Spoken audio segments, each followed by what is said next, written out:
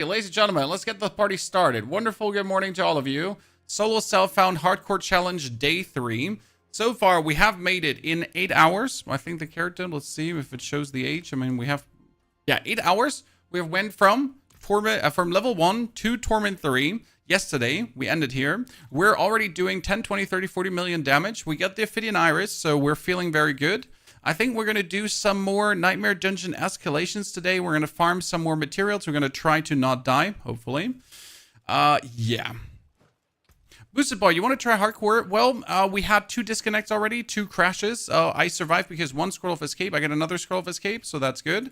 But it is rough around the edges. It is still, though, like an interesting, different kind of experience. So, can I recommend it? Yeah, I can definitely recommend, like, going for hardcore. You won't regret it. It's not bad. It's kind of intriguing. You have to change your playstyle a bit. For example, I'm thinking about kicking my chest piece out and getting a Soulbrand chest, because the Soulbrand chest would be...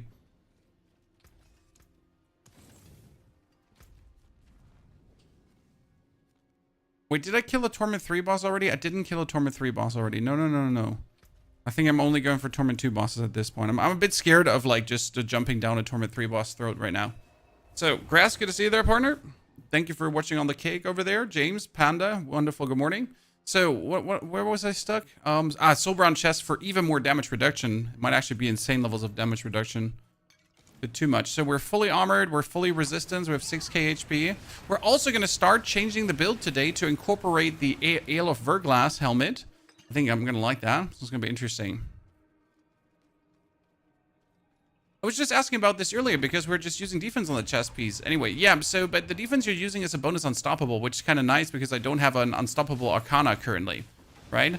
My arcana is right now for, like, I need 2 denial. We get here the denial, and we get the denial with the bottled wind together with the reactive ooze. I could probably kick the bottled wind out, but I need 2 denial, and I need the reactive ooze right now. As soon as I can kick the reactive ooze out, though, it's going to be good because I don't need the reactive ooze anymore. Right? Kapakai, good to see you there. Howdy. Okay, we get our first whisper of the day done. We're still looking to get better items. Collection of gauntlets. Yep, our gauntlets are absolute shite. So that's going to be good. We get the boss here. We get double Blood Maiden, shebang bangs. Okay, let's go back to Torment 3. Ditch digging with a shovel was the best upper body strength. I wish I was using a shovel, my friend. I'm actually digging the ditch with a pickaxe. I wish I was using a shovel, sir. It's pickaxe duty. Okay, greater affix gloves, hopefully with max life. We get a ring that has mana on kill, and this has intelligence, max life, attack speed. This is actually pretty good. Has a little bit of everything. Let's open up the MOBA so we get everything going for us. We still don't have the flash fire aspect, which is just absolutely sad. Like, how do I not have that? Sword Cup. How deep are you going? Only 30-40 centimeters, because otherwise I'm just going to start crying. So I like, you know, yeah, I know. 30-40 centimeters, like, no. I don't want to go deeper. I'm fine, thank you. And I'll need to go as deep as the plans need, right? Okay, let's go for Hydra damage. Hydra damage.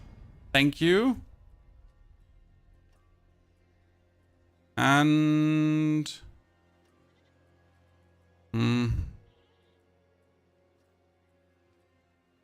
Usually I try to get barrier generation because it doesn't hurt to have barrier generation. Yeah, great. It's thorns, chat. I wanted to have thorns. Masterwork this. 1, 2, 3, 4.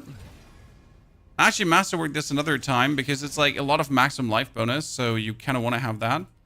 And then we are going to... I mean, I want the flash fire aspect, but I don't seem to be able to get the flash fire aspect. So what else do we do? We get ice armor there. We don't have conceited anymore. Yep, I can take conceited. Not much, but it's like... This is the job, right? It's honest work. We need to unlock the next Paragon points today. The next Paragon boards. We have 51 minutes for the ladies. So let's mingle and jingle, chat. What aspect is on the chest piece currently? Unstoppable. Why are we digging a ditch? Oh, we get a hedge. my friend. 18 meters of hedge, and it's 4 plants per meter. Yeah.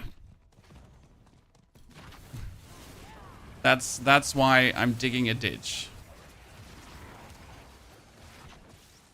Gardening, so much fun. And then after you're done digging the ditch, then I gotta go for the weeds somewhere else because there are weeds everywhere, right? And then you gotta do the other weeds.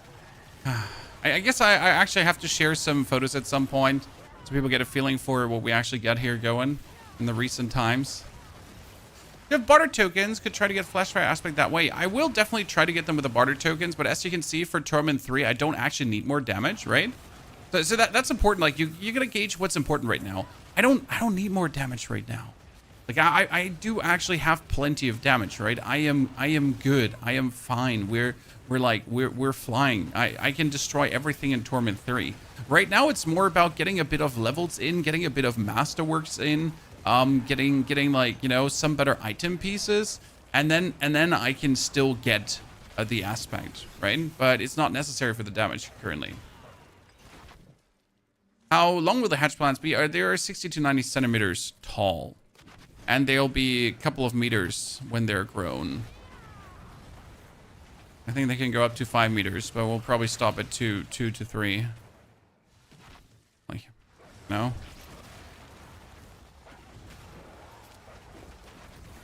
So a reasonable size edge. Kind of tiny, you know? Average. Not building a mansion here, just wanting some separation from the neighbors. Playing the Hydra Sorce is very good. I can't actually wait to get the Ale of Verglass into, because what you can do is, okay, first things first, we gotta, like, am I safe? No, I don't want to do it here.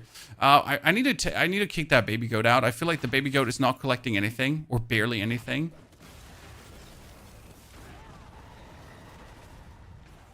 It's like a joke you're trying to like exist here and the baby goat is not doing shit. No one is summoning the Lady of the Helltide as well. I guess that has to do with being in hardcore, right? But in hardcore, I barely find people, which is insane to me.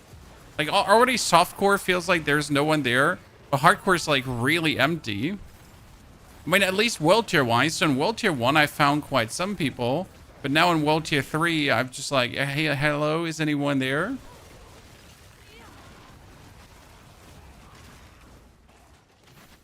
Oh, I wanted to buy baby plants, Sorkin, but when I told my wife I want to buy like 30 to 40 centimeter baby plants, she was like, size matters.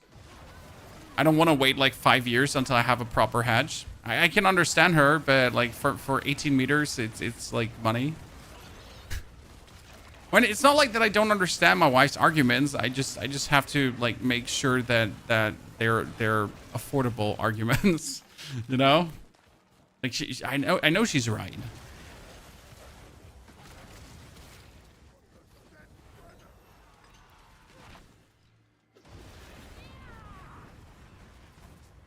Always say hello if I run into anyone hardcore, dude. It's really rare. I mean, they're probably like either they're in Torment 4 right now or they're chilling in Torment 1, I guess. And nothing in between, right?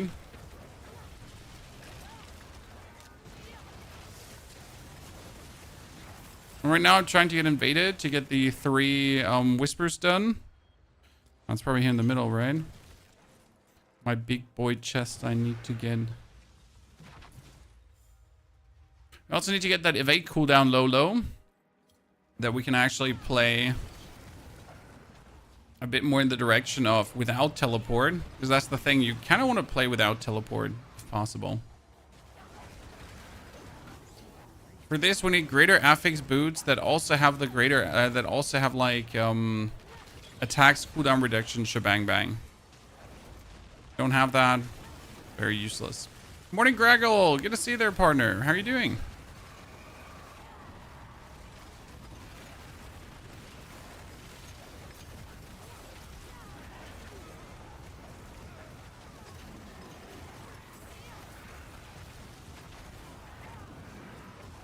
Okay, we're good. We're good. So did that make me switch from hardcore to softcore because I complained to you that the patch killed the game? I mean, I'm happy I could make you switch. And if I'm honest with you, I wouldn't play hardcore if I had an account that had all the renown unlocked and the campaigns unlocked. Sadly, I couldn't find an account in the internet that had the campaigns and the renown unlocked, right? So for this Solo Self-Found challenge, I pretty much was forced to play hardcore, sadly. That was not like, you know, my intention, but here we are now, and what can I do? It's what it is, I guess. If help me figure out the Necro build for this season, I'm happy we could help you, sir. My pleasure.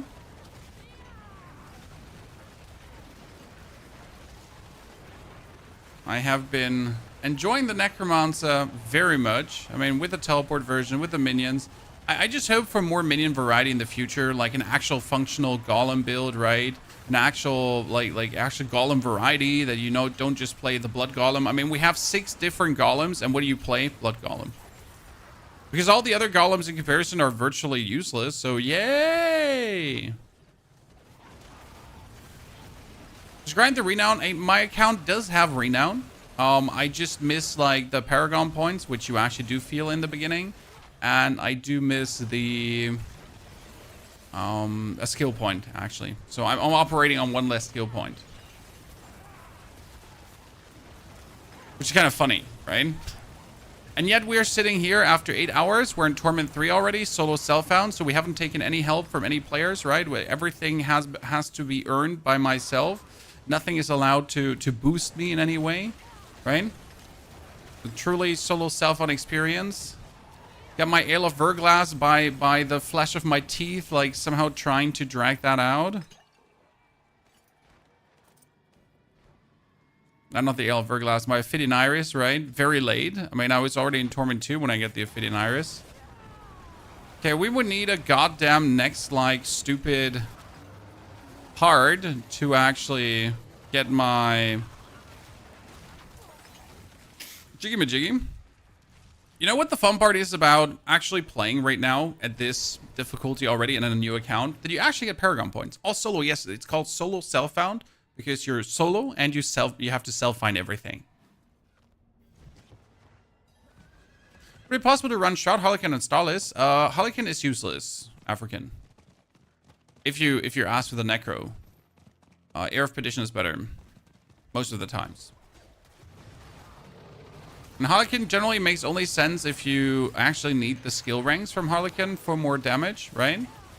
But if you're not doing damage over skill ranks, it becomes kind of useless. For example, the Necromancer does more damage over other stuff than skill ranks, like it's more crit damage and so on. And that's where the Air of Perdition makes more sense. For Sorg, yes, for Sorg, Harlequin Crest is amazing, but only if you have the greater affix to cooldown reduction and you triple masterwork it, right? So that's kind of like what you want to have to a degree. You could also get an Ale of Verglass with a greater affix to cooldown reduction, though, because that is similar-ish to the Harlequin Crest, surprisingly or unsurprisingly. You also, like, the Shroud is always a good choice. I mean, ranks to passive skills is just absolute king, obviously. There's no questions asked here. Ring of Starless can be played, but you don't really have to.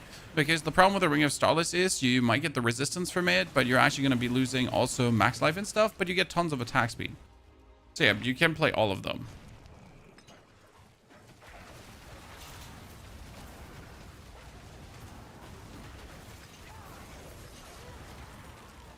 I mean, for actual speed farm versions right now, the Earl of Verglass is preferred.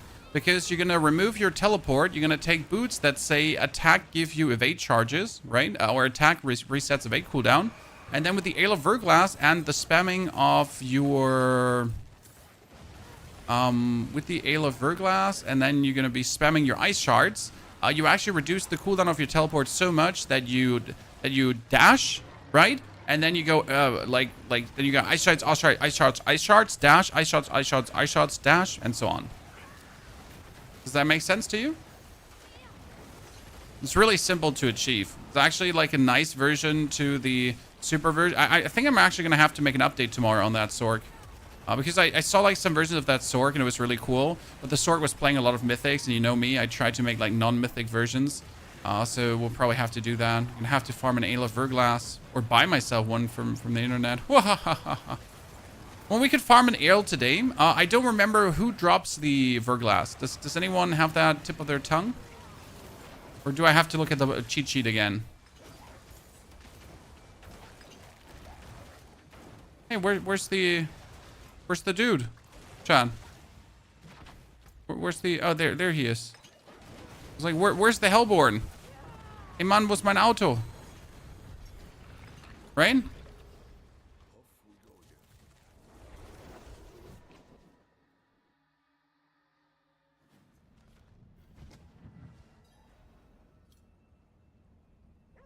Trying hardcore Solo Self-Found 2. Worse, what happened? Volcanic affix in dungeon almost killed me.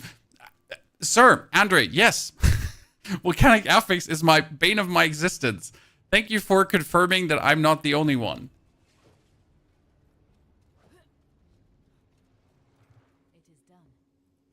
Okay, two-handed, one-handed chaos. Chaos is better, right? Ooh, wow, chest armor with double greater affix. Let's go. See, this is the exciting part about Solo Self-Found now, because I'm not even thinking about selling that item, right? I just got that item, I'm like, man, maybe I can use it and it's going to be good. Maybe it's also going to be sad, right? It could be shit as well, like, who knows? But maybe it's actually good. And that's like the real exciting part, right? Actually using the items you're getting and not just like, oh man, like double greater affix, I'm going to sell it. Wow. Wow. Wow. Fuck you. Like, seriously. What was that, chat? What was that? Wow. Is the flashfire aspect available from a dungeon? Serpent's Lair. I could complete Serpent's Lair and just pick it up. I guess, honestly, we should just do that. At this point. Merle's Obolts. I guess I'm going to just gamble for boots. Because if I get a good pair of boots, that would be nice. So, let's go for... And we need boots that have, like, greater affix. But they also need to have attacks reduce cooldown reduction. Okay, here, attacks reduce evade cooldown. So that's what we would need. Attacks, no, evade grants. Attacks reduce evade cooldown. Boom, perfect. That's all we wanted, pretty much. Very good. We're going to put that here. And preferable, I should try to masterwork. Now the most important masterwork will be the, not teleport cooldown reduction, it's the evade cooldown reduction.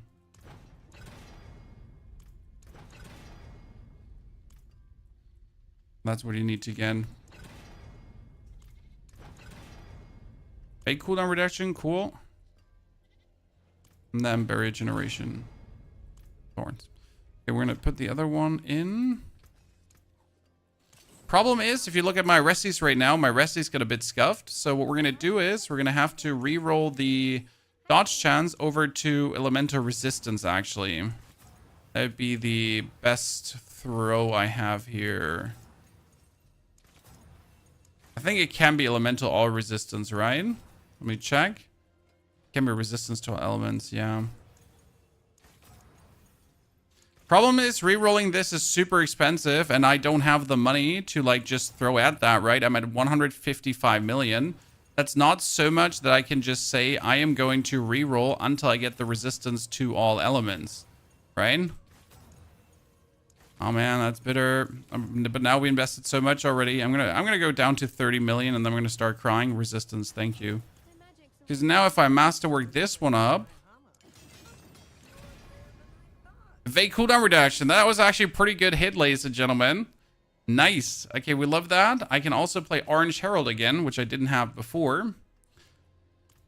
Dankeschön. A Gregoire drops Ale of Verglass. Thank you for confirming, sir. Appreciate. And I can't kill Torment 2 bosses right now, which I'm actually unsure about. I think I can kill Torment 3 bosses. But I really don't want to take the risk currently to not be able to get it done. I need to actually make like, I mean, my rule of thumb is usually if you do 100 million damage, you do a Torment 3 boss. But I'm not doing 100 million damage yet, right? I do 50 million and so on. I don't feel like I should attempt that yet. Personally. Let's take the queen down.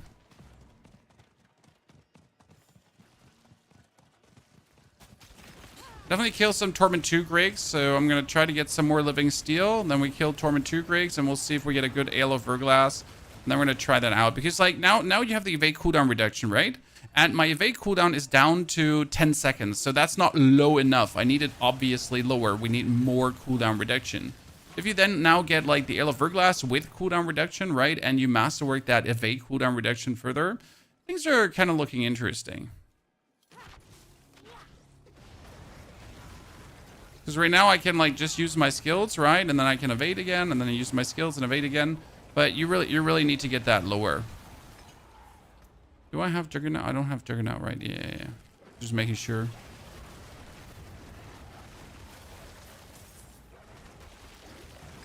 Okay, putting the hearts in.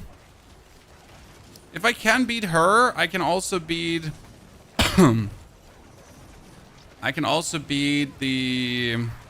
boss in the Undercity, right?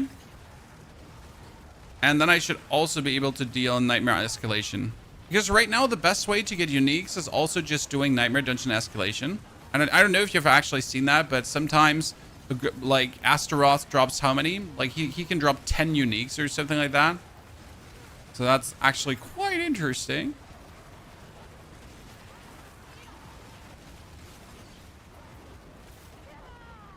I'm gonna work in that direction. I'm gonna get it done. I'm not too worried. Okay, my mouse is gone. Shit. I need to make the mouse bigger. Anyone else like notices? Like I have the high contrast mouse, right? But like the size is still a limiting factor. I need the mouse to be larger to not fall prey to losing your mouse.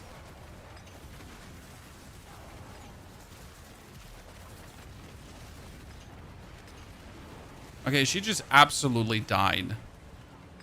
Like, so hard. Overflow. Very good day. Very good day to everyone, chat. Happy Tuesday. Axes of Blood 15. I mean, we could just go kill some Lord Zurs, I guess.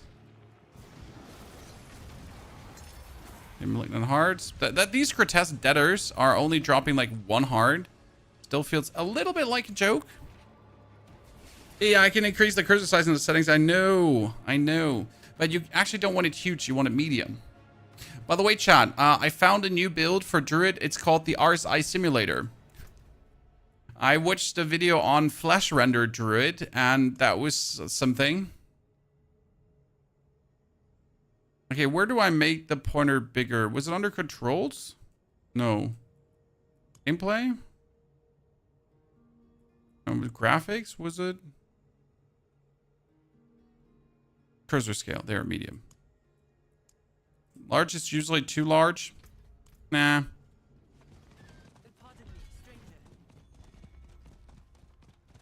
Sometimes the too large one doesn't click where you want it to click. So that's that.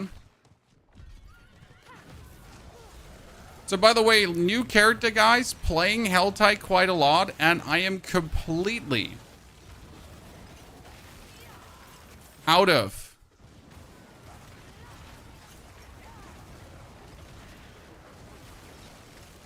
hearts again, despite actually playing the game, despite doing Helltides. How can I be out of hearts? Explain. Like I'm 12.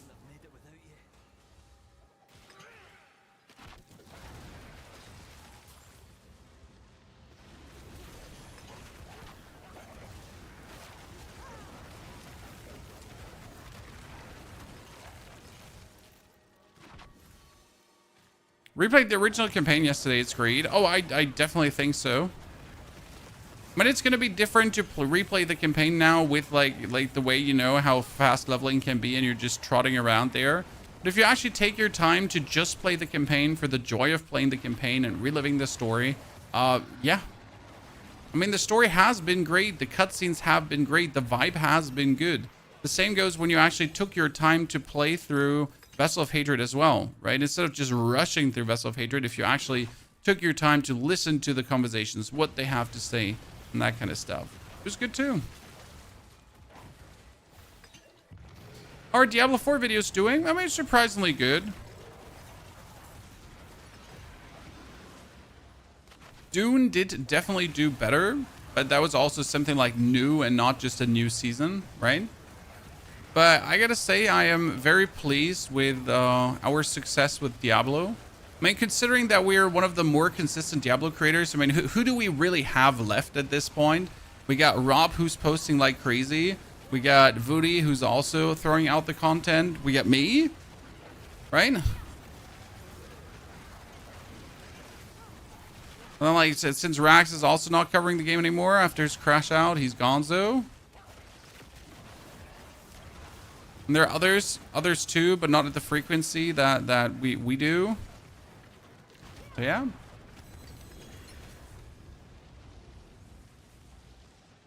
That's good, man. Not gonna lie. Okay, I wanted to do Purist. Hello from Germany, Sash. Hello from Germany, back to you. I mean, Mott's is streaming a lot, AP, but Mott's is not making YouTube videos, so I just meant YouTube, not actually streaming.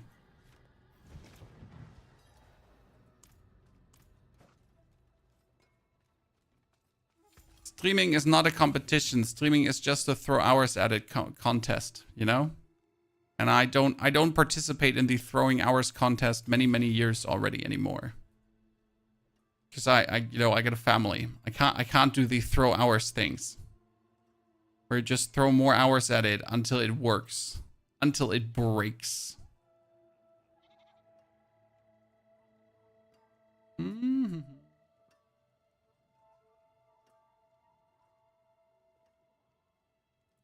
Might as well just get the Frigid Fate here for the damage boost.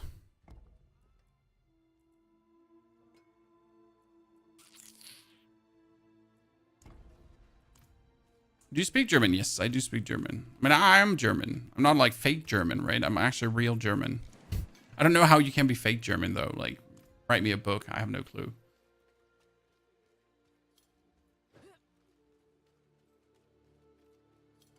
Ira, we're still alive, dude. We're alive and kicking, brother. Not just alive. We're dangerous. We also get the runes we need. Accent training. Sash training. Many years. Many years of training.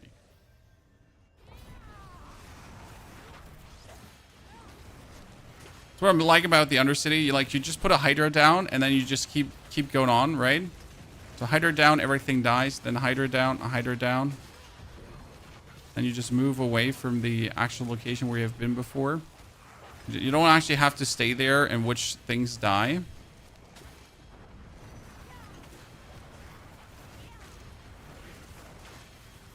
The Hydra takes care of business every day.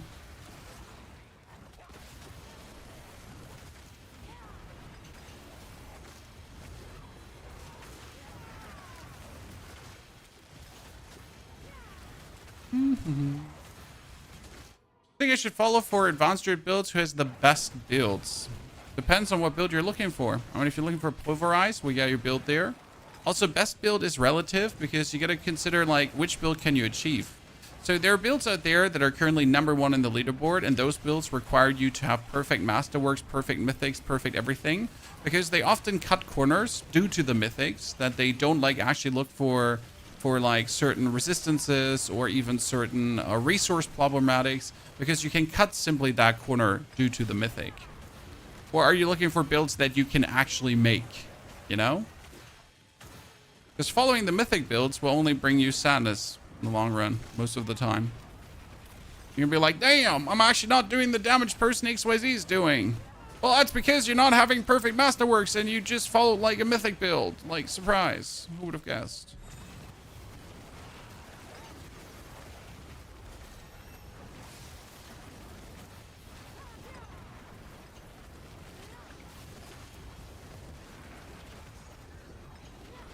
What pit level have you cracked on this bad boy? Oh, we're currently sitting in Torment 3. I haven't gone further than that yet.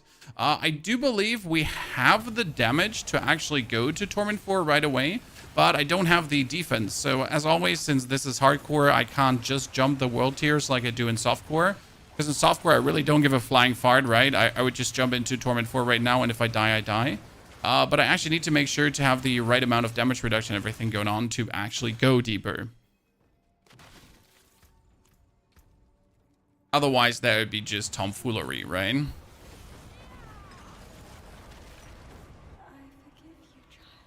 So we're currently trying to masterwork our gear a bit further, so we're feeling like on the good side of the masterworking. When I also have to get a better actual conduit. That's what we're also working on. Do people still care about Lilith for the spark? Yes. We all like to get our spark.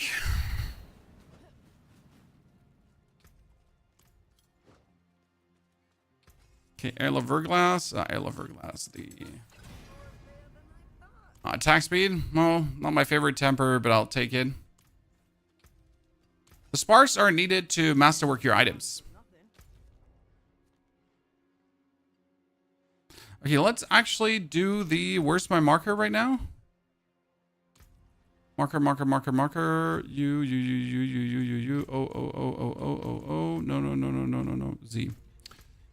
Aspects, flash fire, and give me a marker. Because I really want to have this one, so we gotta go to the dungeon right there. Do we need attack speed for this build? If the attack speed extend makes your Hydras hit faster. So yes, attack speed does not hurt. The more attack speed you have, the faster they spit out things, the better it goes.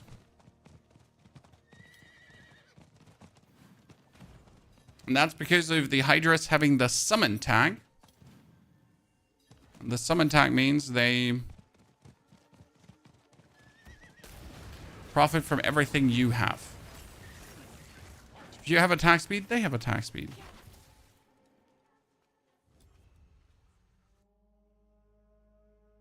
And if you have bonus crit chance, they have bonus crit chance. Very good.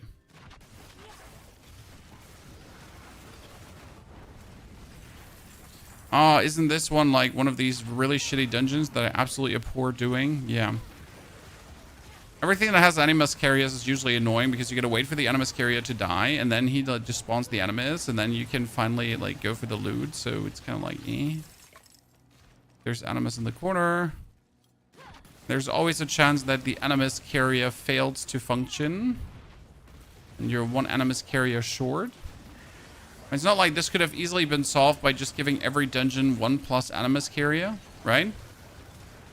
Would assume like a problem, like of not having enough Animus Carriers because one gets bugged or one ends up in a wall or one Animus not spawning. Like you would just give us more Animus Carriers. Like crazy idea, right?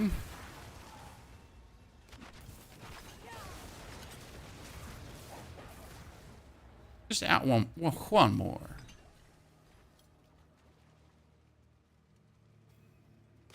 There's some video from a Necrominion video. Always nice to find some things to experiment with. I mean, like, if the least thing the video does is give you some inspiration, then I'm already very pleased with what we did, right?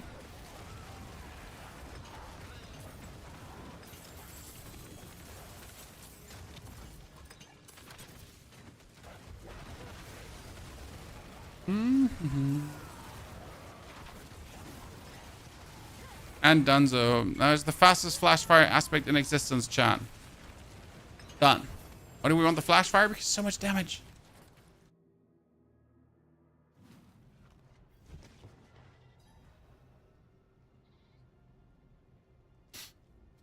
Okay, now with the flash fire aspect, we boost our crit damage even further.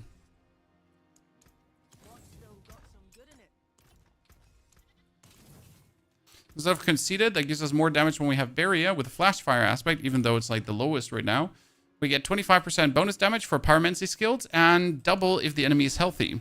And that double is actually one of the interesting parts. Okay, we did, like, see, we have been as far as pit 50 already. Chat. So 45 is knocked out, right?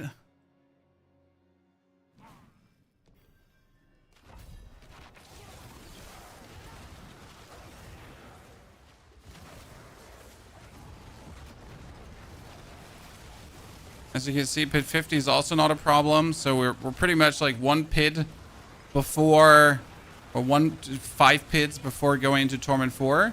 But you also notice like a bit more damage would be nice. So everything dies, but everything doesn't die like so quick that you can't see it anymore. So for me personally, like that just shows me I need some more Paragon points. I mean, I need another 20 Paragon points anyways at this point. Because if I would get like 20 more Paragon points, then we would instantly have the next Glyph and also the next legendary node unlocked, right? And that would be huge.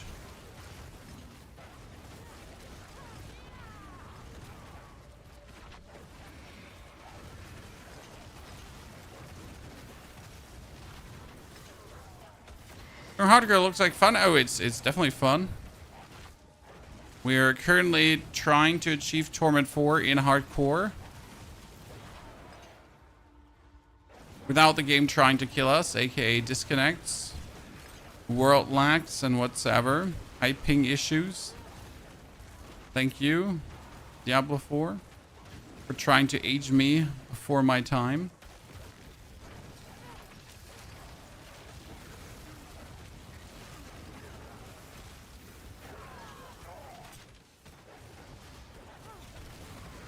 And just yesterday, when our game crashed inside an Infernal Horde after a ginormous giga lag,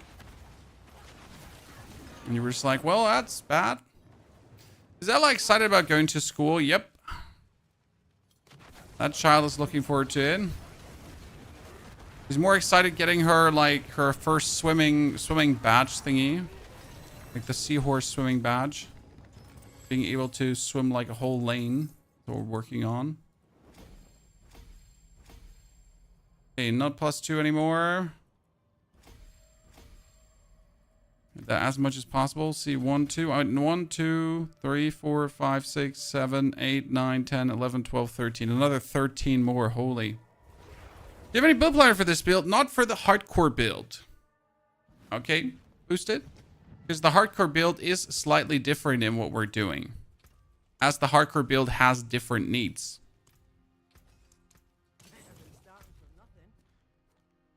That's an Andariel.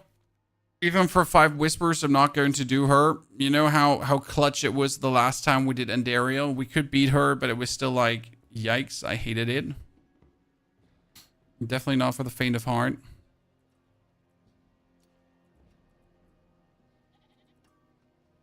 Let's do an escalation.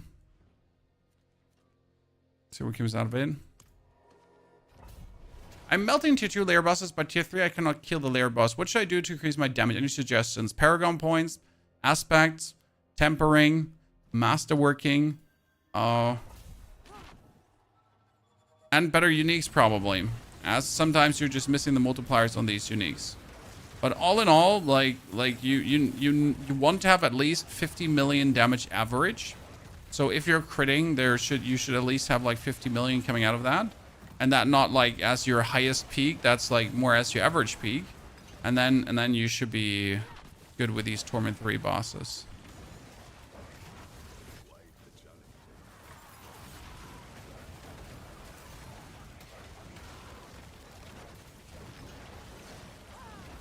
Right now I'm doing like everything from 10 to 30, 40 million. But that's not enough peak to make it like outstanding yet. Right?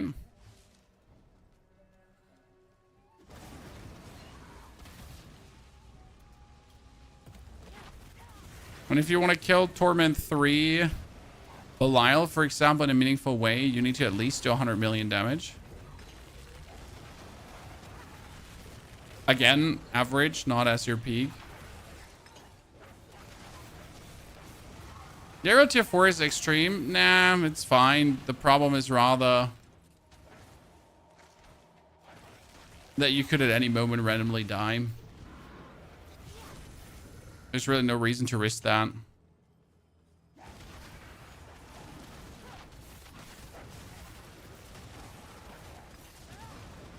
And instead of making new pinnacle bosses that would be interesting to fight, they found the need to like force down our throats, like the bosses that are not fun to fight in hard now. Still not a pinnacle fight compared to Lilith. Far from.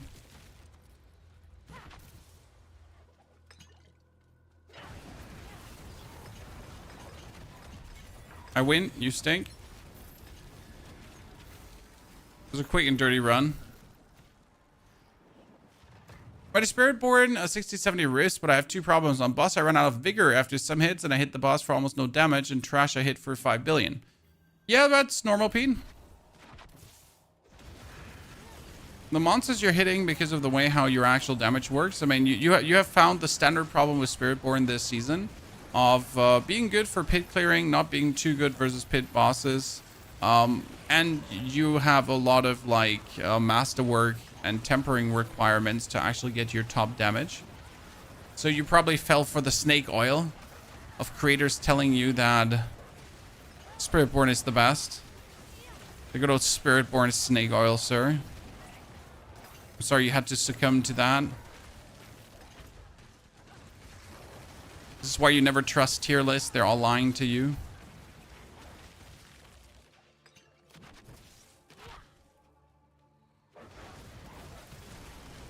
Alright, Spiritborn is fun, but like you don't casually play Spiritborn. You gotta go hard. If you're not going hard, you're gonna be sad.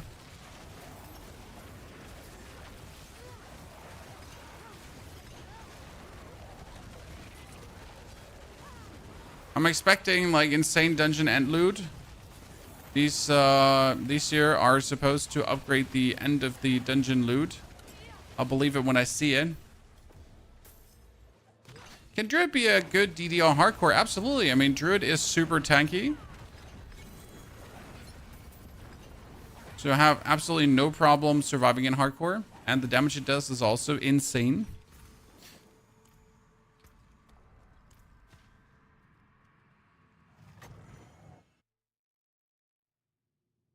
What if I go hard but end up sad anywhere? I'm stuck on pit 104. Well, I mean, stuck on pit 104 is not really a thing, sir. Because, like, if you reach already pit 104, you're in the extreme ends. Like, you literally are in need of triple masterworks, the right greater affix items. Your tempers have to be maxed. So, for example, if you have a temper that says do 100% damage more, and you get that temper at 90% more damage, then you suck, right? So these things are important. I mean, like right now, my evade cooldown being at like 1% lower than the max is terrible because the further I masterwork it, the further this 1% missing actually gets in your way. Same goes for Mystic Circle Potency, Jaguar Spirit Hall, all the kind of tempers they actually need, right? Ends up in a real big sadness fiesta. Can we get a lot of Opticide from this one?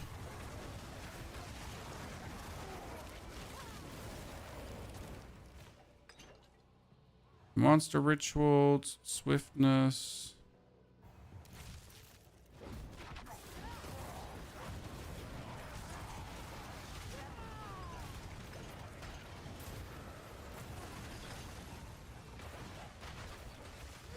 Mm-hmm.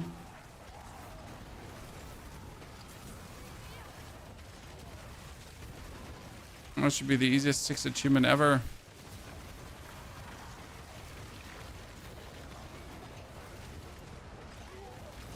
If not gotten anything above 1 GA, well, I mean, you probably will not see many like 2 or 3 GA items. They exist, but for some reason, it's still not like, still Torment 4 is not dropping multi GAs left, right, and center. Like, it's almost like you are in Torment 4 and you're still not ever seeing the loot you would kind of have. I'm not sure if it would make people that much happier, though, to see all the 2GA items or something, or if it would just, like, simplify the game too much.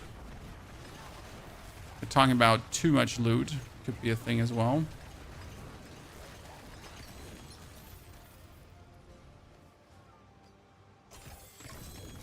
Okay, give me that Opticide. Give me the Escalation Sigils. Give me the Arcana. We got Shadowfall's Death. Let's go. I've been doing Hydra Sorc, and I'm hitting for 4 billion. How would you recommend getting to the 20 billions? Well, are you playing Burn Hydra Sorc or Crit Hydra Sorc? Because I would probably assume that you're playing Crit Hydra, Burn Hydra Sorc, and that's why your damage is not going higher. Because reaching the billions of damage is relatively easy with Burn. But if you then want to like escalate your damage further to the next level, then you need to swap from Burn Sorc to Crit Hydra. Because the Crit Hydra actually gets a lot of bonus critical strike damage. Then after Pit 100, you actually want to swap back to Burn Sorc though, because then Burn is usually better in the long run. Burning Butcher, where is he? Fresh meat? Yeah, you are my fresh meat. At least he gets 100 Opticide. I'll take it.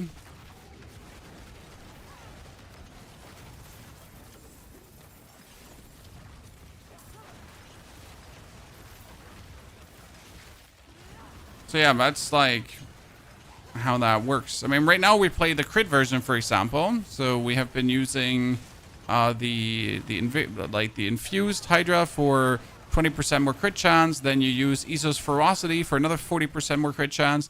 Then you have the Conjuration Glyph for another 15% crit chance. And then after all of these things, you do get the crit chance from the Searing Heat board as well. So you actually get 100% crit chance without a problem. Right? Kind of nice. When one does finally drop, you get a bit excited. I agree, but like, how many people do really ever see a 4GA item? I mean, I've seen a 4GA mythic this season. That is incredibly ultra lucky. But in my 9 seasons of playing Hearthstone, right? That has been the first 4GA mythic I've ever seen. For myself. In 2 years of Hearthstone. So I'm not sure if that is like rare or just not achievable, you know? And most people will actually never see something like that.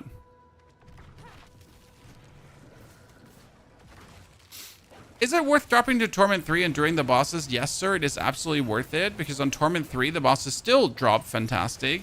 They pretty much drop 1 or 2 items less. The mythic chance is still the same. The chance for greater affixes is the same. So everything is the same apart from 1 less item drop.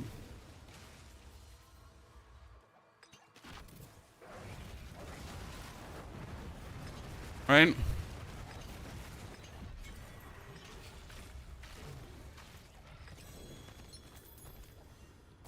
Oh, gloves with 2 greater affixes. 4 skills, lightning, and wow. Wow, that's kind of sad. Yep, I think drop shots are the same, Belgian. Sorry, chat. My body feels old today. You know when you're stretching and you actually feel your body everywhere and you're like, oof.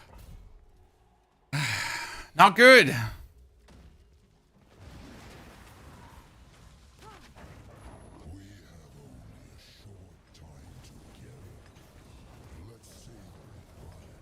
that one went down.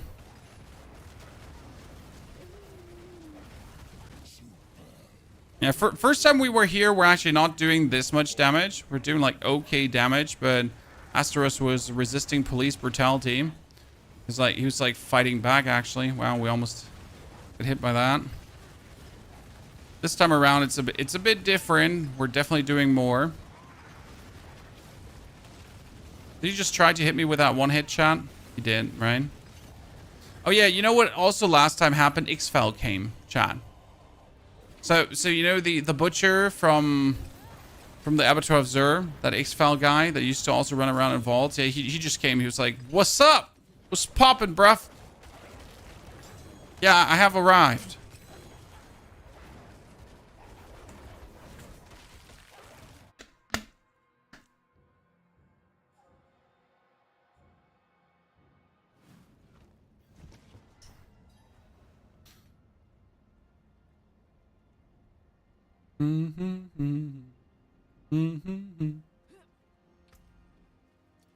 all love the lags.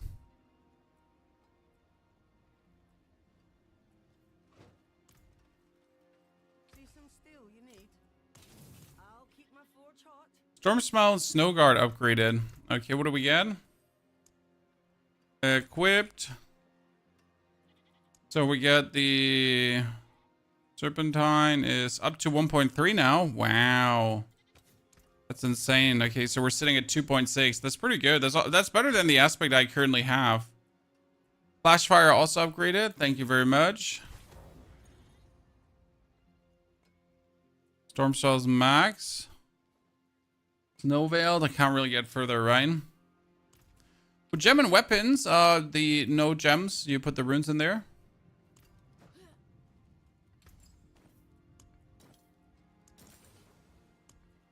You put the runes in there. The runes.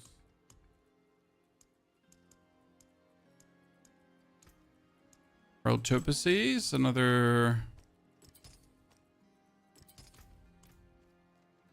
Okay, this is looking plenty good. I mean, 8k HP, I'll take it, ladies and gentlemen. Another Scroll of Escape. Don't mind if I do. That's double Scroll of Escape now. Nice sewer. I like this chest, so we're going to masterwork it up further. Or maximum life. Like to see it. The boots masterworked as well. Or see, like, now it's 8,500 life. That's pretty intense. I'm not interested in doing Whelp Boss. I could do a Legion event, like just swoop in and try to scoop it up. Can Whelp Boss? Nah. No reason. What about for crit build Hydras? Nope. James, you get enough damage. Like you don't want to like not get the intelligence. I mean, intelligence is all damage, and intelligence also pushes up your resistances, so it's always better to get that going over anything else.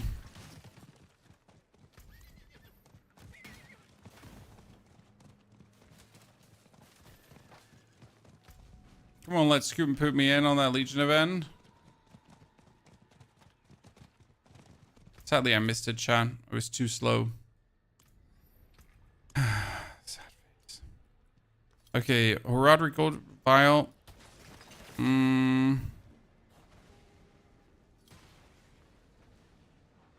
So a 6-wave horde. Why only 6 waves? Because 6 waves is enough to get the tempo reset scrolls, and that's what I'm looking for. Right? Not looking for anything else.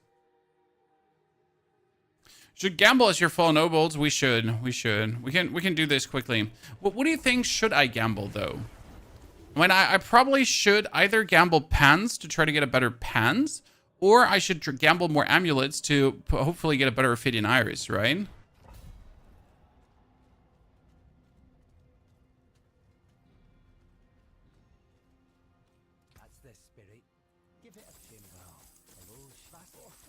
See, there's an Affidian Iris, ladies and gentlemen.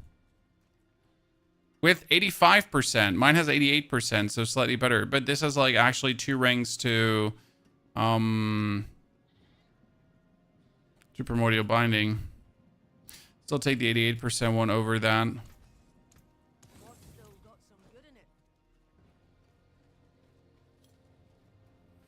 Get into the Horde. Is Litless Wall any good this season? Nope.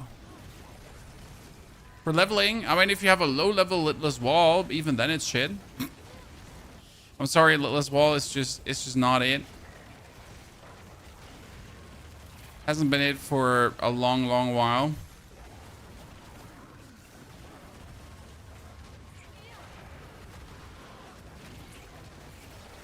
It's sad that we have so many uniques that are just trash, right? I want to have something like even slightly interesting, but it's just like, yeah, so this unique is trash.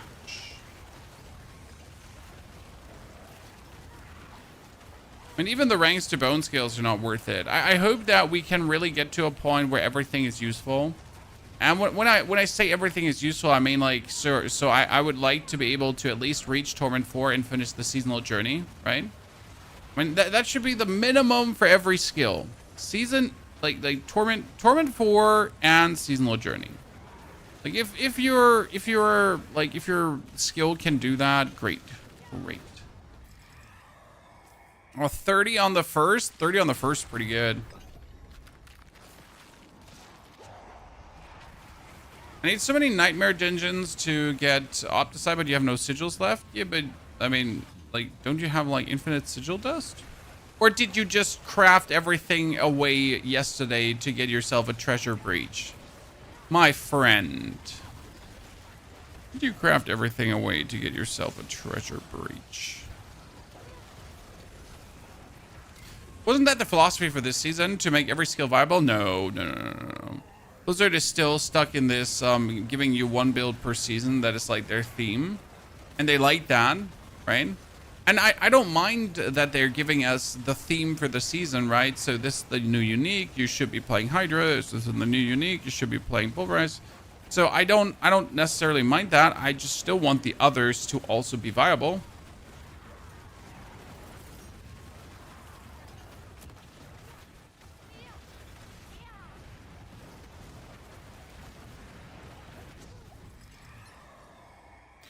He's sitting at 100 already. Wave 2. Let's go, ladies and gentlemen. Exalted Hordes 50% faster. Da-da-da-da-dum. We're cooking here, chat. We're cooking pretty good. Damage reduction from vulnerable enemies. And technically, our enemies are always vulnerable.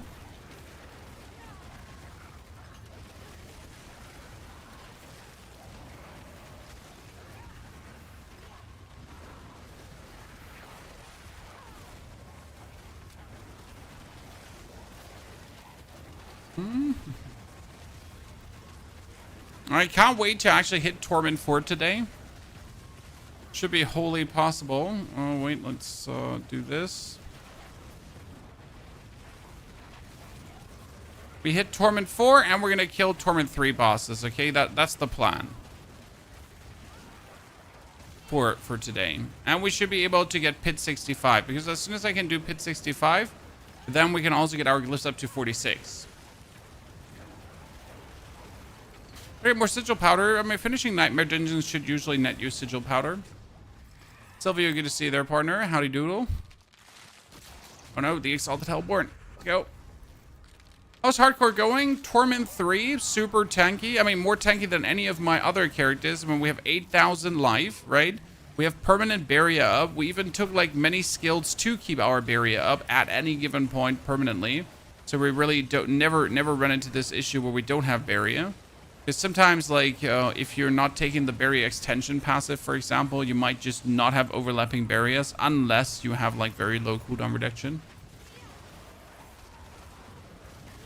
Did 16 hours yesterday. Holy moly, sir. Take care.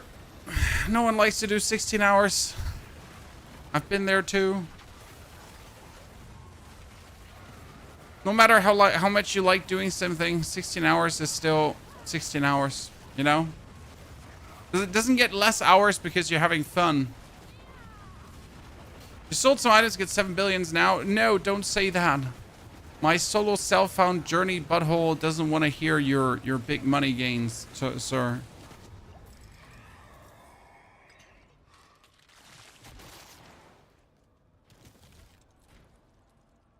Okay, let's go. Let's get the Aether Lords in. What's the worst thing that happens? I like the Etheric Masses spawn Lords because it actually doesn't take away a spawn of a Hellborn. Because you're getting like the Etheric Masses spawn Lords, right? And then you just have these Lords popping out and then you quickly kill them, but you pretty much get the progress for killing the Etheric Math and for killing the Lord, which is kind of cool. Always a nice little double trouble.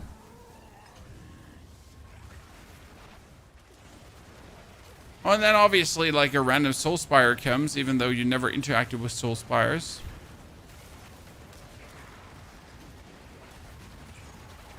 Because why wouldn't there be random Soul Spires coming?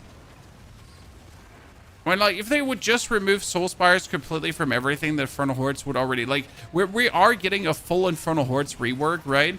But if they would just say, hey, we removed Soul Spires and all Soul Spire Bane and Boons and we didn't add anything for it. Collectively, thank you. Right?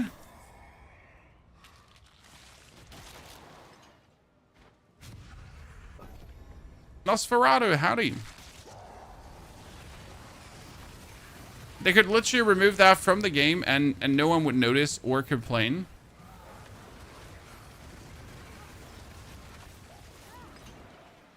Okay, we got the Aether Lords from the Mosses and we got the Aether Lords hunting us. So the double trouble. Plus the Hellborn are hunting us. So we get everything, Chan.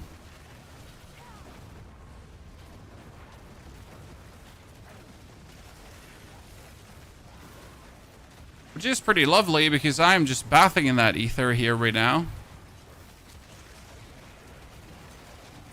Pick all of this up. We're gonna just have so much.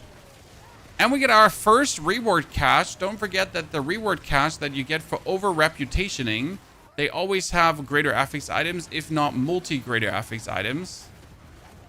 They're my favorite thing to get. Okay.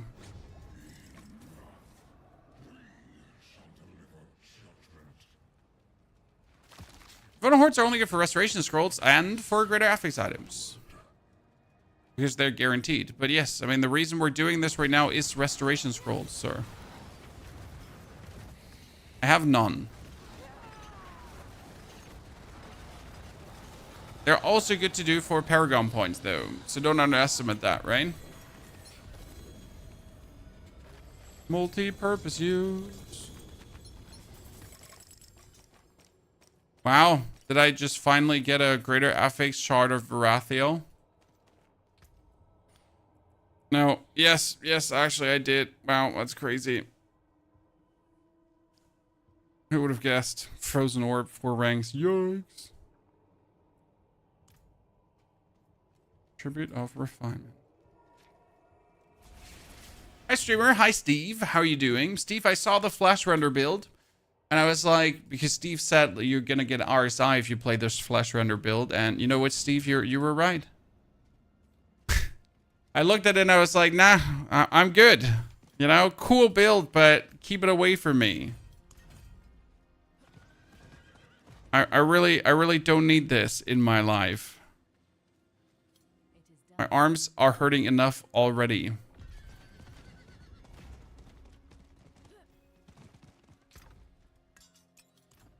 I mean, people are still probably going to be like, nah, I can handle this. Okay, so greater collection conjuration cache. Oh my goodness, chat. Oh my goodness, look at that. I just got myself a greater affix Affidian Iris from a reputation cache. And I get another greater affix Affidian Iris. If we're lucky, this might be big. Okay, that is damage reduction, so that's kind of sad because we already have pans with damage reduction, so that actual conduit is useless, but it has 31.5%, so that's actually nice. Then this is a 75% with attack speed. Come on, let the others be 100%, and it's at 98%. Boom. That's pretty good.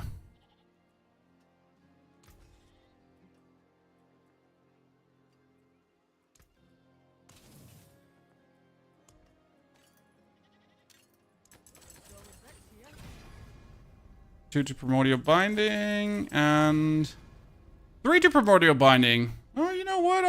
I'll go for 4 to Primordial Binding. Yeah, that's actually pretty good.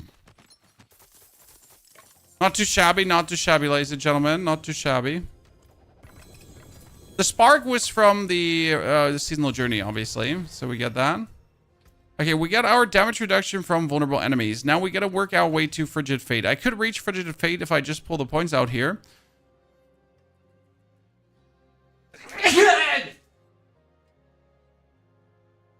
But it would make me less defensive, so I can't do that.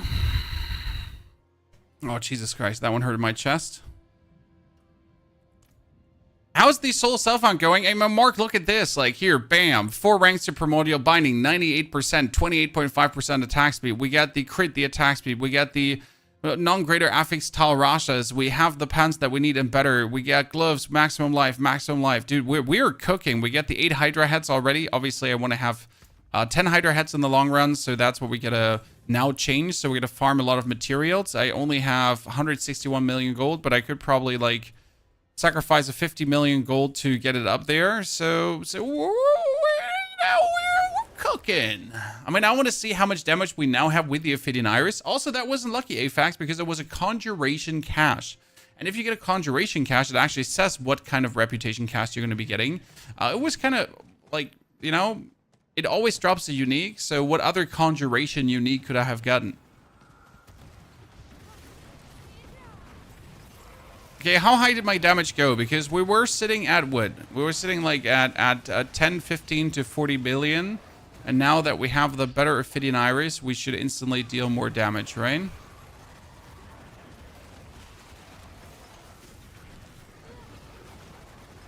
My pit 54 shouldn't be an issue right now.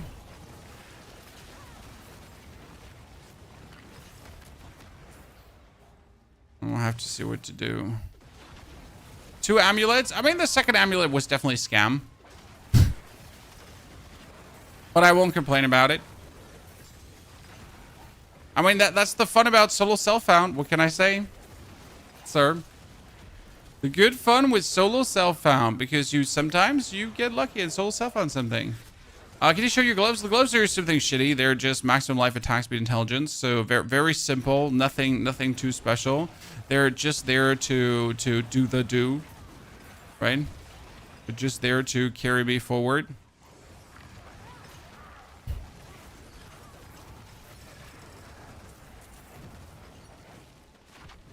Oh, the Helltide Assassin. Don't mind if I just absolutely bamboozle you. Isn't the Helltide Assassin having life on par with a Lair boss, Torment 3? I'm so unsure if I could clear Torment 3 Lair bosses already. I shouldn't be. I should just clear those Torment 3 Lair bosses, chat. Just take him out.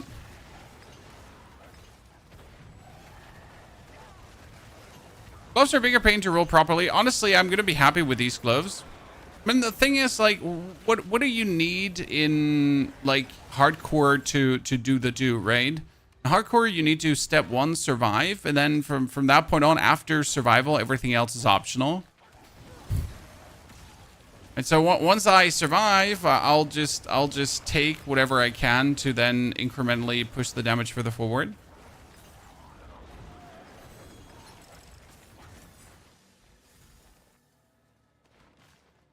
So that's that.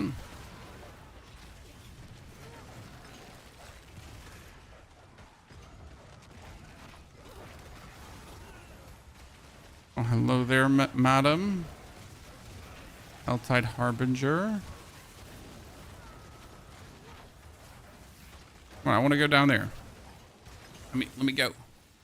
I died on my Sorc the other day. Be careful with the escalating dungeon at the end after killing the boss. Yeah, you gotta, like, just wait.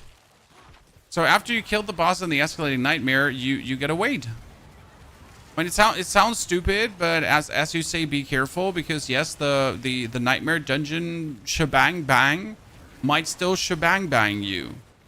While you're just very, very chillaxed, like hoping to survive, and then the nightmare dungeon ending is like, oh no, listen, bruv, listen, come closer, you're dead.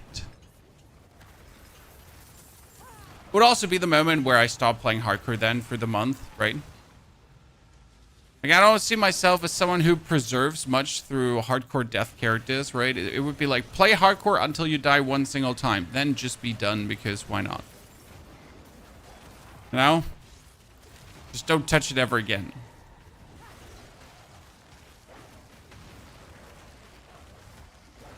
The 2GA Perdition dropped my Hydra build. Guess I'll use it until I get Shaco. Yep. I mean, it's a good one. It gives you ranks to core skills as well. And the ranks to core skills, they work with, surprisingly, the Hydras.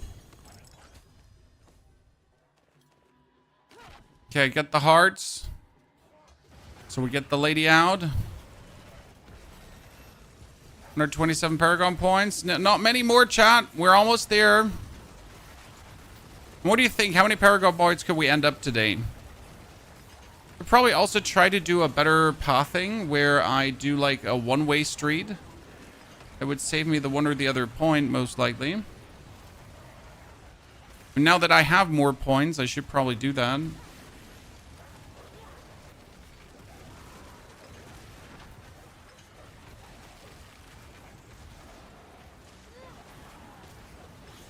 Like chosen like a weird way to take the points here.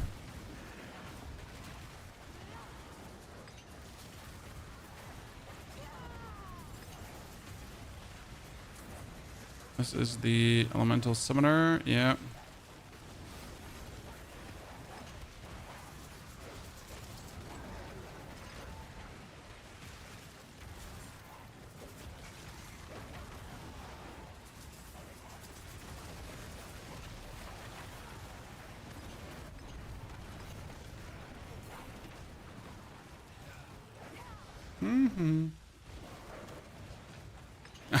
Thank you for letting me do the world boss alone. Did you have a good time?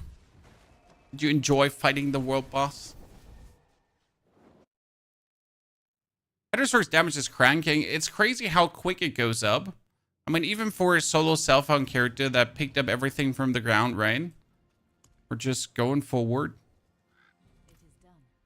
Rings, leg guards. I could get the unique as a greater affix. So, I guess we're aiming for it at this point.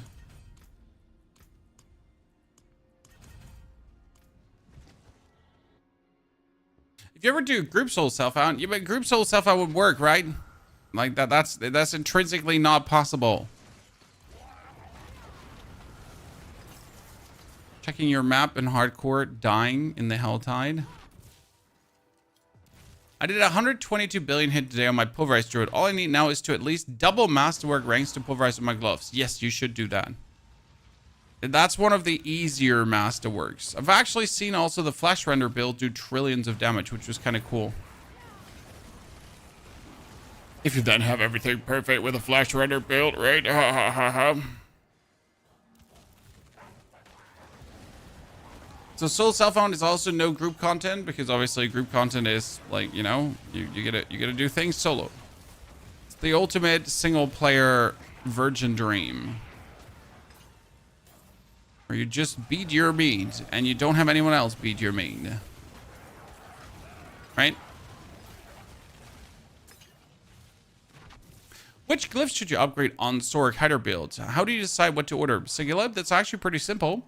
You have the destruction glyph if you play the crit damage version, and you want to upgrade your destruction glyph at the beginning the first. Because destruction gives you critical strike damage, and well, that's what you're doing. But also, destruction actually upgrades not only your critical strike damage, it gives you, it upgrades your critical strike damage multiplier. So that's why you would like to have that one up first. I kind of want to try a Torment 3 boss. Is Hydra the highest speed on the leaderboard? No, that's actually the Spiritborn. We just released an update on the meta, in case you've missed it, chat. Released a little meta update that kind of wraps the current builds nicely together.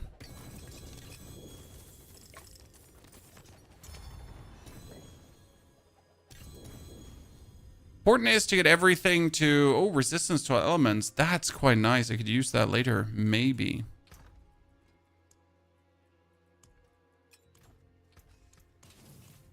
Oh, Flashfire aspect. Get another upgrade. Dang, dang, dang, dang, dang, dang, dang, dang, dang, dang, dang, dang, dang. Okay, let me... We're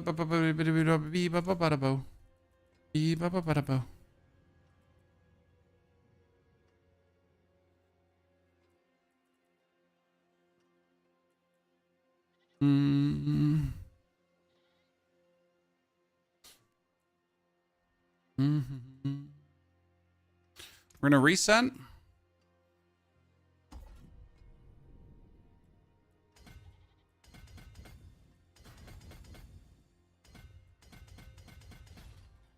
To put the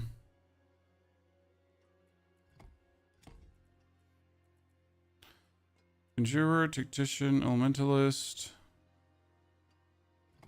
Tactician.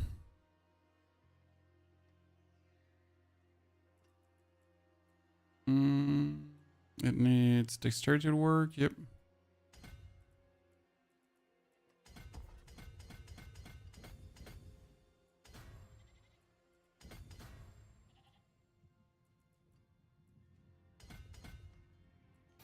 Life. Searing Heat Board.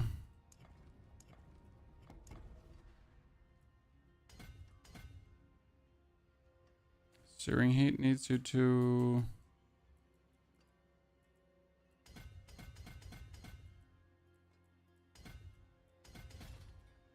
Destruction Glyph.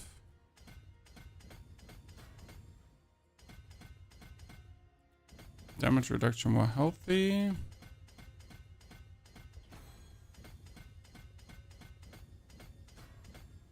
Okay. In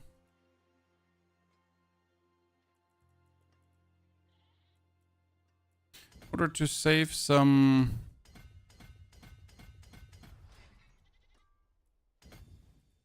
Yep. Paragon points. Then we can go for the... Technically, you don't even play the... You play Fundamental Release over... the Elemental Summoner. But I actually played the Elemental Summoner because the Elemental Summoner allows me to do this.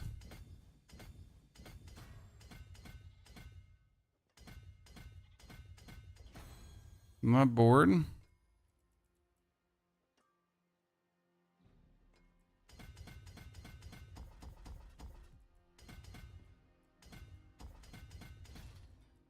And we can put the Conjurer here. Just take these 2 intelligence to knock it out. There would be 21 points left.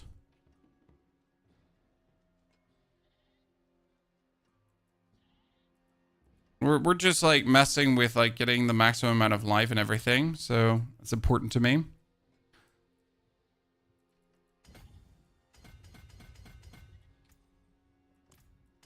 That's 1, 2, 3, 4, 5, 6, 7. That's 1, 2, 3, 4, 5, 6, 7, 8. Yeah. Might be the cheaper variant to do it currently. Because that gives me now for the Frigid Fate. Because Frigid Fate would be the biggest damage boost you can get shortly after.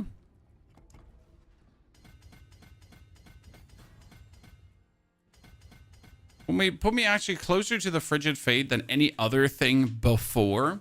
Right? We're really close. We get the damage reduction. We get the resistance. We get the life. So that's actually all pretty good. We're seeing 8.6k life. So we like that. Let's take these 2. Where's Fundamental? Oh, you'll take the Fundamental later. Don't worry.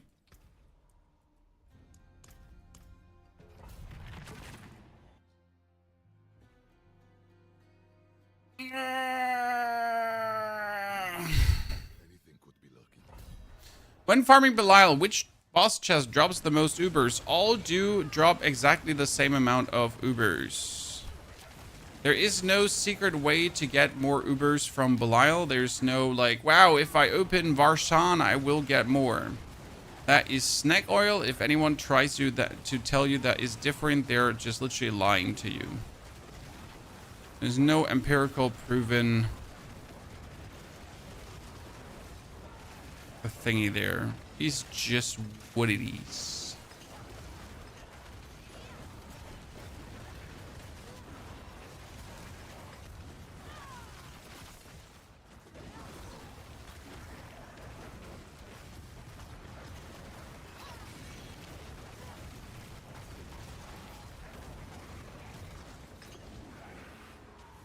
Okay, that's pretty quick.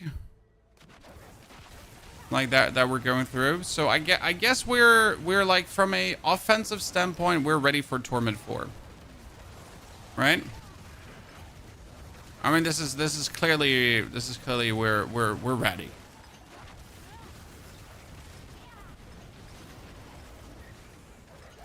We could obviously take this Pit 54 now to upgrade every glyph to at least 36. That's usually what I would do with it.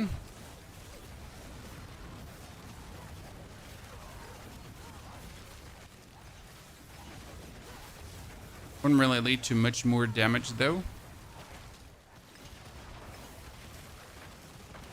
Try Flicker Step for crit the Hydra. That 25% pretty nice on the boot damage. Flicker Step is useless over the aspect that you'd usually play.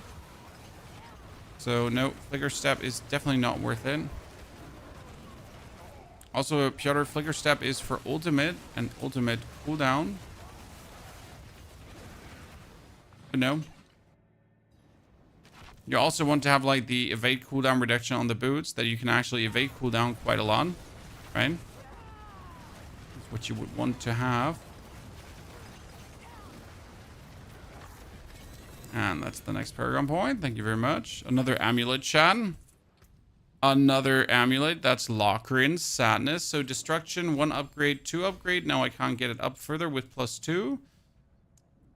So we would get the Conjurer up for even more additive damage. So that's 1, 2, 3. I need just like 3 more and we got it. The best way to farm ancestral items, there are multiple ways. You can do Whispers, you can do Undercity, you can do Infernal Hordes, 6 waves for the chest. There are many, many ways.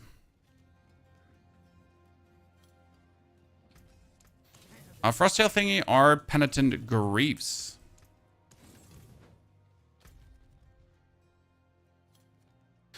Beast of Ice. Okay, let's double check. 8,000 life. I do a lot of damage. You know what? I want to, like, if this is my end, it might be my end, but I should be more than able to take down a Torment 3 boss with the damage we're dealing. I would be genuinely surprised if we're not taking down a Torment 3 boss. So let's get genuinely surprised, okay?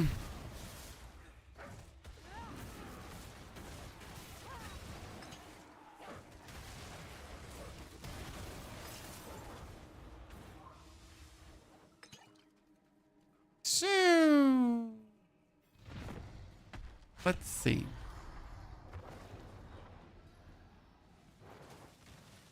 From his last words, hey, what can I say? End of the day, you gotta do the do. Absolute destroyed. I wouldn't fight Torment for Belial yet. I think that's too early. What are we looking for? We're looking for pans with a greater affix, and we would be looking for the... Wow, he just dropped an Affidian Iris for me. That's actually lucky. So we're looking for the pans with greater affix, but we're also looking for the Ale of Verglass helmet.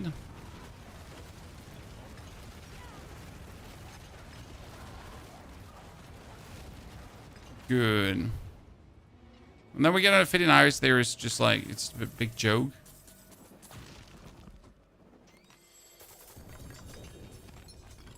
Just armor boots.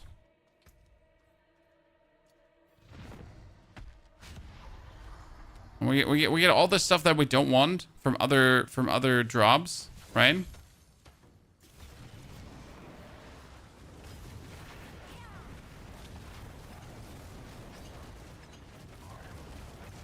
That's quite sustainable. Getting them absolutely destroyed. My brother and I play Necros. Me on PC, he on Xbox. My mage grow in size due to the Hand of Nas, but his mages don't grow. Anyone know of any bugs for the Xbox? Your brother forgot to sacrifice his minions, probably. Double check if your brother really sacrificed those minions, because that's only when it actually works. Also, your minions are not growing bigger because of the Hand of Nas, just slightly. You might also play the Reverie Horn. The Reverie Horn, that, Horadric jewels that increases the size of your lats. Just FYI. So might be that's what's happening. Potentially. Okay, nothing dropped here.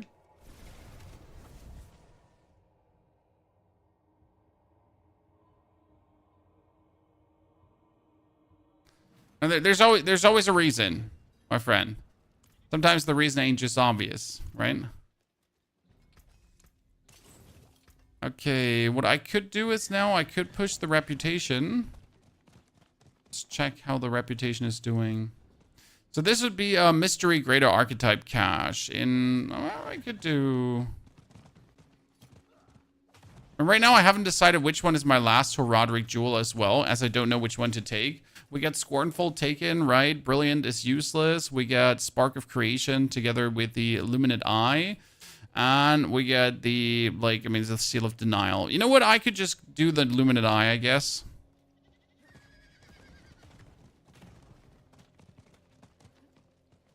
Let's get the cooldown down. Spam things even more. Why not? We get an updated flash fire. Do you also have 129 Paragon if I would create another hardcore character? Yes, if I would now create another hardcore character, I would have that amount of Paragon points.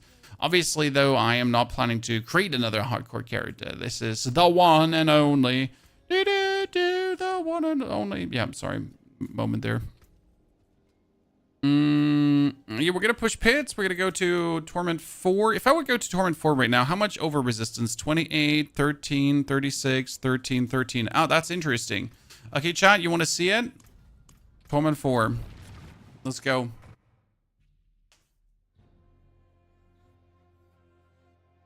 Let's go.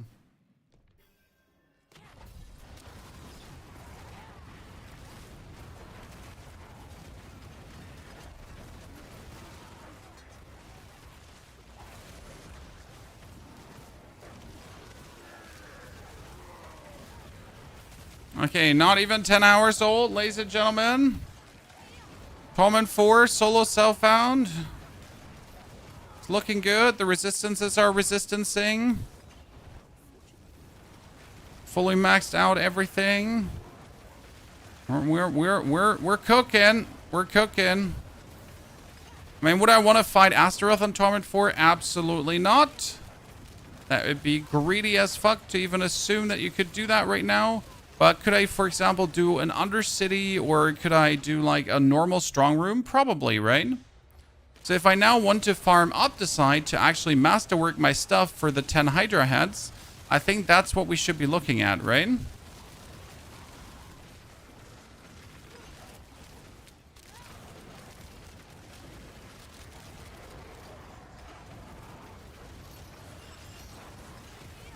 I'd say that's what I want to do now.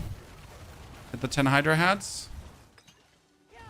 Bank and Paragon stays. I think the stuff in your stash is lost, if I'm not mistaken. Or no, only on your character. I don't actually know if your stash is lost. How goes the grind? Very good, sir. I am enjoying myself wholeheartedly. I mean, for playing something I have already played, but still for making the changes that are very fun, like to like get more out of the char, it's good, you know. Especially like changing stuff to accommodate for hardcore. Like I don't like the fact that my character dies if I die in hardcore. What I like is that I actually have to care about defenses once in a while. Because usually I don't really care about defenses, right? Like you just don't care. You ignore that part of the game because if you die, you die. So it's kind of like, it's not the thrill of being able to die. It's more like the mathematic puzzle of figuring it out that makes me excited. If that makes any sense to you, right? I don't care about the threat of death. The threat of death is not making me go rock hard. But I like the fact that I actually still have to care about like actual defenses. They matter. Okay, 2 Paragon points. That means like 2 more, and I get the Frigid Fate. We get Torment 4 unlocked, ladies and gentlemen. We have arrived. We can upgrade this to 37. I could now put 4 in, do another one, and then have this already upgraded. See, like I could do 1, 2, 3, 4, and now if I do another one of this, boom. We're sitting at your first legendary glyph.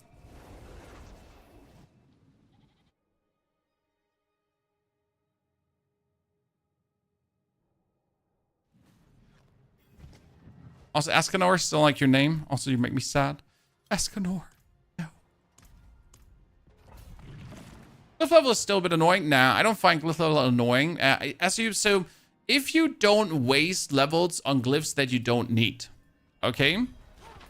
I am very, like, I think on your way to 60... like on your way to 60 and through the Torment tiers, you get like most leveled up. I mean, I just arrived at Torment 4 and I pretty much have my first legendary, right?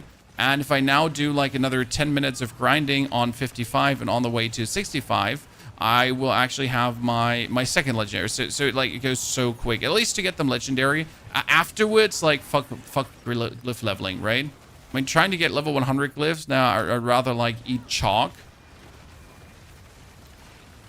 Or your mom, or one of the two things. Like, I don't know which one is more gruesome experience.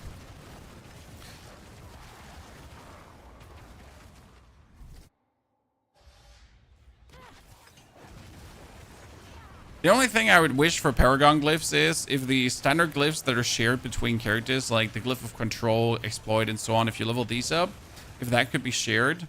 On the other hand, like, I guess it's easy enough, right? If you rise to power, like for example, if I would not be doing Solo Self-Found, I would be more powerful than I am right now. I mean, I'm reasonably powerful for a new character, right, that started from the beginning. I also do miss the seasonal journey, but if I was playing with friends, I would be more powerful right now.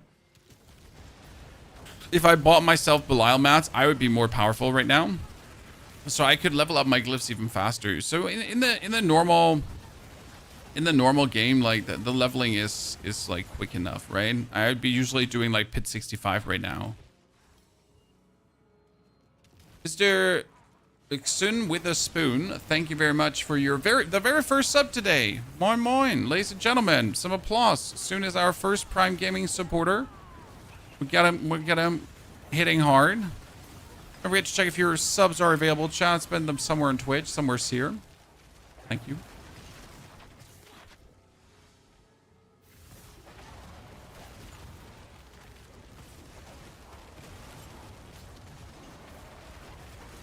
I guess what a lot of people would like to see is another activity to level your glyphs. That's not the pit, right? Because the pit can be somewhat mind-numbing. Then again, I guess we're fine with the pit right now. Just add other activities for other things. But before you try to give us another glyph leveling method, right? Just add new things, please. You know, before you do that, how about new things?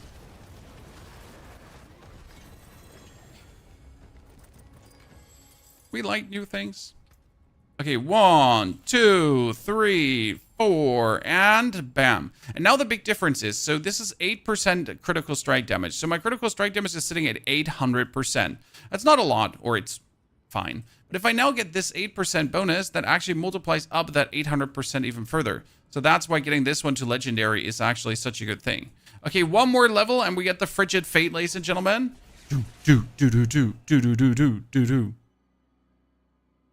Also, Kunjagur, thank you for your Prime Gaming subscription and support. Welcome as a first timer. Welcome as a Knight of the Round Stable. Okay, do we actually play in Torment 4 now or not? Chat. Do I now do this? I mean, my stats are looking following. We are sitting at almost resistance out. I guess the best thing I could do is just get this Affidian Iris fully masterworked. Because if I actually get that Affidian Iris now fully masterworked, then I would be sitting at more intelligence, right? Let's get the Frigid Fate though, because I want the multiplier. So we do one more 55 for one more level. And then we get the big multiplier from the Frigid Fate. I mean, currently it's only 33%, but hey, to have or not to have.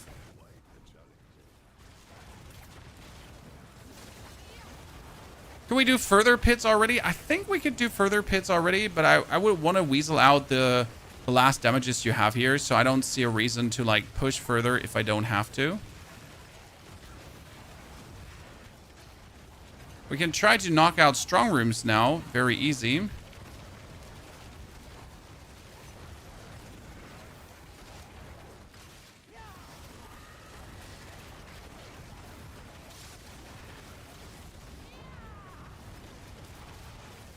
To get ourselves the Opticide we want, right? To then weasel ourselves to the point where we are able to also kill the standard bosses, like the Helltide boss, the Infernal Horde boss. Because as soon as you can kill like the Helltide Infernal Horde boss, and like if you manage to actually get Astaroth, we're cooking. Even though Torment 4 Astaroth is like, he's hard, I think, right? Like I couldn't kill him right now with my damage output. I see you're playing Crackling Energy. Is that different than your planner? Like it's different right now, yes, but the Crackling Energy, it was just from leveling. I haven't changed it yet. So thank you for reminding me that I actually have to change that. Good point. Also, yes, Mike, the planner, like I have different skill points because this is Solo Self-Found and Hardcore. So I don't play Glass Cannon. You know, Glass Cannon would instantly be 24% bonus damage right now, Chan. But does it look like I need that 24% bonus damage? I think I'm fine without it, right?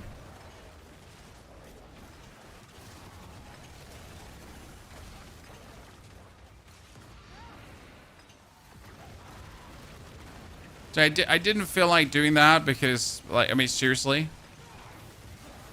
Oh, we're totally forgetting that you actually need the Reverie Horn. I don't have the Reverie Horn for my Hydras. Oh, no. Pit should have some other looking places, not the same for all the time. A bit more variety in the pit would definitely go a long way.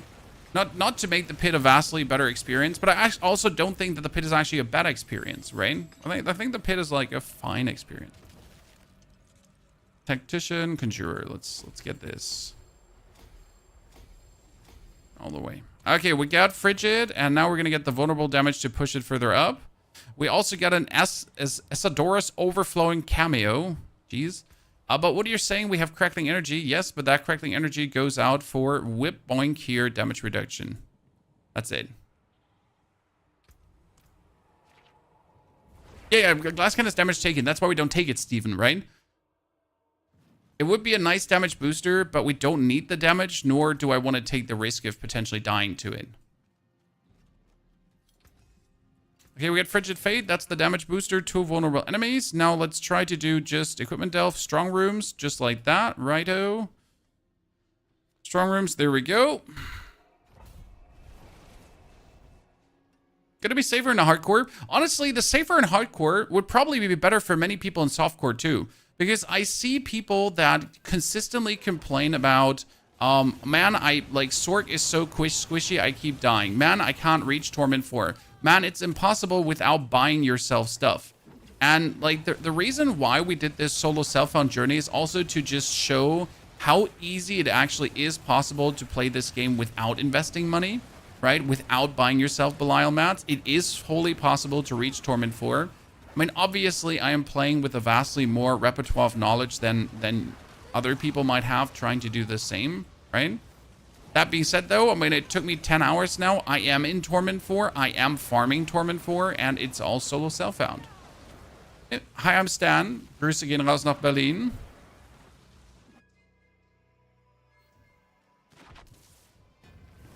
Hope you're doing well, sir. Chat, also, I got good news. My wife and I, we made adult friends. Thank you. I'm taking applause now. We haven't made adult friends in a while. So it's not that simple. No, they have to have children too, and they have to be like of the same mindset. Which, I mean, finding adults with fellow children is not that hard, but finding adults that have a equivalent mindset, right? Also, when it comes down to raising their children and don't raise like little brats or monsters. But yeah, we're actually planning like a trip in 2 weeks to an amusement park with everyone involved.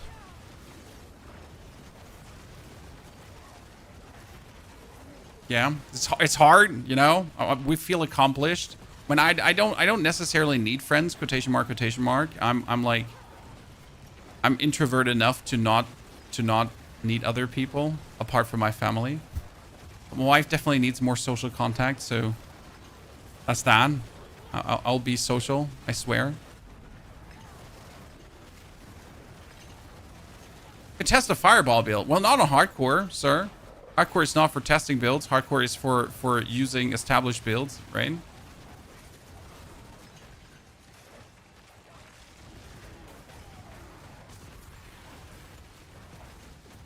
You can make some super tanky Sorcs. You can, but no one bothers because they all just go for damage, right? But like people follow, again, people check out the #1 mythic build, like going for pippity boppity pippity boo.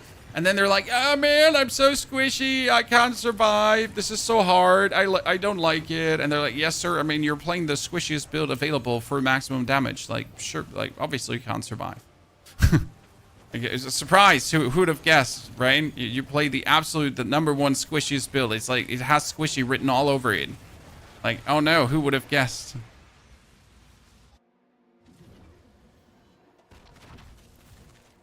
I feel like they missed the trick with the strong rooms. Yes, I mean, these pillars should have been more meaningful. Like, actually, what I liked was the strongholds that we had last season. So these strongholds were really cool.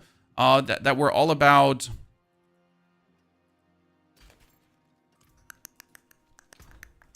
like opening up these roots, the root holds. Sorry, not the stronghold, the root holds. They were pretty fucking good, right? I mean, tell me I'm crazy, but I love the root holds. They were meaningful. You open this up, and then you go for things, and then you do stuff, and you were like, oh yeah, root holds. Oh yeah, so good. Okay, primordial binding another time. Oh, nice. Look at that, Chad. 98%, 33% attack speed, 4 ranks to primordial binding, but sadly not 5 ranks because I mean, the lowest percentage intelligence, which kind of sucks monkey balls, but I guess I'll take what I can. Pretty decent. Well, we're also sitting now at more thingy, jiggy-majiggy, bingo-bongo, so that's also good.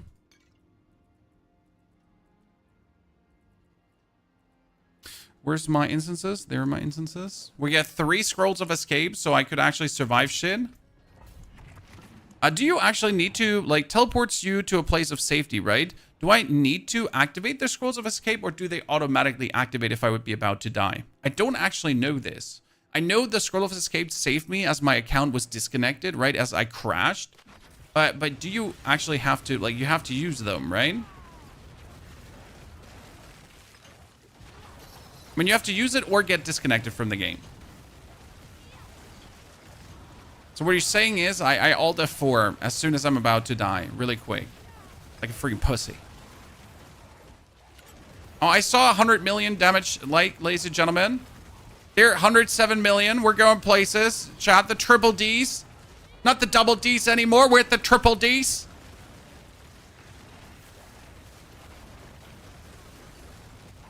We're going to upgrade to the Bs now. From the Ds to the Bs. It's happening.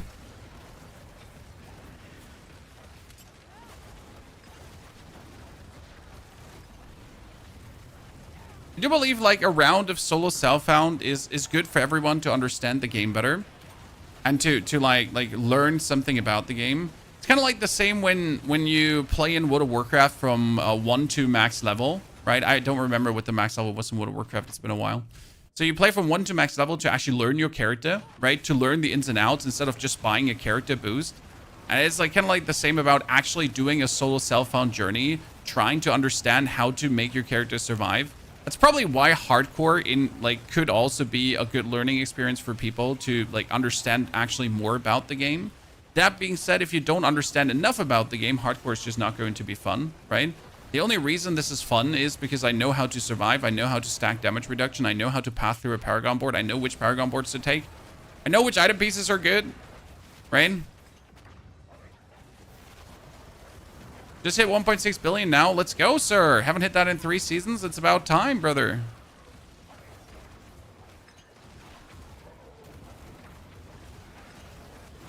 Yeah, it's been so long I've played World of Warcraft. I don't remember what the max level was, dude. It's been a while. Hardcore is a way of life. I only play hardcore if it's unavoidable. I mean, for this challenge here, I am enjoying myself. I still don't enjoy the fact I'm playing hardcore, but I'm enjoying myself regardless playing hardcore. I don't know how that makes any sense, but like just accept it, okay, Chad?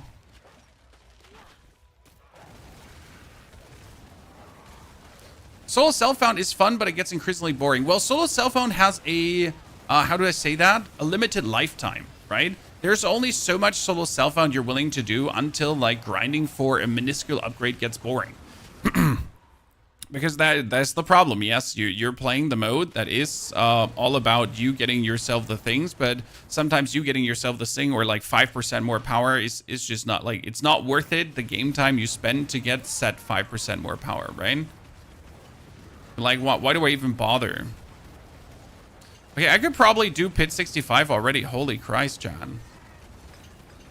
I mean, Pit 65 is always my pleasure pit that I try to reach. Because from that point on, from Pit 65 on, you're just easily getting everything to 46. All your glyphs. Okay, let's get the Conjurer. See, 1, 2, bum, bum, bum. One more pit and we got this upgraded.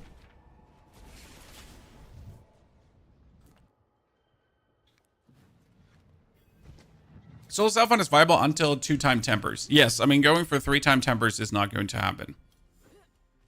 That's for sure. Is it possible to play D4 with your own build or not? If you understand enough about the game, you can certainly do that. I mean, it always comes down to yourself. Like, sure, you can play your own build. Absolutely. The problem is not playing your own build, okay? The problem is identifying which skill is completely worthless or not. So let's say you're like, oh, I want to play like a build that is doing the main damage with fire, incinerate, all the way to pitch 75. And I'm like, I mean, you can do that. It's going to be a very horrible journey and you're going to hate it and you might want to just quit the game. Because the skill ain't just good this season, right? So you're just not doing yourself a favor.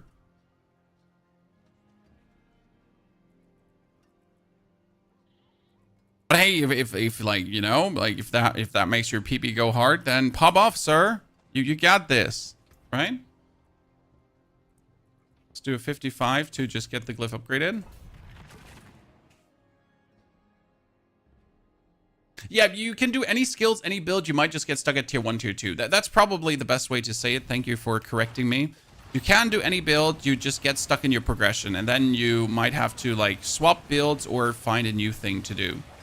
I mean, like, a standard minion build with Necro, for example, goes easily until Torment 2 without a single item, just with Paragon points. Okay? You don't even need a single aspect. So Torment 2, just normal minions. No fancy-pantsy things. No, like, Hand of Nas or whatever. Not understanding much about multiplier, just that Cult Leader is good.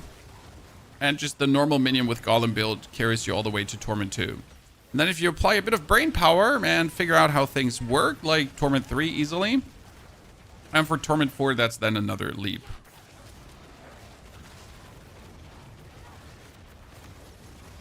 I touched my head and put the hands of the keyboard. A grave mistake was made. Fireball Hydra is a great leveler for 1 to 60. You want to know what we did for leveling? We did Hydra for leveling. I mean, sure, we played Fireball in the very bibbity beginning, but we really quickly kicked that out and pretty much just played the actual Burn Hydra build instead of the Crit Hydra build to 260. Took me 4 hours, mainly because we didn't swap into a harder difficulty, so we stayed just in normal and played it as safe as we could because obviously hardcore, right? No stress, no crazy, like I need to go faster. And just scooted. Scooting and pooping. It was a great experience. My phone is ringing twice. Oh my god, no, what's happening? It's not me. My wife's spending money.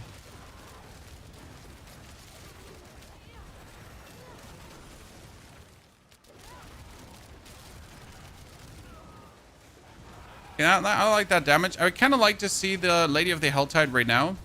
How like easy she goes down. So this is going to be another good damage multiplier now because we get the Conjurer up and that just multiplies up our Conjuration damage. Bingo bongo. She's dead. Oh, Helmet could be Earl of Verglass. Starfall Coordinate. Okay, Conjurer 1, Conjurer 2, and upgrade to Legendary. Congratulations. So that is another 8% more damage, and that's another 8% more damage. That's actually huge, right? What new class would you like to see next? I would like to see a Priestess. A Holy Priestess that shoots beams of light out of her hands, that summons a cross behind her, that circle around her, and they go like... Bzzz. And then she summons an angel that swaps from the sky, or she has an angel avatar mode, or whatsoever. Right? And she can actually, like, she wears, like, heavy plate armor, and she goes on the battlefield. Like, you know, the Sisters of Silence from Warhammer 40k. She's going out there smashing shit out of demons. Not a Templar. Boss lady. Doing boss lady shit. You know?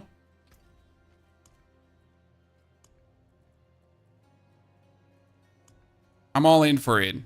Take me.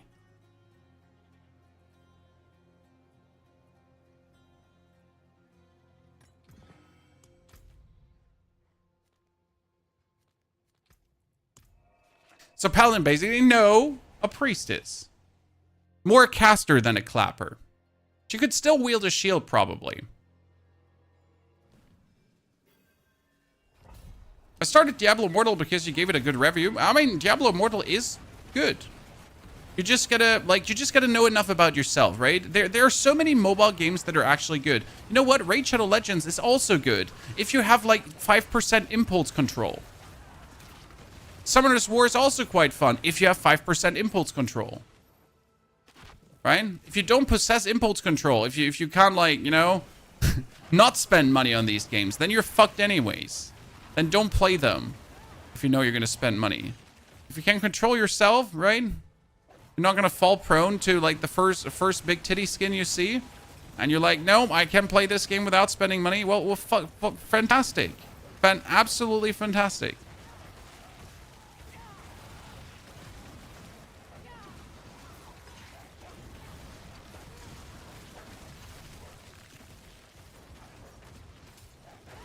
And we're good to go. How do you have so many Infernal Compasses? You get them from killing bosses. You get them from finishing Helltide stuff. You get them from the Tree of Whispers. I mean, I think every one of us has at least 500 Infernal Compasses at this point. Four times Mother's Embrace. Thank you, Belial. Oh, baby. The 4 times Mother's Embrace. You can sell that probably for 10 million. Nah, actually, you know what? Even if you give it for free, I don't want it. Right? And sell it to the vendor and be like, good sir, would you like to buy a Mother's Embrace? And he's like, best I can do is 350. I'm sorry, bruv. Don't, got no more. Take it or leave it.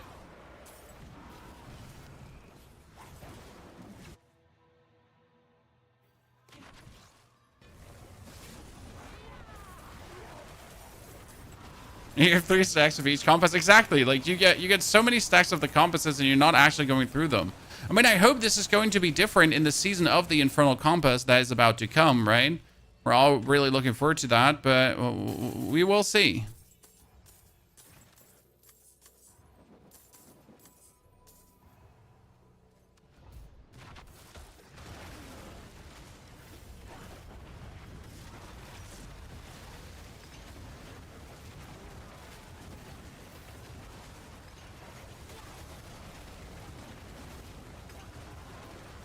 Good. I mean, we can also do like these strong rooms without a single hiccup. So we can now masterwork our gear to 12 times. What I'm going to try to do is I'm going to try to get like 15,000 Opticide or so. And then we're actually going to try to masterwork this weapon to get us the Hydra hats, okay? Like we want double Hydra hat masterwork or we're gonna be sad. Because that's the single-handed best damage gain I can get right now. Right, get myself just the double Hydra hats crit, because then I get 2 more hats, and 2 more hats are just simply going to be 200% more damage. So yay. I mean, if I want to improve myself meaningful right now, that's the best damage gain I can single-handedly get. You found any scrolls of escapes already? Like, how many do you want? I mean, 1 already saved me from a disconnect death, so happiness about, my friend. No input possible. Couldn't do anything. Whole game froze with a super lag. Then it started going on, and then I was luckily teleported out. So we didn't have to die. I don't think I'll need 1, because I'm just simply not going where I could die, if that makes sense. Like, I literally just don't go where I could die. Like, why would I go somewhere where, like, I'm not welcome? I mean, sure, for Lilith, if I would, like, try to do her and there's, like, a shitty moment.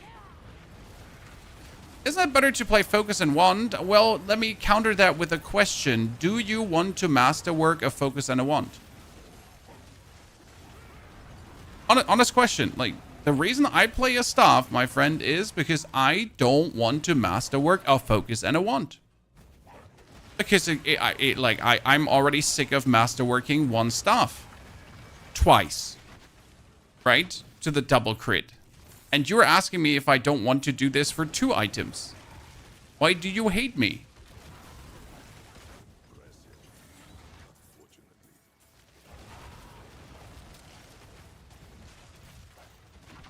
That's the reason we're not doing it, because it's horrible.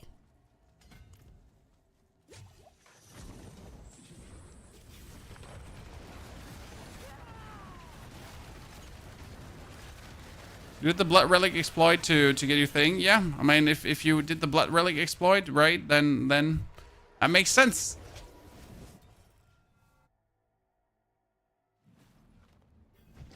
It's easier gambling in real life, absolutely. That's true. Okay, how much do we have? We have 2,500. We need a vastly more. When I could probably just bang through Tributes of Refinement like really quickly in a row. And then we could start the masterworking spree to get the Hydra heads. Seems like a reasonable approach to this. I use a staff because I have 271 mana and Serpentine on staff is pretty good with that much mana. You can have even more cat. I mean, right now I'm working at minimal damage, 133, because I only have the actual conduit with a resource generation, right? I need that resource generation to be higher. Obviously, I can't do that because I'm lacking the boss materials to just get myself a better actual conduit, just like that. So I'm actually far away from getting this done.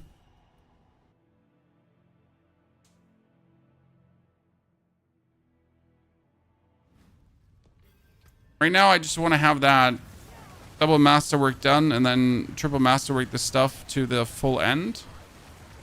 I'd be happy. I mean, we already have the Affidian Iris to 12. That's actually pretty good. I mean, for like the character being so young, that's still an amazing achievement already. We're probably not going to like look for another Affidian Iris. I mean, at this point, it's all about the pans. So if I get, for example, Belial ambushes and we finally get Belial, what are we going to do, Chan? Not that Belial has deigned to ambushes in quite a while, but we're obviously going to have him spoo us out Grigward the Galvanic Saint. And not anyone else.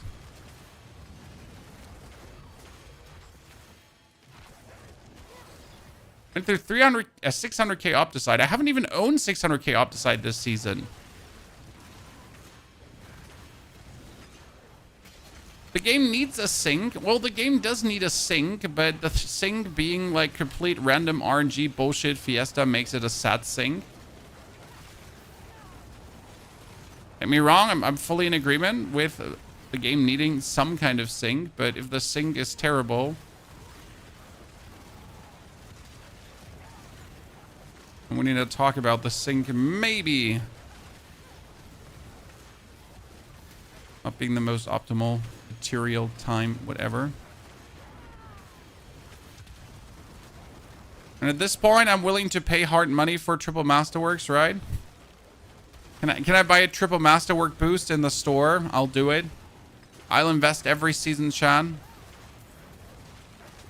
Guaranteed triple masterwork, $5. Take my money, bitch. As cheap as hell. Put it in the battle pass as an item.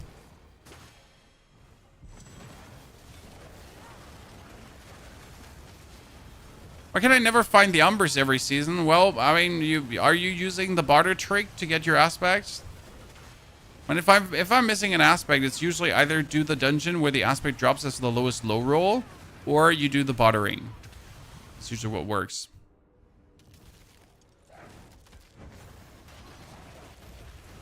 I mean, the easiest way to fix masterworking would be making the reset be per tier, not complete.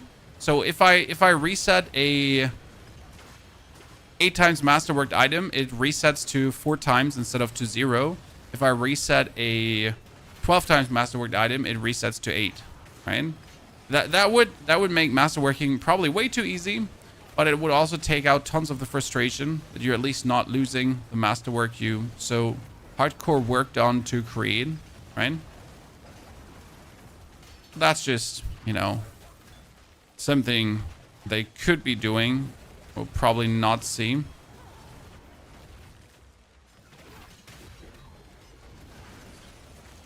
Would be kind of nice.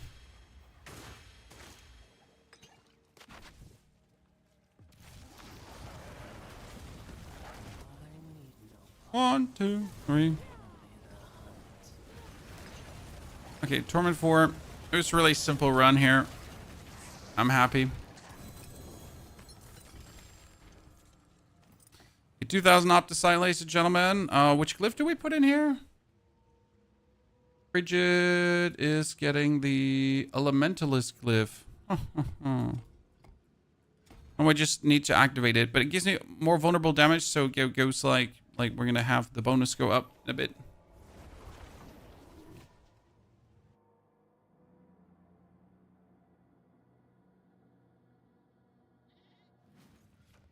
The triple masterwork should be difficult. It should be difficult, but at this point, it's not like there's a difference between difficult and just simply not enjoyable at all, right? No fun. No fun allowed.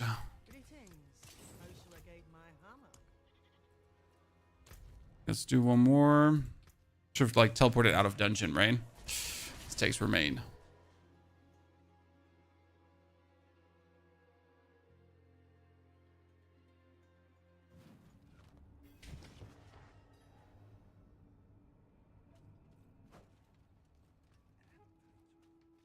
What's the GA you want on the actual? The resource.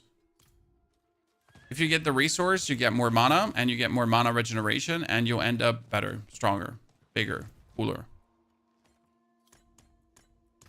Everything.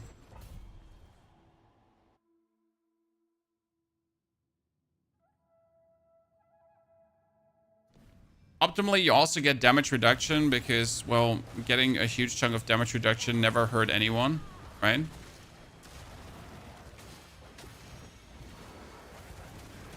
But you just care for the more resource. I mean, I got 2 Belials, and I got 2 Belials from the seasonal journey board. And those 2 Belials were instantly invested into Grigoire the Galvanic Saint. He got me 2 pans, but sadly not a pans with a resource. So since then, we've been lurking in the shadows, trying to get that resource on the Pibbity pans, but I don't feel like wasting masterwork materials on getting it single time masterworked, even like for the pans, right? Like, because the pans don't have a greater affix, it just doesn't feel worth it. It would be a big damage gain. I mean, since every mana point is 2.6% more damage, it obviously counts a lot. I mean, I only have 33 more mana.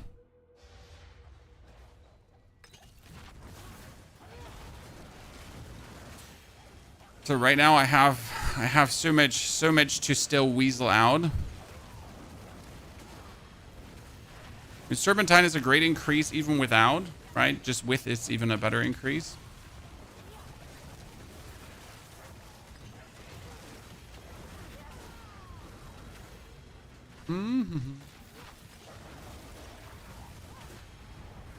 Herald of Affliction. He was like, what's up? You're dead.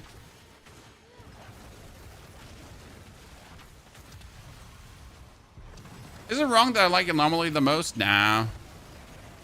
Anomaly is greed. I'm a big fan of my Disintegrate. I've liked it from second one on. I've not put it away. It's like, oh, Disintegrate is OP. I'll just play it for the rest of the season. Great, the dude just teleported outside of the range of the thing. Fantastic. Why would he not teleport away from that?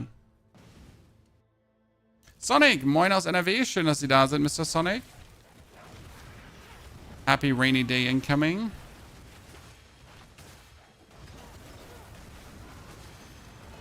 Also, only what? 30 more days till Gamescom, chat?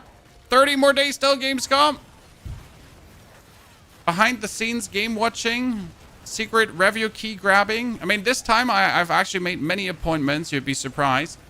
I'm already having like 8 appointments to visit different games. Couple of unannounced titles, couple of announced titles. So I'm going to get some early footage in. I'm going to get some review footage in. I'm going to be running around with that USB stick. I'm like, can I cover this? Thank you.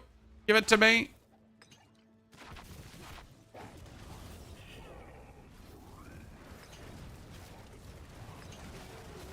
It's gonna be a busy week. But actually, like the sad part is, or the interesting part is, I have more like dinner invites and party invites in my email than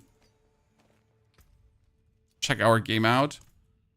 Because so often Gamescom is just about who to meet where for a drink, right?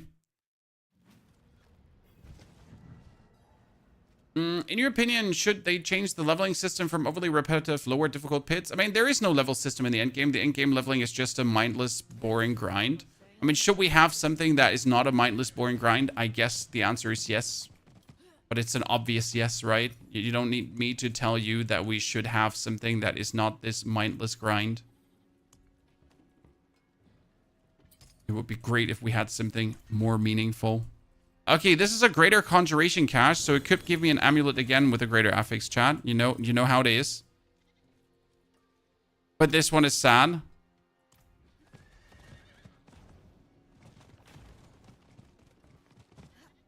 Okay, ladies and gentlemen, time to burn bridges and money. We get 6k Opticide, Sadness Abound. Hydra had 6. Okay, do it. Do it for father. I am father.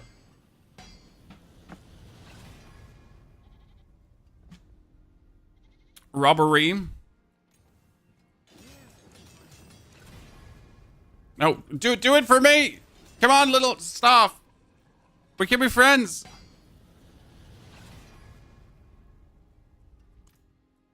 Start with 6k. What a dreamer. Hey, sir. I want you to be realistic here.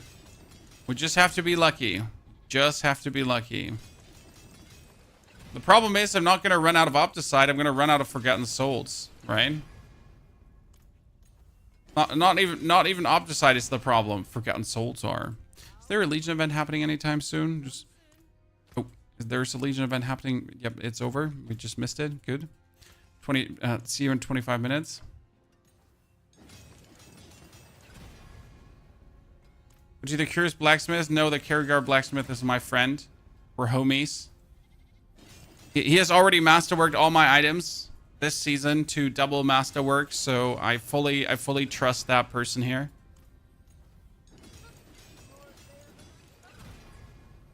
Okay, Cast Hydra had 6.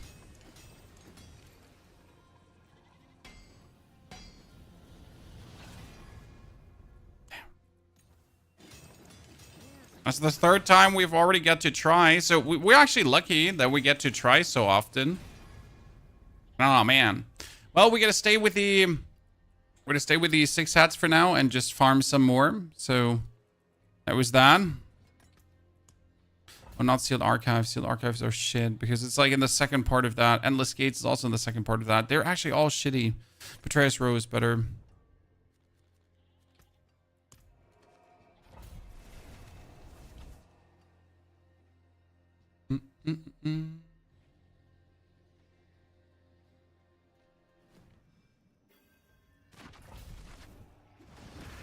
We'll get the plus 10 like in the next 30 minutes. I'm not too fussed about it.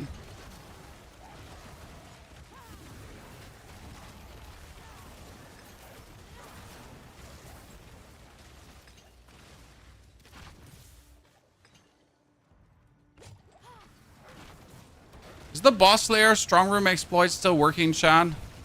I don't want to go through dungeons. It's still working. They finally patch it. Can I just save myself time running through dungeon? It does. Might as well save ourselves some time.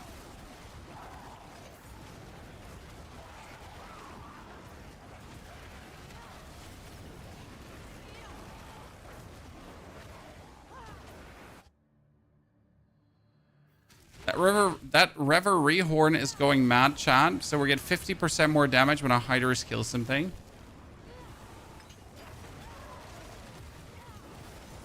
The Blood Relic one still works. Nah, I never enjoyed the Blood Relic one. That's like too annoying to even remotely consider. What did I just take 10% minus to all my resistances? I did. That wasn't too smart to do.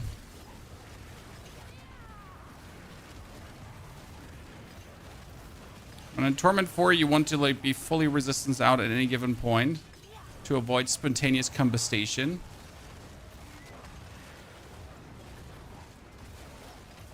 You find the restore scrolls in Infernal Hordes. Yes, that's where they come from.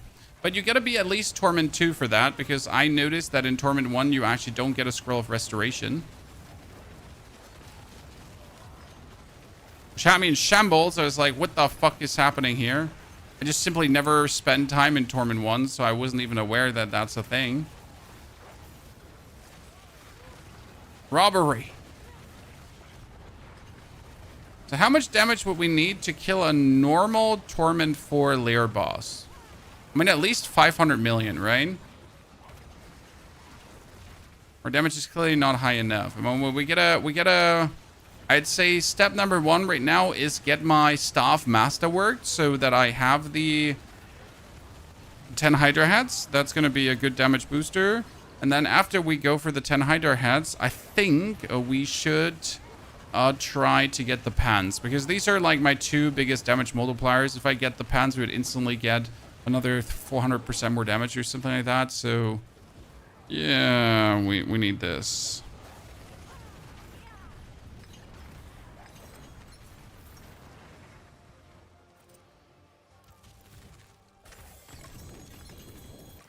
Thank you.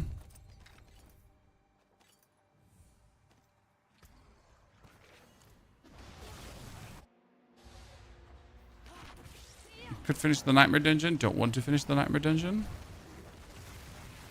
Rain. I haven't played 5 seasons until yesterday. Played Hardcore Solo Self-Found to level 60, but I don't have any pit mats. Where do I get the pit mats? Whispers. Also, you should have enough pit mats at the very beginning, at least to open your first pit. If you then die, unlucky.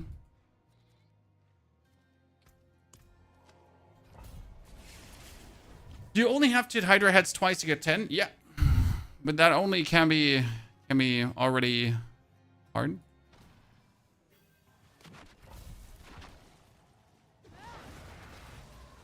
Oh yeah, great. We'd love to see this. I'd say let's restart the game after this just to make double sure we're not having some weird memory leak again, right? It's been a good run so far. It's been a good run so far, but you know, sometimes.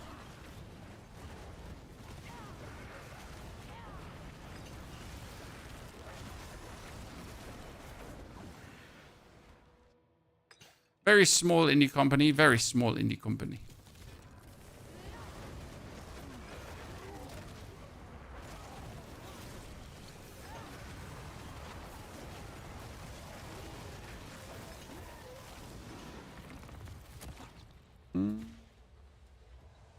Is there a way to upgrade Azure Wrath Lucky Hit?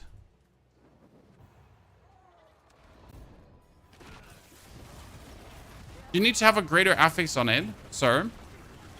So first and foremost, you need to have a greater affix on it. And the damage of the Azure Wrath, the actual proc damage, gets increased with attack speed. So in case you missed how the build works, like you need to get as much attack speed as possible because more attack speed gives you more Azure Wrath damage. I know, crazy, right? But it is what it is. It is a bug. But it is a bug that is so long in the game at the moment that it might be as well considered a feature. Accept it or leave it.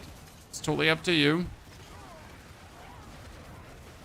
But yeah, more attack speed, more Azure Wrath damage. Definitely get 100% attack speed. And also get it as a greater affix or bust. That's also all explained in our Azure Wrath video, sir, in case you haven't watched that video. And you haven't paid attention. I mean, that you watched it doesn't mean you actually paid attention. Just saying. A lot of people watch a lot of things. That doesn't mean they understood what they watched. Okay. Oh, great. Double greater affix stuff that I'll never need. Cool.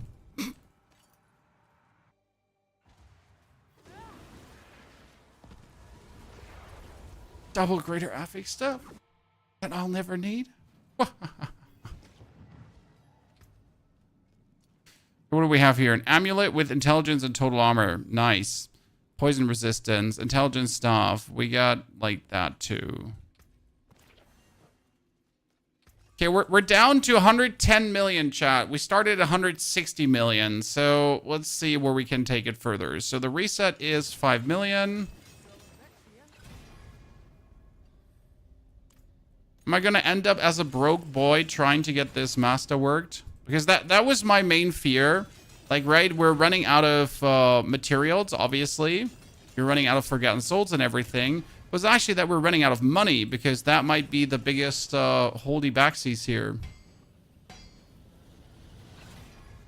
Oh, nice, ladies and gentlemen. It has happened. We are the chosen one. Let's go for the triple, okay, chat? For the triple, everyone. Raise your arms up in the sky. Praise Jesus, the Lord, Savior, Iron Jesus, Diablo, Mephisto, anyone, SpongeBob. Well, it's okay. I'll take it.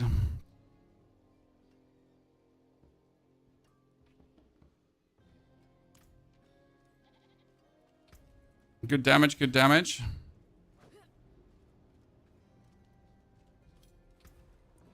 To the pit 60.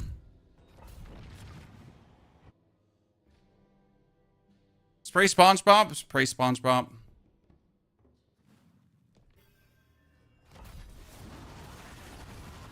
Let's see how quick the pit 60 is going now with these changes. My goal is still pit 75. That would be the end of the challenge. So if we actually manage at the end of the day to clear pit 75, then we got everything achieved that we wanted to pretty much achieve with the like showing that you can pretty much just knock out the hardcore seasonal journey easily in a minimal amount of time, which is actually crazy.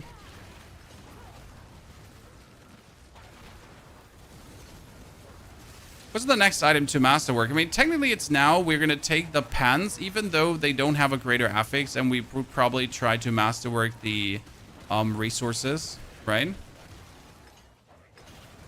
Scooby-Doo, almighty Scooby-Doo. Yes, praise Scooby-Doo. Someone saw to take crit damage over Hydra damage. I mean, the crit damage multiplies up with your crit damage, jiggy-majiggy.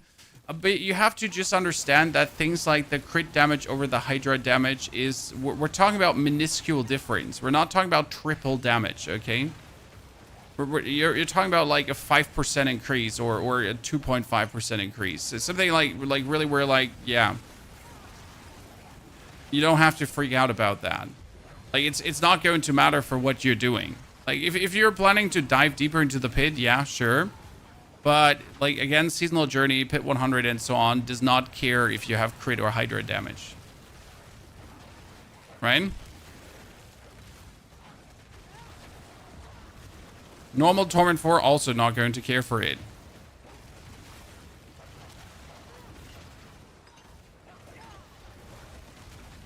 They changed the look of Hydras. This is a unique item that makes your Hydra be 3-headed and grow bigger.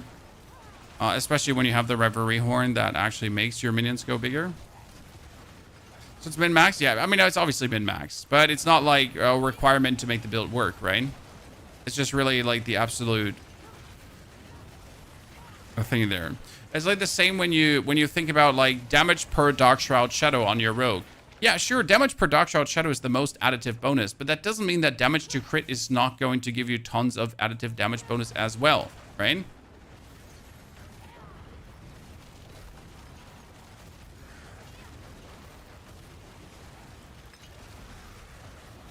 It just simply often makes sense, just more sense in your brain to take a certain something, right? And Hydra damage makes sense because you're playing Hydras. Who would have guessed?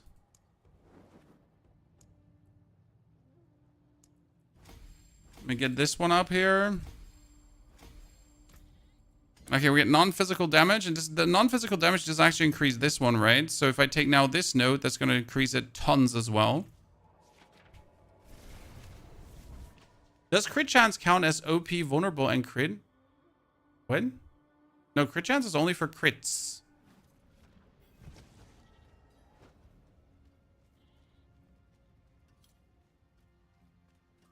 I forge more than horseshoes and nails. What do you need? I'll keep my forge hot. Return soon. Okay, Pants Masterwork, yeah. Been debating playing again. Haven't played since season 3. If you haven't played since season 3, the game is not what it used to be, sir. I mean, you get different leveling, you get different progression, you get different everything. By the way, chat, I don't want you to freak out, okay? But we have one whole viewer over on Facebook. I want you all like everyone calm down, okay? This is the path to fame. If I don't appear tomorrow here on Twitch because I became a Facebook full-time streamer. We got like 2 whole viewers over there. Contain your excitement, please, chat. It's okay. You're in the presence of royalty.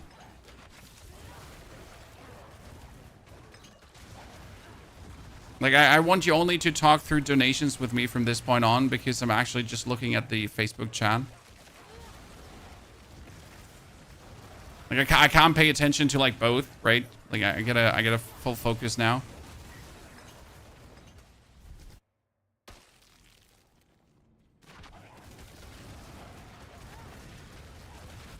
Playing for the first time since season 4, I think the progression is worse than the old capstone system. Oh, the capstone system is definitely missing. The actual leveling is better because like that leveling to 100 just became grueling drag and really boring. The progression through the Torment tiers, I preferred the world tiers as well. That being said, I really enjoy the journey from Torment 1 to Torment 4. So if they somehow would manage to bring something like capstone dungeons into the journey from Torment 1 to 4, that would make me personally very happy. I wouldn't need it to enjoy the game. It's just like, you know, I wouldn't hurt. By the way, do we agree again that the 5 million gold reset cost for Masterworks is just bullshit? I mean, Blizzard keeps saying, and I have this quote-unquote from the devs, gold is not the problem masterworking. And I'm just currently doing this Solo Self-Found journey, and I'm just like, fuck you. And I mean this deep down my heart. I have seen you as a person, and I have seen what you said, and screw you? Yeah. I hate you for saying that. Dear developer, sir. Or ma'am.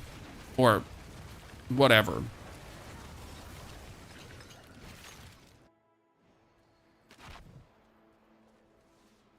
I wish they would do something for endgame. You will have to wait for the next expansion because I don't expect a new endgame system before the new expansion. It would just be stupid to do that from a marketing standpoint. It would be stupid. Like, I know this sucks for us as the players because we want to have a new mechanic right now.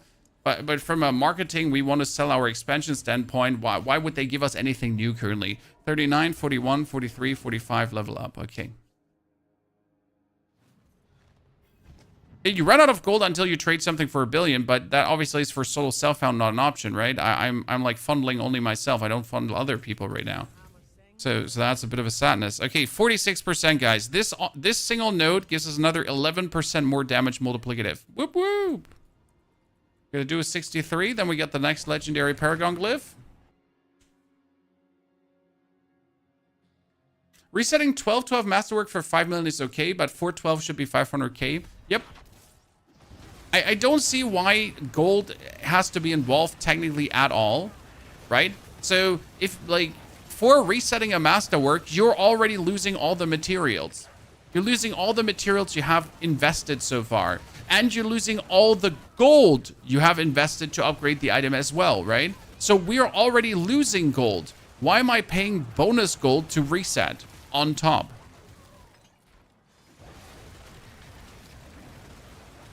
Why? I mean, there are really a few big things I'd see for masterworking. First, I would like to be able to reset in tiers, right? I want to reset from Torment, from 12 to 8 and from 8 to 4. I don't want the full reset. That would be number 1. I would love that. I know it would make it too easy. I don't fucking care, right? I want that. You know what I also would like to have? I would like to have a no change button. Do you know what I mean? So if I then choose for tempering a different temper, so I want to get my Hydra heads upgraded, right? I currently have Hydra heads +5. And then I temper, and my option would be Hydra heads +4, or like the whatever you could get under Hydra heads, right? And then I could choose the no change button. Would you like to see that too, Chad? So let's say I want to get crit damage, right? Or Hydra damage higher. but then I would get Ice Blade damage instead of Hydra damage, and I choose don't change.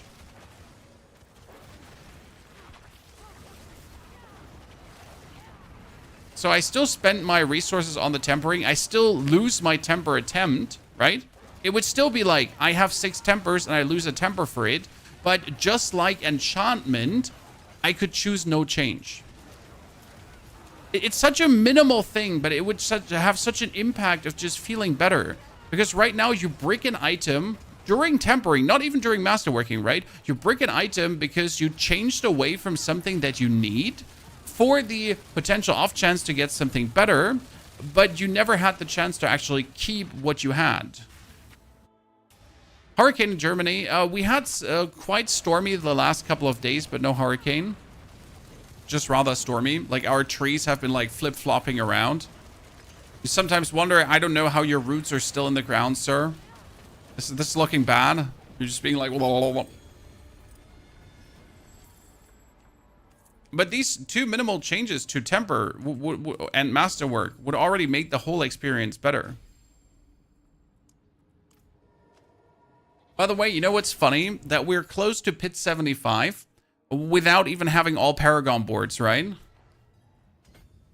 When we're just sitting here, and it's like, yeah. So we're almost done, huh?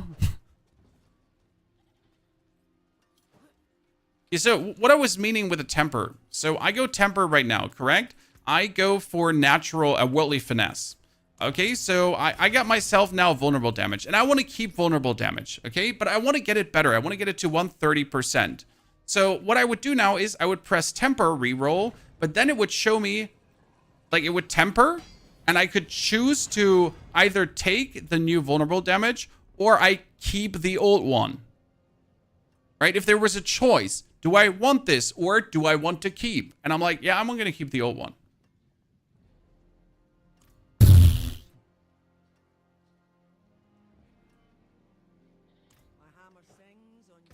It would make it too easy, but I don't care.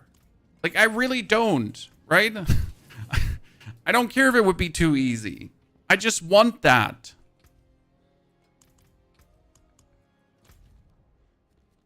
I didn't ask for hard. I just asked for give it to me right now. And you lose a reroll. Obviously, if you press no change, you would lose a reroll.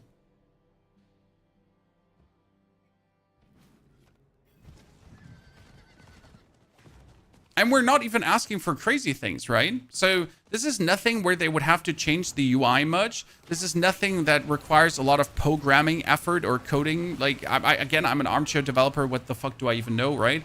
But in my humble opinion, this shouldn't be complicated to pull through, right? This is a change. If they wanted to do it, they would.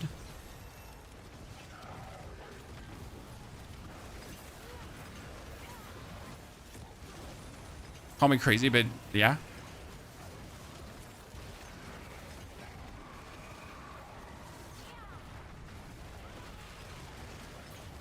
They did tempers on purpose like that. Like, we know they do a lot of things on purpose, but if the purpose is shit and the progress doesn't feel good, then, you know, your purpose isn't good. You know, remember like the topic of the vision in games? Like, it's cool to have a vision of how you want something to work. But if your vision is ass, then you might have to, like, rethink your vision and don't try to brute force it. Yes, Jonathan, I'm talking to you. I'm talking to you, Jonathan.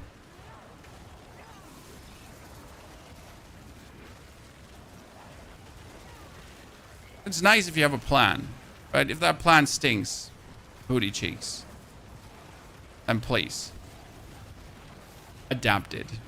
The way I've seen more and more 400 million hits, I don't know where they're suddenly coming from, but they're definitely there, and they're pippity pooping.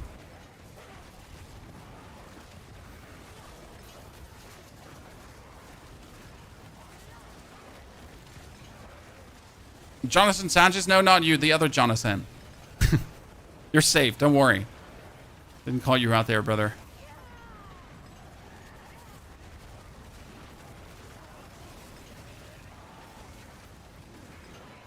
But yeah, but that's like a little thing, right? I would even prefer that over more endgame, just to be the tempering more fun. And the masterworking.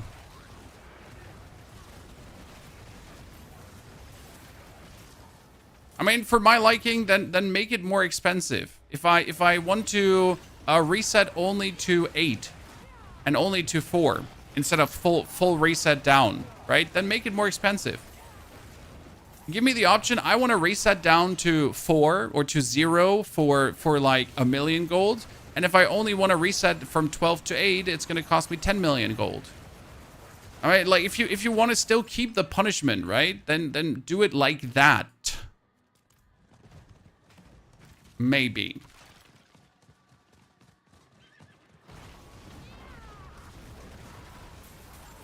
You're too lazy to do the reputation things again. High recommendation for the reputation thing. Put a movie on and just autopilot it. Right now in this season, so I did this Hydra build, right? On normal difficulty, you cannot die. I mean, if you play on normal difficulty, there's no way you die. And then I just ran around and got the Altars of Lilith. I mean, like, yes, the reputation is annoying, but put a movie on, right? Kick your feet back, get a drink, and just scoot and poop through.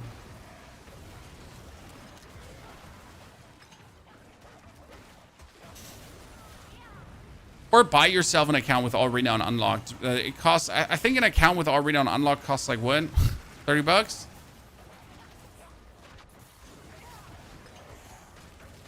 Yeah, or put a streamer on and do it like that, exactly. Don't forget to prime sub though for faster progress, obviously. Yeah, I was discovered your stream because I was grinding Altars of Lilith, exactly. I mean, I also had to grind Altars of Lilith 2 nights ago, Chad. Woke up at 3 a.m., put on an anime, and grinded my Altars of Lilith.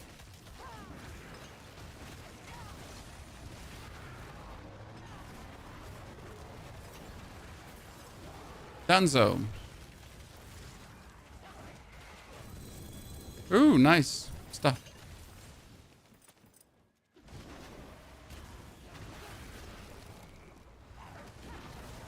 Well, that's just demonic waves. Nothing special even. I guess. Killed, thank you very much for your Prime subscription. Tom also, thank you for the Prime sub. Appreciation to both of you. Welcome to the family. What did you watch? I recently finished a Bungo Stray Dogs. I hadn't watched that so far, and it was really good. I liked it. I wasn't 100% happy with the ending so far, but it was good. Had a good ride.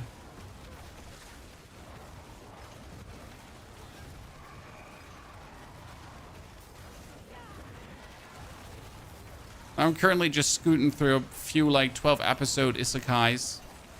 You know, I think I just started this morning Apothecary from Another World.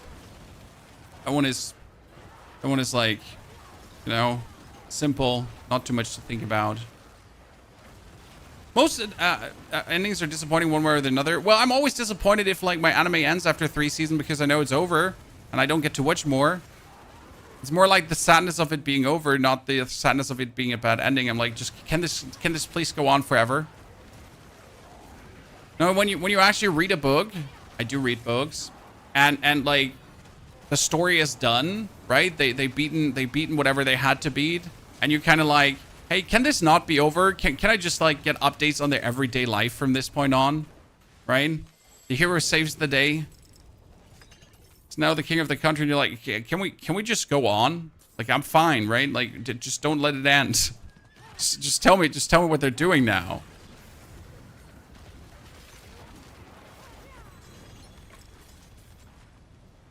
We're plenty cool. Do we think I could beat a Torment 4 Grégoire the Galvanic Saint? I'm just allergic to Torment 4 bosses on hardcore because they have like so random deathies. Right, my 15,000 life barbarian can just randomly die to Grégoire if I step into a lightning square.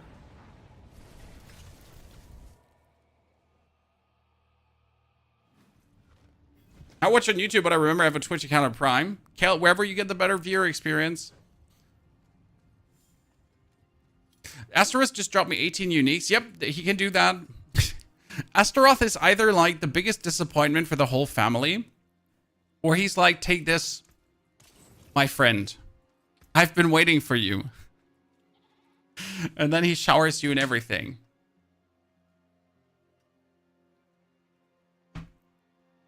Wonder if I should kick Bottled Wind out.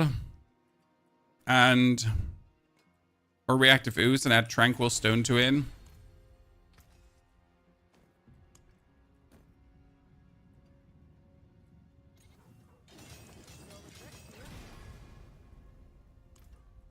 I'm just wasting money here. See, I just wasted 10 million money for this, right?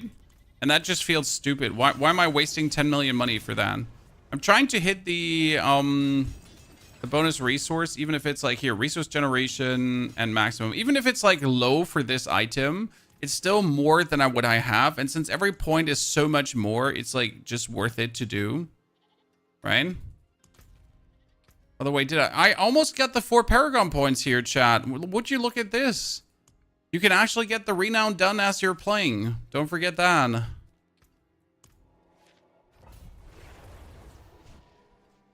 I want to play Spiritborn at tier 2, but as my first charge, so slow to grind. Oh, Spiritborn is horrible. Don't do that, sir.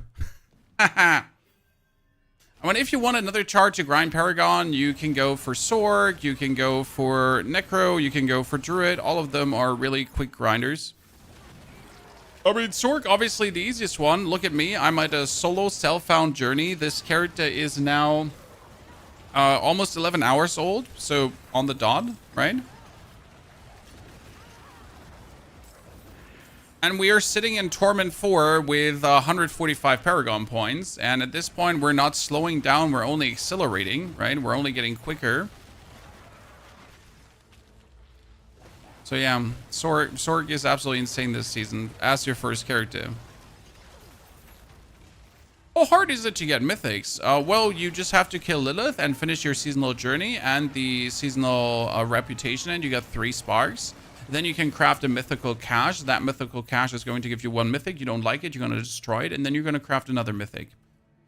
So how hard is it? Not hard at all, to be honest. Like really, really clucking simple.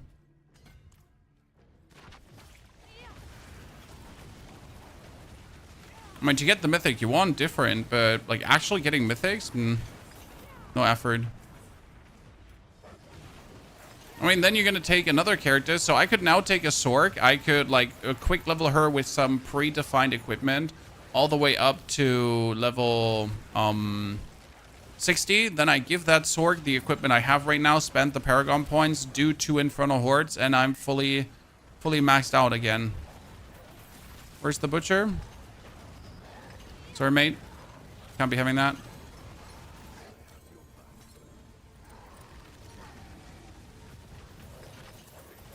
We actually haven't found the Horadric strong room that's supposed to be here somewhere. How have I not found the strong room, Chad?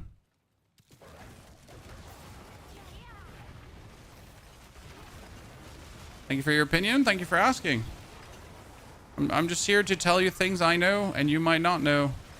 What you do with that information is fully up to you. Sigilia, can you earn that gold in 11 hours? Well, I had 161 million gold. The main gold I actually, I got like 20 million gold from 1 goblin. So in Torment 4, I found a treasure goblin. You know, these goblins, the Baron one. That's the gold goblin. That was great. I mean, I think he dropped around 20 million, so that was nice. The changes coming to Infernal Hordes, what would you like to see? I actually have no clue how to make the Infernal Hordes better. Like, without having to rework the whole system, right? Without having to steal the identity away from that. So I'm not sure what they're going to do. I didn't really sink my teeth into what I would like to see. At this point, I'm ready to get surprised, right? I'm ready to have them, like, do something cool.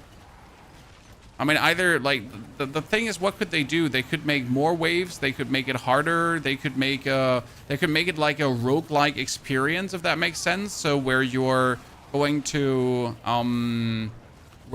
go through one Infernal Horde and then another Infernal Horde, like you know, like Nightmare Dungeon escalation, but for Infernal Hordes.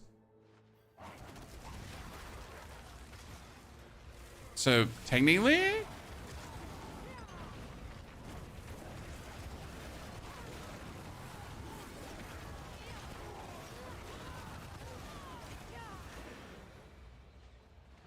Do you think we could end up with a billion damage today?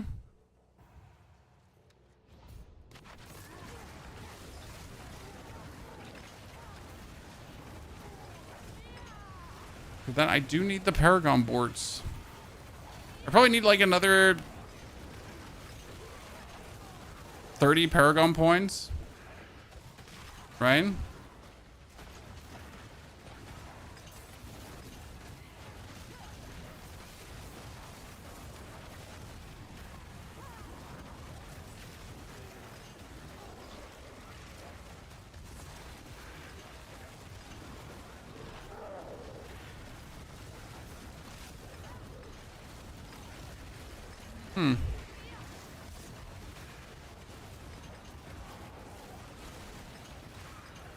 Maybe I should make my softcore character also more defensive at times. I mean, it's fun how we have like made this character like super defensive, and it has like overall led to just a better game experience because we're just not dying at all, right? Where my softcore character obviously is prone to just random deathies left, right, and center because why not? So you just don't care if your character dies, right?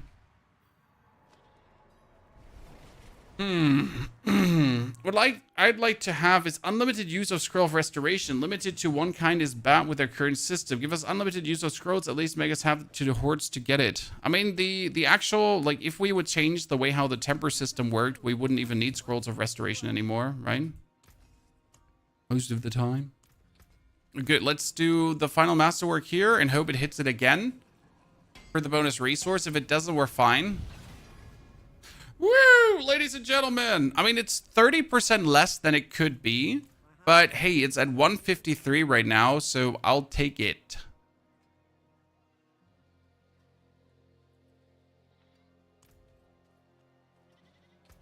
Optimally, I would now find a helmet that has maximum resource, right?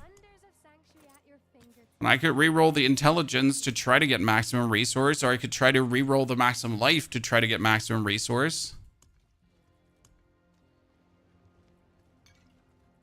Okay, what we're gonna do now? Pit 70 chat, right? Oh, pit 60. I actually need to do a 68 to push further.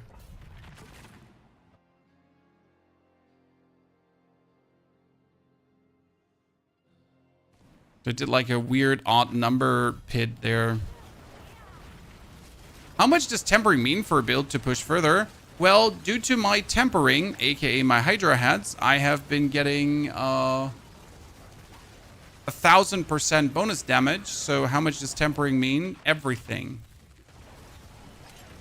Tempering is the base. Masterwork is deepening the base, right? But without it, we're gonna get somewhere. By the way, I saw 600 million chat. Our damage is going crazy. We started the day like 8 hours in, right? This morning. We started with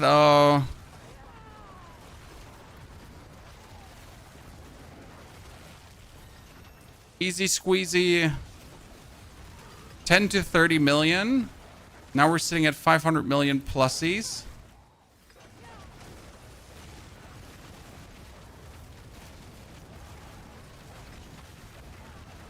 So we're doing good.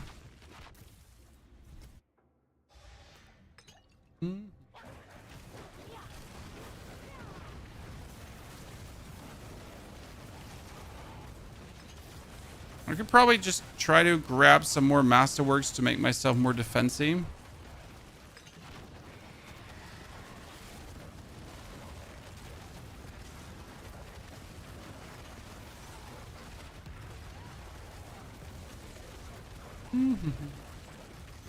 Yeah, I would say I could do a pit 75 already, but it would be sluggish, so I wouldn't like that. You know? Only because you can do something doesn't mean you have to do something.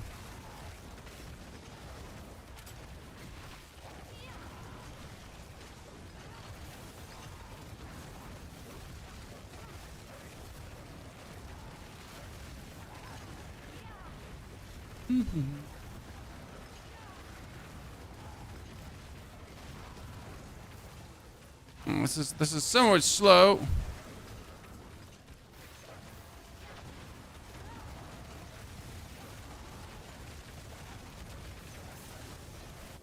This is where we could now try to get a Raiment of the Infinite to increase our damage by some.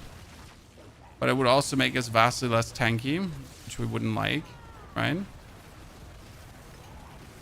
And right now, I would like to get an Ale of Verglass. So I think that should be our next thing that we're trying to get.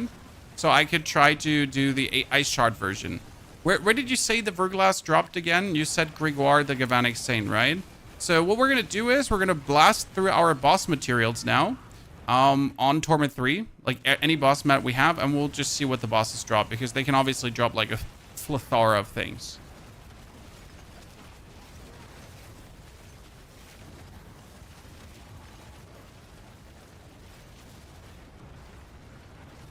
The max we're having here, 300 million, 400.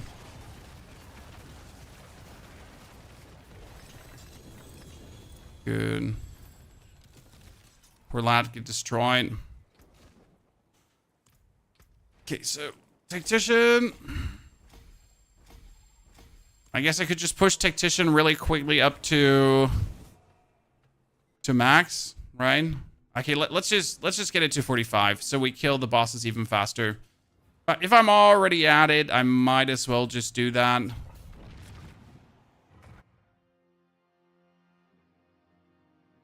What's the diddly dally hissle hassle about?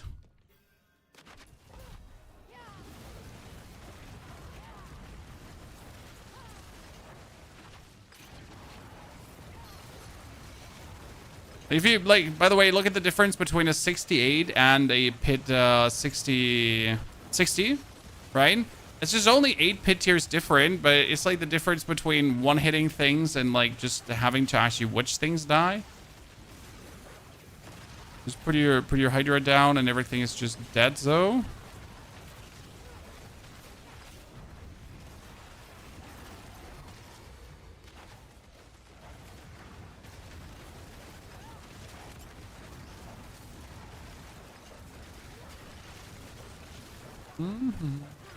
Oh, we got ourselves another chest, ladies and gentlemen. Maybe another conjuration crate for a greater affix shebang bang. Love to see it. So why do we want the Verglass helmet? Because that helmet would allow us to use the ice shards as a spam in between of our Hydras. And then we would actually remove teleport from our skill bar to like Hydra spam teleport, move forward.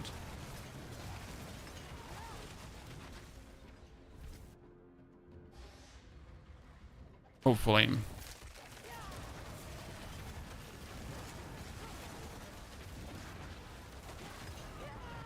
And it would also give us 100% bonus damage as far as I understood. Which is kind of nice. I mean, who doesn't want to have 100% bonus damage?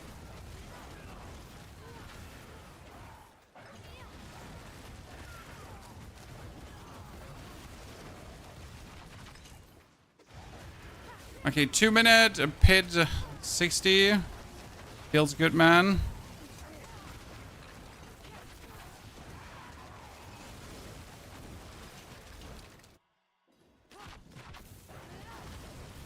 Bit over 2 minutes. Sorry, chat, I lied to you. It's not a 2 minute pit 60.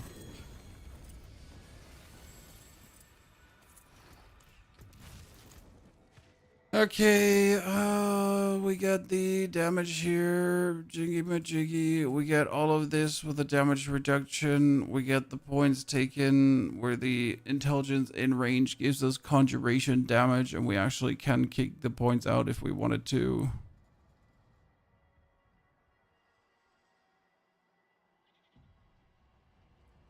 We could still take this one. We're missing our last Paragon board right now.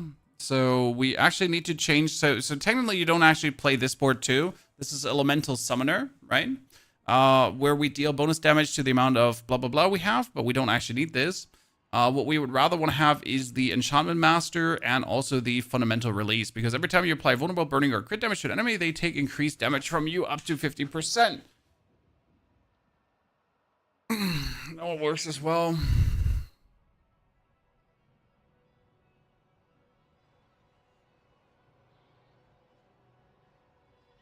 And we want the Enchantment Master as well. So optimally, I would be able to get the Enchantment Masterboard running too.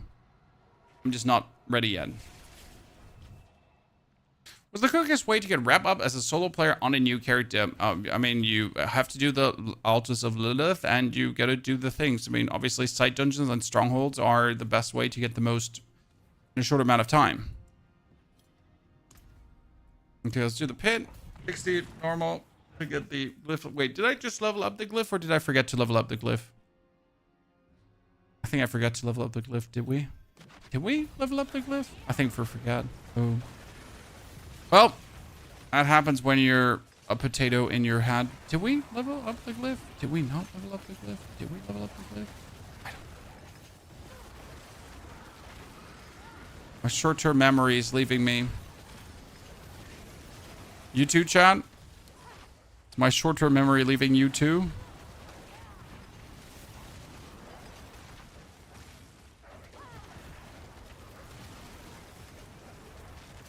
The easiest class to learn? Nah. Necromancer usually. Vicar's pretty straightforward. Quite simple. Sorce's also not really hard.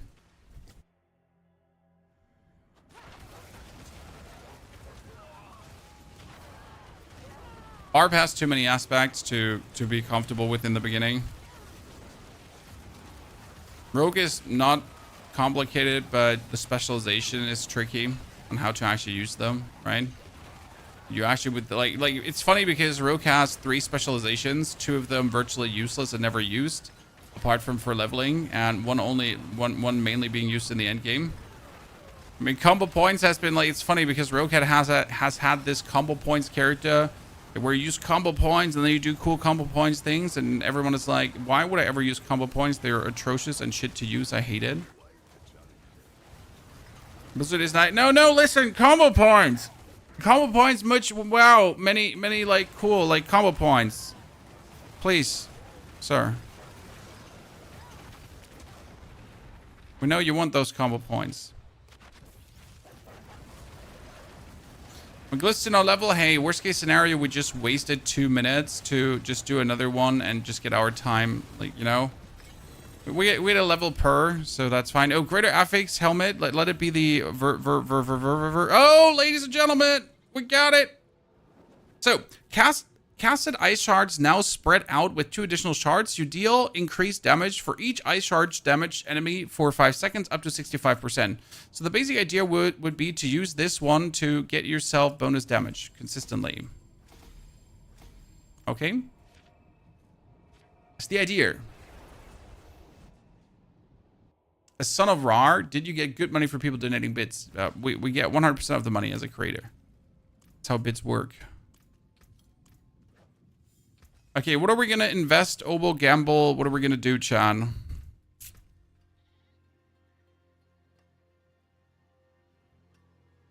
I might technically pans to try to get the greater resource affix still.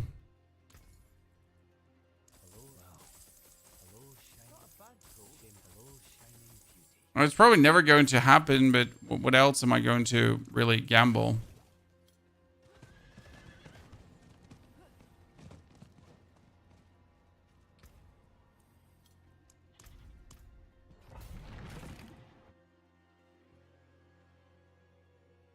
Mr. Mark, welcome back.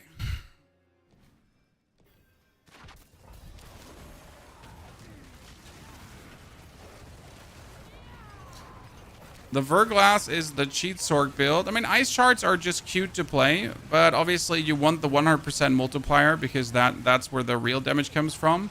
I mean, then you get another 22% intelligence. It's just crazy, right? You get cooldown reduction as well. Like the Verglass has quite some impressive things on it to actually improve your whole build.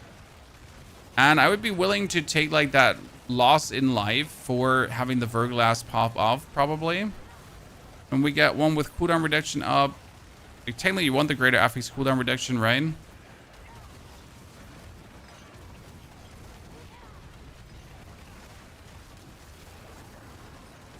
Problem is, I need Enchantment Master, I think, to play Verglass. So I need to get like another 20 more Paragon points before we can do that.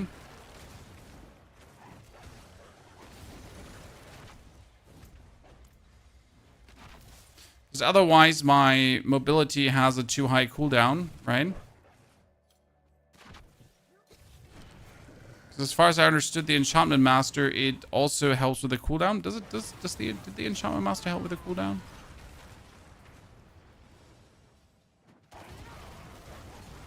Verglass over Perdition. Verglass gives you more damage than Perdition if you have a fully maxed out Verglass. So if you have 100% Verglass with a greater affix to the attack speed, probably together with the intelligence, then it should give you more.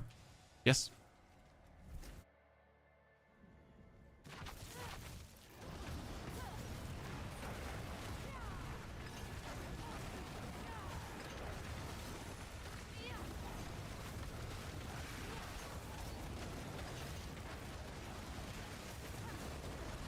Okay, get me to that level up.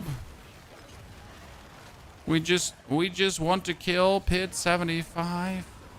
We got it 1 p.m. We got 2 hours left, roughly, on today's timeline to get it done, chat. So in 2 hours, we need to power-wise meaningful improve so far that we could clear Pit 75. I mean, obviously, I could drink a potion of resource to just do instantly tons more damage. That'd be an option.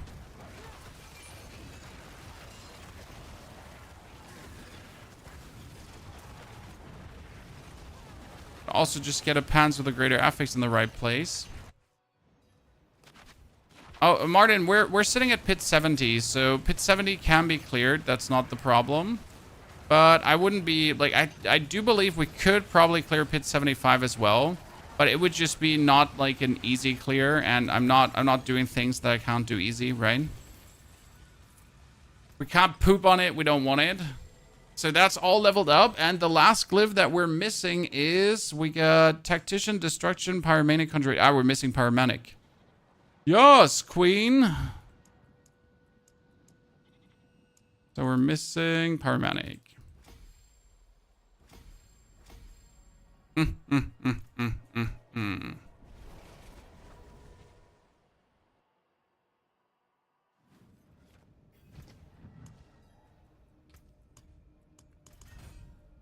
Let's take our Obold to gamble for Masterwork materials, because that's the best thing about this tier.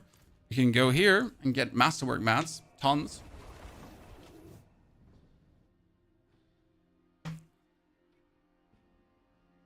Is the secret to Masterwork mats.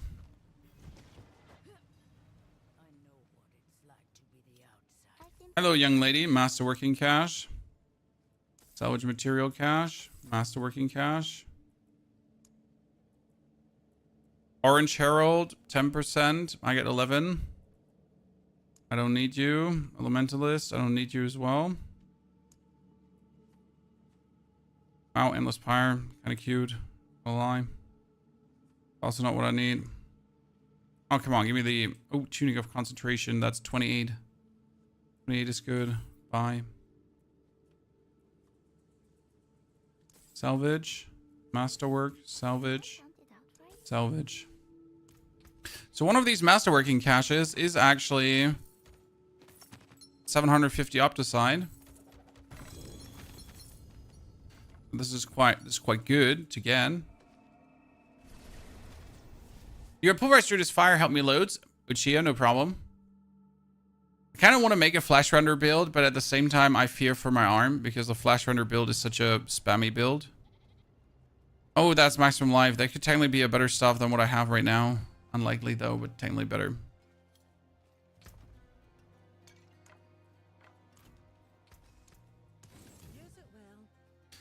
I lose Conjuration Mastery if I use the Verglass. That would be a bit shitty.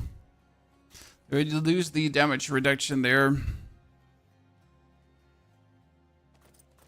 Kind of want to use it, but we need more cooldown reduction for the evade first. So we actually have to double masterwork that. We probably have to fully masterwork the boots. I mean, like, yes, I want the double crit to the evade cooldown, but I'm not going to break my back for that. So I'll just upgrade it and just keep it to the 30% and be happy about it.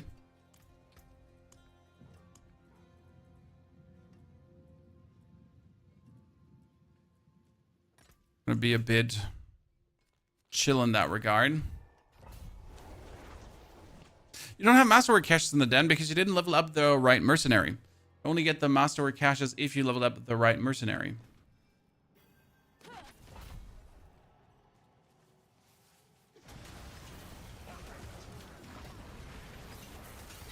I mean, it's either Variana or Rahir, one of the two.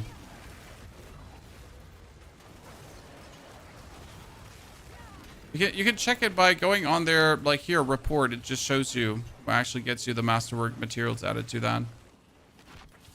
Ultimately, you want to have all of them leveled up because then there's just more stuff that will appear in your bottery.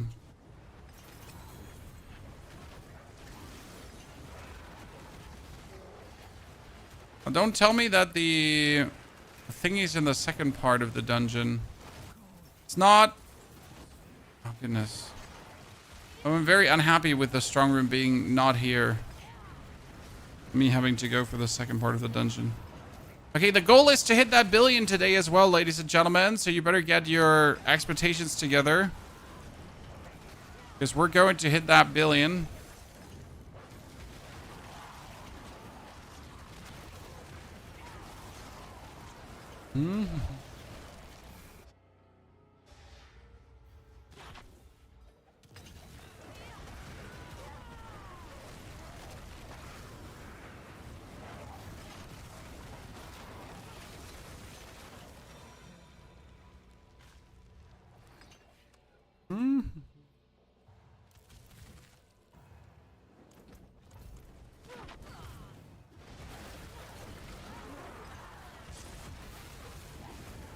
Okay, and that gives us the Opticide to fully masterwork our boots, and hopefully it's going to get the evade cooldown another time.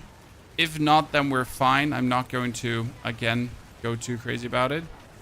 We made it to Torment 4 already. We not only made it to Torment 4, sir, we are absolutely destroying Torment 4. I am definitely able to farm Torment 3 bosses. I'm probably able to kill Torment 4 lower layer bosses as well. But I don't actually want to take the risk there of getting myself killed to something stupid.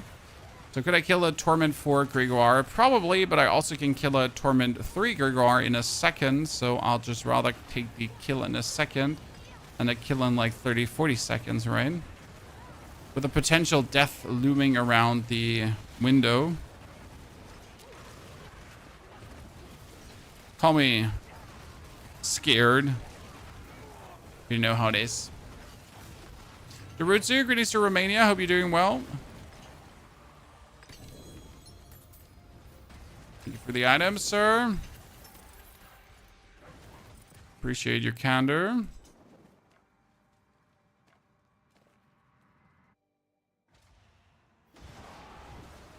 Always summon 2, then teleport out before it gets awkward.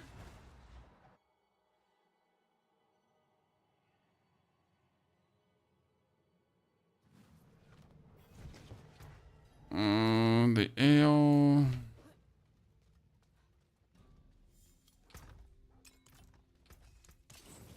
Okay, we get the boots, chat. Evade cooldown. Evade cooldown. If it's not evade cooldown, you suck. Well, that's resistance, which is actually nice because now we're almost fully resistance out, right? So I won't complain about that one. I'll just take it. That brings my evade cooldown to 28.1%, so it was obviously way worse than what it could be. We could collect cinders for a whisper, but what else did I want to do after apart from collecting cinders for a whisper? We wanted to... we wanted to return to Torment 3 and just bang our head against the wall. Because I have materials here, so we got like Lord Zers. We get a couple Duriels, so I guess we're just gonna bang our head a little bit against the window frame and see what happens. I mean, worst case scenario, I get a good item. Best case scenario, I get attacked by Belial, and I can make Belial then summon things for me. So let's give it a go. When we obviously do the damage to absolutely shit on Belial in Torment 3, I'd say.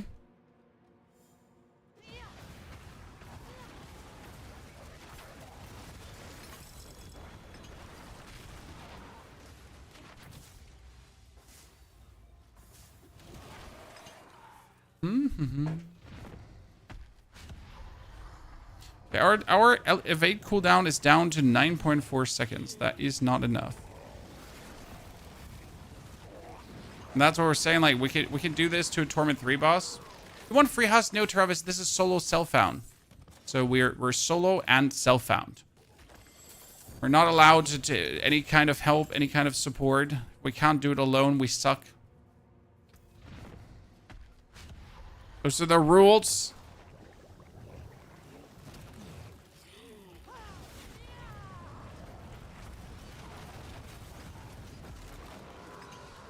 Self-imposed rules, obviously. Can't believe we're almost out of money after masterworking like 2 items. Oh, amulet with 2 greater affixes. Jesus.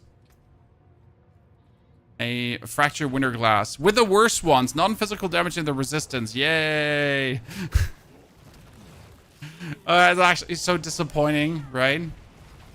You see a 2 greater affix one and you're like, wow. First, it could be the Affidian Iris, but then it could also like maybe it could at least be a good fracture winter glass.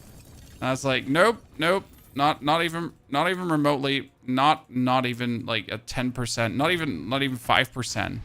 Like just literally get fucked, sir.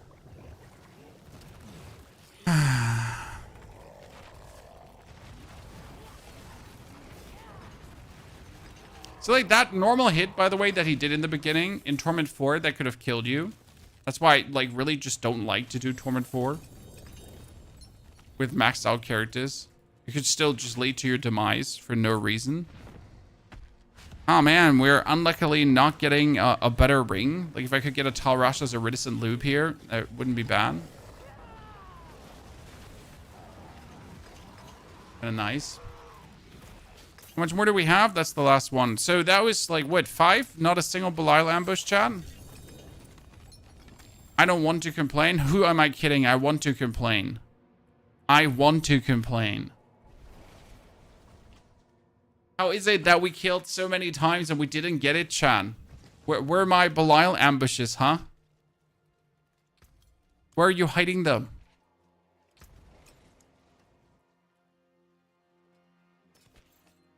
That's maximum life ring. I'll keep my forge hot. Return soon. Never lucky, dude. Never lucky. The unluckiest. Super unlucky. Giga unlucky. Meg super unlucky. Let's do Gregor. We have 2 of those, too. Then I could technically do Duriels, but... do you really want to do that? Now, the first thing I'm going to do after we get the Gregor done is I'm going to go to the toilet. That's what I'm going to do next. The toilet. By the way, would you take a 100% A of Verglass if it's not greater affixed over a greater affix with an intelligence greater affix? Good question. Next question.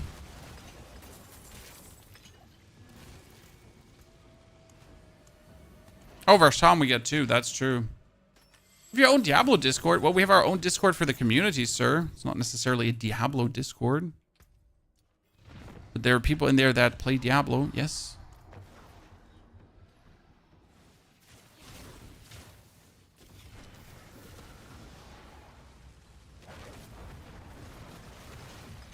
Boop. So 7 bosses, no Belial ambush. Sadness, ladies and gentlemen. Sadness all around. Okay, as you said, we need to go for Varshan now. I mean, we don't have many more materials left, but we still got some stuff left. The best build for Barb, Lunging Strike Barbarian. We just uploaded it yesterday. There is also a Mighty Throw Barb, but that Mighty Throw Barb is pretty much only for pushing the pit, I'd say. Okay, let's do Varshan, and then we'll decide what we do afterwards. Okay, Chas? Quickly running for the toilet. Be right back.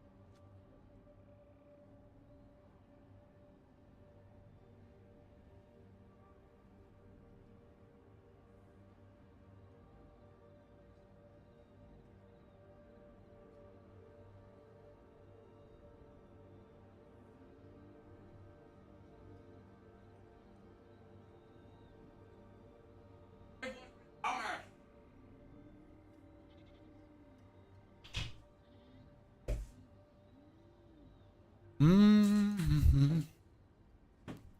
Once I'm not in the stash and hardcore, if I die, I stop playing, my friend. If I would die, I would stop the experiment. Now, I'm not planning to do multiple characters.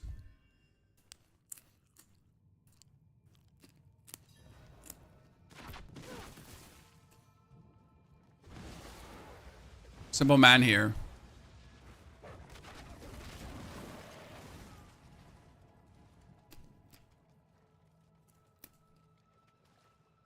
Please no die. I mean, we're in Torment 4. Not right now, but generally. There's no reason why we should die. Unless I really don't pay attention. I mean, the way how we set up the build, it's impossible that we die. To any kind of, like, elemental explosion or whatever. We just can't. Rainman of the Infinite. I still don't want to play Rainman. I mean, I'm more surprised that we actually have seen a greater affix items finally from someone that is not Belial. Have we uploaded any pics on the gardening on the Discord? No, but I probably can post some on Twitter. Bill? I should share it much of the project. I mean, right now it's just like... Oh, there he goes. There he blows, Chad. We're pretty much currently waiting for the grass to grow. This is just the beginning!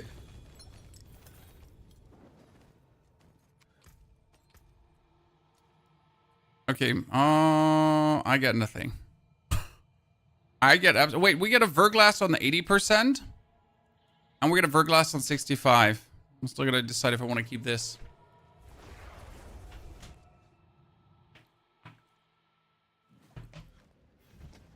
Use Parade. Are you making a guide on this? I'll probably cover it because it is definitely different to the normal Sorc. Like we made the Sorc like just like super defensive, and I feel like it's worth to share that.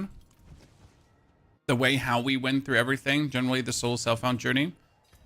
So probably will cover this. I'm gonna just think about how I want to lay out the video. Okay, so that was like 8 bosses now, 9 bosses. Boss number 10, and we have one single Belial ambush. And people still wonder why you're buying Belial mats, right? Why would you buy Belial mats? Well, the reason is because it actually sucks to get them otherwise. I don't understand your question, Jeremiah. Why wouldn't I buy them?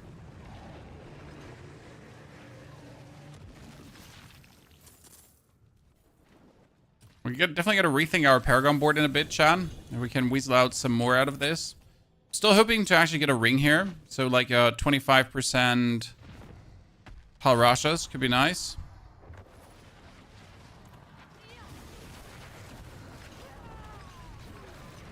Damn, she just got pooped on. Okay, that's it. I think those were all the... Oh, well, I couldn't actually kill more.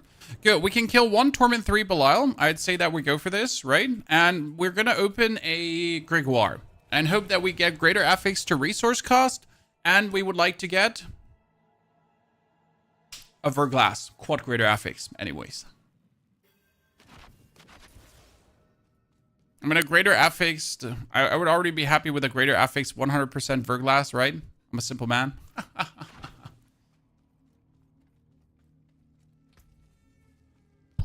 Sorry for the burp. That was not intended. Okay, can we kill Mr. Belial? Or can we not kill Mr. Belial?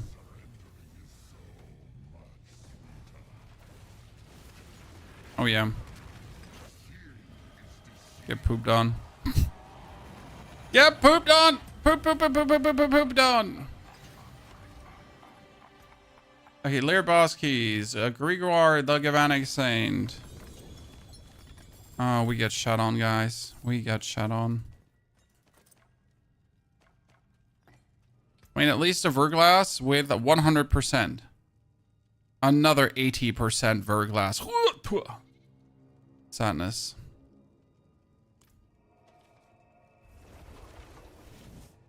And now we have to kill another 10 Lair bosses to maybe get another Belial ambush. Yay. Okay, so the most sense-making thing that we could do right now is we are going to quickly push the pit to level up our last glyph to 45. Okay, so we're gonna do 60s, 260s, and 165. Then we have the glyph to 46, not 45, right? So that'd be the final pits we need to do. Then we need to get our... Then we need to get enough Paragon points to actually use all 5. For this, I might compromise a bit my survival, right? Because I feel like we are very survivally, so I could cut a little bit into that to drop our survival a bit, just to weasel out the last points of DPS. It's not like we're taking any damage in the dungeons, right? We're just good. Like our cooldowns are up. Our barrier is always very ring.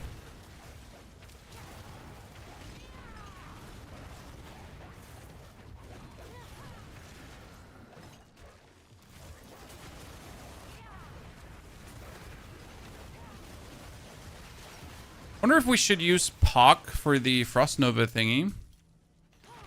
Because right now we're using Zur of spamming his skill 5 times, but I feel like if Pock wouldn't be better.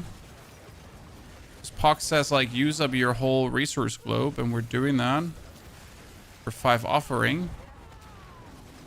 Oh, there was a 700 million hit, Chad. Not the Barbillions yet, but we're working on it, okay? Dune is boring for you now. No, sir, it ain't. I just don't have anything to do that I could make content about. Okay. So would I play Dune right now if I wasn't a content creator over Diablo? Yes, absolutely. But I am a content creator and I have no content to make with Dune, as there is nothing left for me to do in Dune. So the only thing I could do is play the game. And I know it sounds crazy, but as a content creator, depending on what you do, you don't actually play games for a living, right? A bit more than that. Confusing concept, I know, confusing concept. What does that mean, you don't play games? Well, you know, like, you don't play games. What can I say? Okay, we're sitting at almost 10,000 live. That's actually crazy.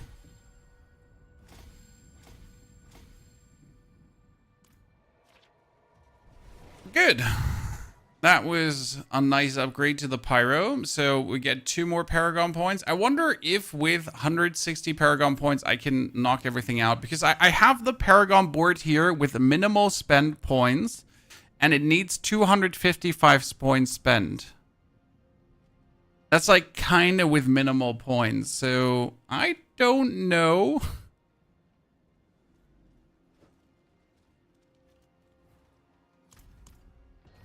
If like with 160 points I can reach everything. You know, if I had these free Paragon points, that would be it.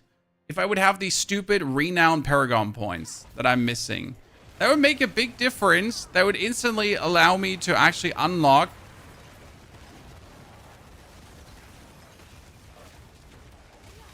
In case you wonder, no, we don't have these free Paragon points. The 20 free Paragon points are missing.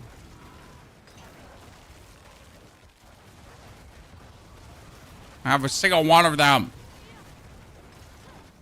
It was a really nice season. I think they did a good job on it, and the hate towards like Nightmare Dungeon escalations or Season 9 not delivering a lot is very forced.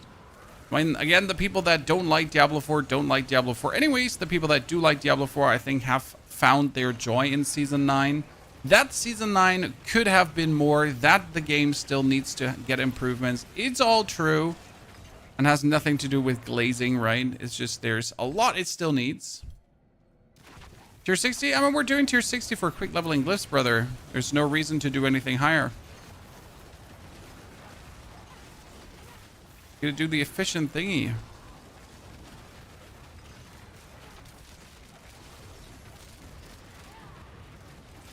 Get our last glyph leveled. The 5th one. And then we should be able to just take out pit 75. Most likely.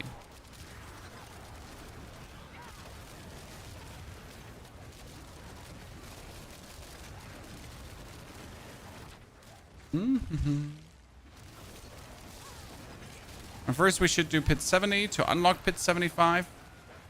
And then we're going to take the pit 70 to level up our crit glyph to 52. Obviously. Why did your ice shields last so long? Well, I do two things. First and foremost, I have the cooldown from Ice Barrier get lower whenever I spend mana. And I spend a lot of mana, obviously, right? And then on top of that cooldown getting lower when I spend mana, we're also having the passive in the skill tree that prolongs my barrier durations. So you have here in the skill tree, your barriers last 24% longer. And I really want my barriers to always be up. I don't want them to sometimes be up. I don't want them to be up every now and then. I want them to be up at every given like goddamn point every single second of the day. So I never have to remotely get into the situation where it's like, oh my god, no barrier, I did.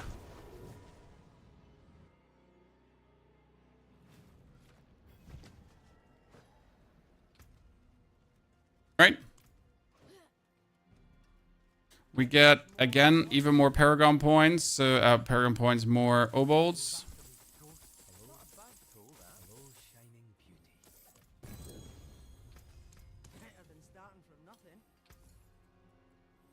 I will gamble until I have what I'm looking for.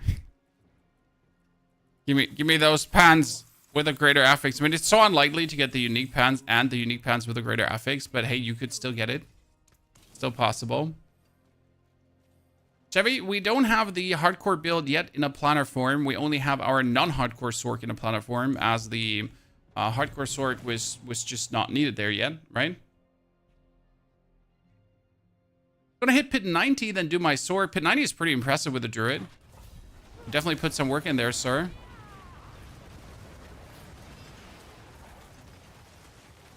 We're talking like at least double master works on the important pieces. But 100 with my druid was so far my favorite achievement this season. Especially since it was pulverized druid, right?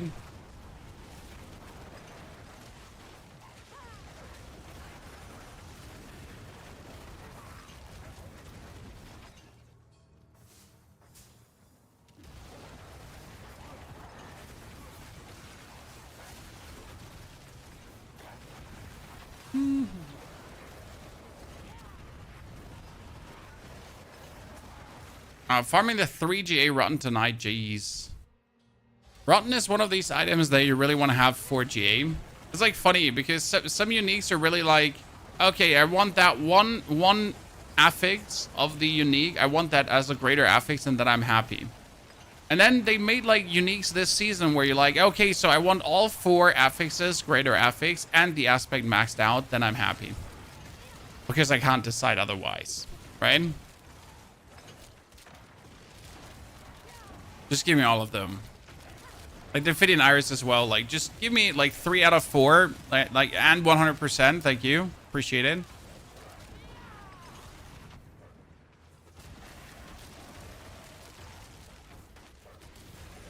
What I don't understand on many items is just the disparity between the affix. Like the Affidian Iris is 50 to 100%, right?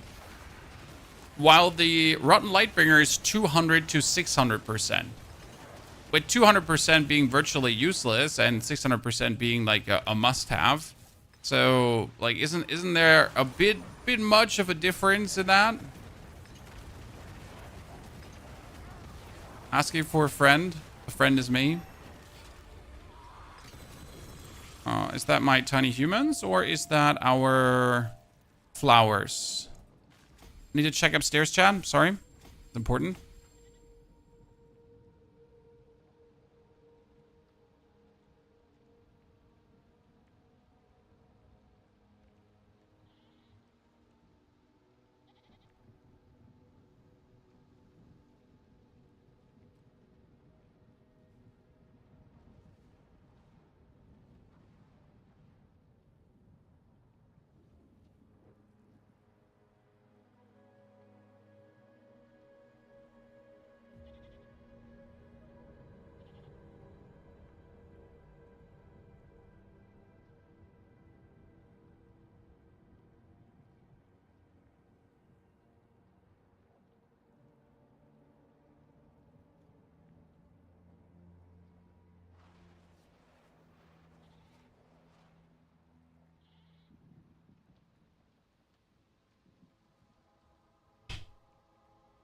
Okay, buenos dias. ¿Cómo estás?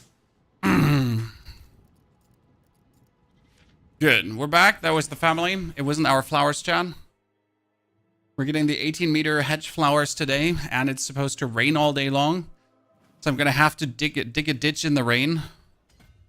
Back in the army vibes. Reroll masterwork just costs too much of gold. Yes. Yes. I mean, look at me. I'm down to 65 million. I had 160 million. And I only tried to masterwork one item 2 times. And it cost me like 80 million gold to do so. Now, you could say just farm gold, but I don't want to farm gold. Farming gold should be the most passive thing in the game. Like, I'm already farming Opticide. I am farming Forgotten Souls. I am farming Veiled Crystals. If I have to farm gold, that's just bullshit. Gold needs to happen automatically. And everything else is then the... Great, I love it. This is what I want to see. The scary moments where the game just stops.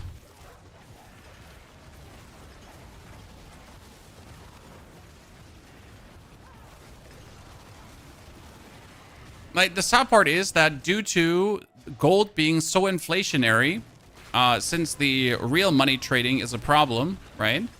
And the actual like trade is overblown with money.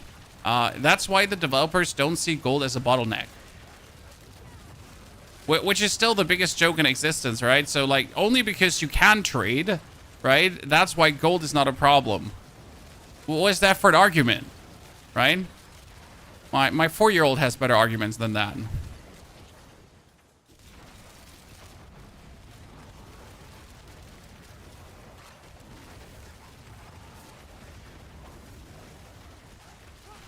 I'm sorry, dear Blizzard. Yeah, game balance around the dupers, exactly. But don't worry, I am pushing in the developer Discord, Chan. I am pushing buttons. I am at any chance I get, I'm like, give more gold.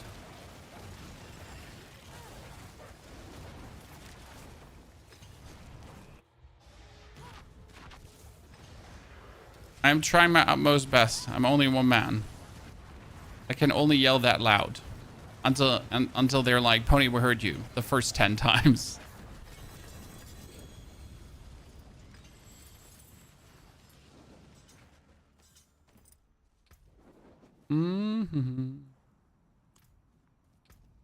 Good. We get this one leveled. And we level up Destruction as well. So all 5 glyphs are leveled up, chat. Now we just have to change our Paragon things around so we can actually do stuff. Let's do one 10-wave Infernal Horde to see if we can squeeze out some more levels. Okay. We still want to play the Ale of Verglass. So we are going to... Okay, so which one would you use, chat? Would you use this one, the 65%, or will you use the 80% Ale of Verglass? Because the 80% would be better because it's 80% more damage to the Hydra. Let's swap over to Torment 4. As we are sitting in Torment 4 already. And let's do the 10-wave Infernal Horde.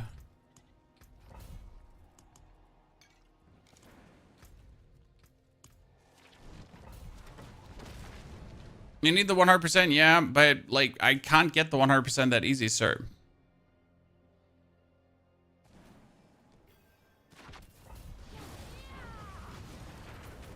You know?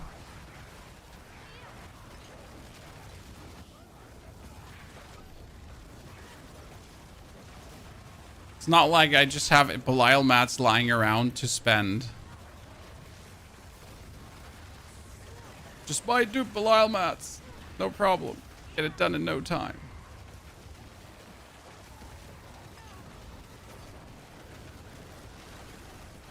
Get this covered.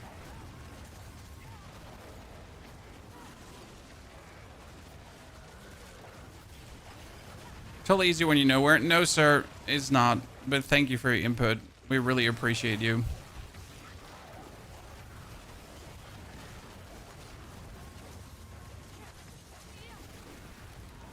I'm going back to farming sparks. I finally have enough runes for my mythical. Let's go. Katie, congratulations. Another thing that was really sad. Using runes to craft mythics. Let's not open that box of the Pandora, right? Salted Elite, thank you. We're going to try to do a run where we push Aether Fiends like crazy.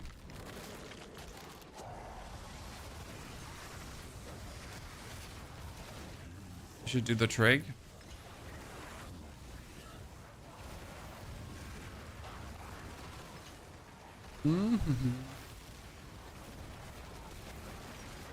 Want to sell 99 exquisite blood, 150 million per stack. Checks my money, 65 million.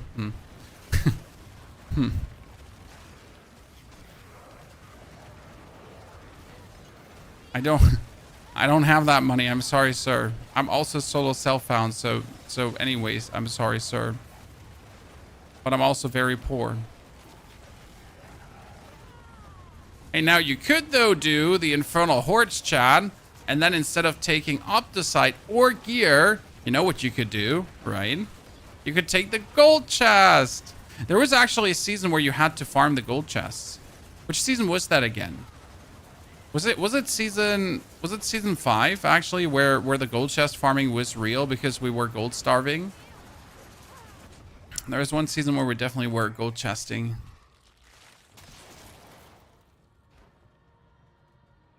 Salted Elite, thank you. 6, yeah, it was really bad. Like everyone was like, "Oh my god, I have no gold," and then you were like, "Oh, I traded for 10 billion gold, so I'm happy now."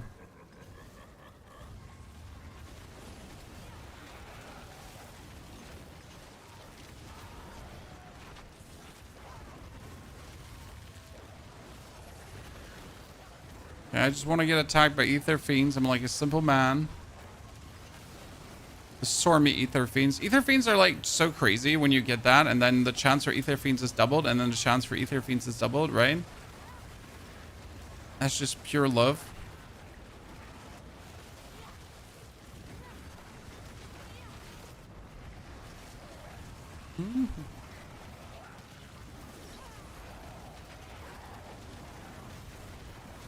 Bought out of mats for masterwork.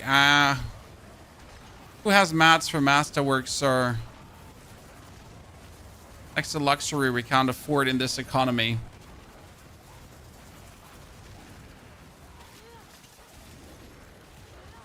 And what we have 12 times, 12 times, 8 times, 8 times, 8 times, 8 times, 8 times, 12 times, and 4 times. We've actually done some really good masterworking, right? I mean, again, the character is now, we have 3 hours. We started at, like, we're 11 and a half hours old. Chad. 11 and a half hours old, and we are on the precipice of finishing the seasonal journey. That was quick. We would need some more Paragon points, but I guess I'm happy with 150 already.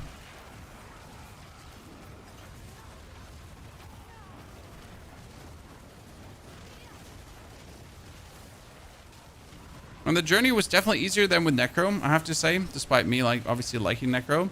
The problem is always that Necro turns out to be squishy at some point, whereas Sorc just, like, was not squishy at any point. With 4 Paragon boards, Andre, that's my problem right now. I have 4 Paragon ports. I would like to activate the 5th, right? But we can't. So I gotta either sacrifice defense to get the Paragon board running, or I just gotta be happy with, like, the amount of Paragon boards I have. So now I need to get faster events, teaming masses. Oh wow, I'll take them all, chat. We got the Lords, we got the Hellborn, we got the Aether Fiends, we got the full package. It's what it is. It's one of these Infernal Hordes that can't decide what it wants to be.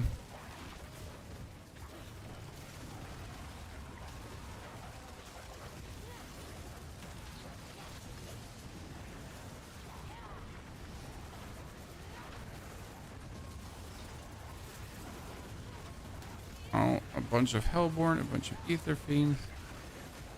Another one here, another one there.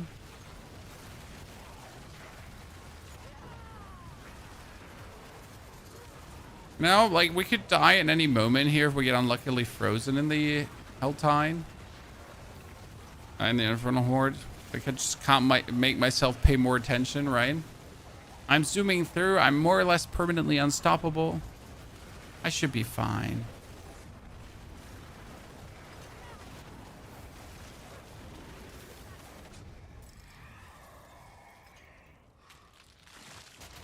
Exalt Elite. Oh, that's +8 now, right, Chad?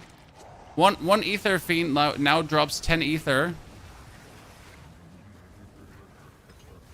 So I like the Aether Fiend thingies so much because like when you then get them, right, and have them then drop, dude, they're just bathing you in Aether.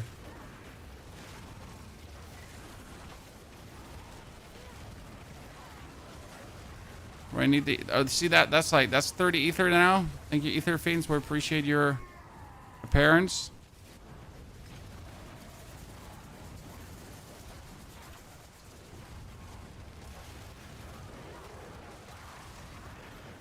Nice, we get another chest, guys. Big conjuration chest. There's gonna be another Verglass, who knows?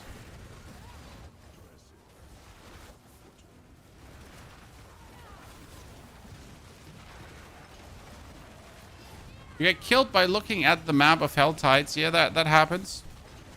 At least twice per day. In softcore. In hardcore, I just stopped looking at the map. Surging Hellborn! Whee! This Helltide is really all over. This Infernal Horde is all over the place. And the only thing I need right now is faster events. If I get faster events together with all the stuff we have here, it would actually be pretty insane, I'd say.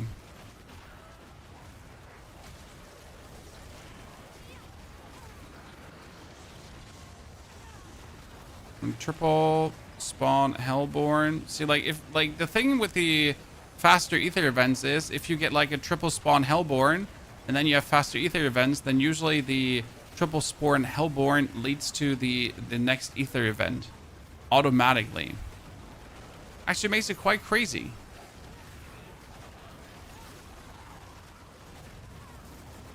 Okay, what do I want it to do? Oh, I wanted to get levels, right? Yeah.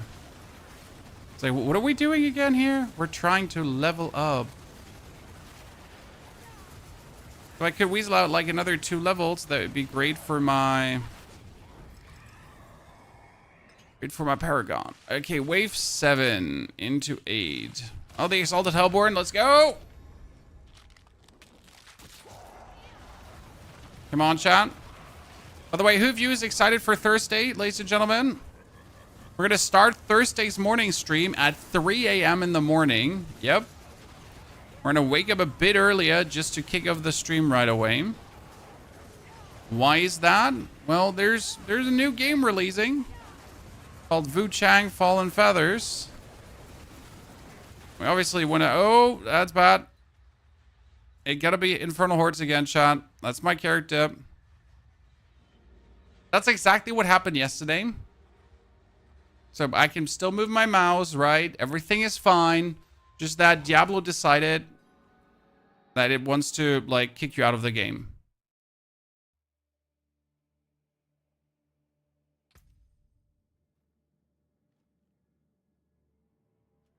Why does that happen? I don't know. But it always happens in the Infernal Hordes. Let's restart the game, actually. So like, virtual memory gets, like, a little break.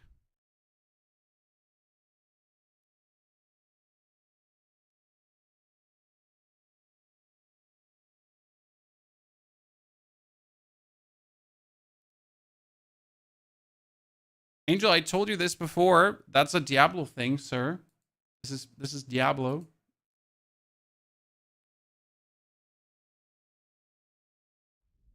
Was it one? No, this is the second time already, RFZ. That's the crazy part. That's the second time Diablo has done this to me.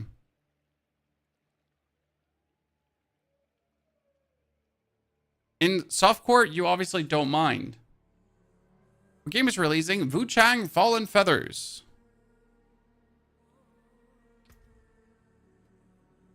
Has been.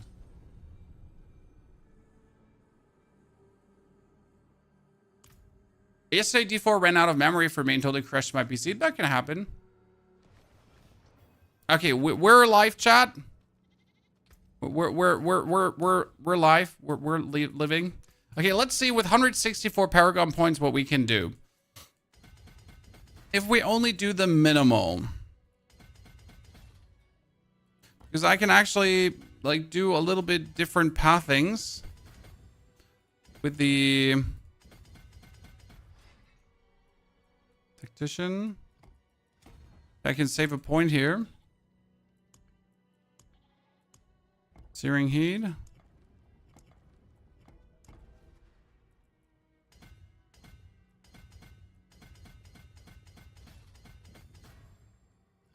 Destruction.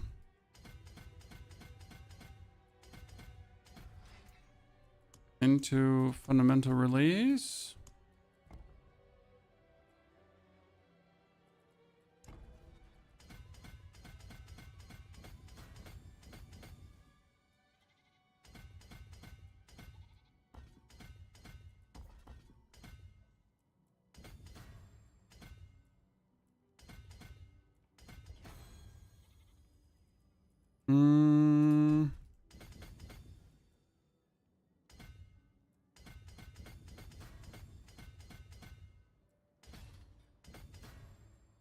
That would be Pyro.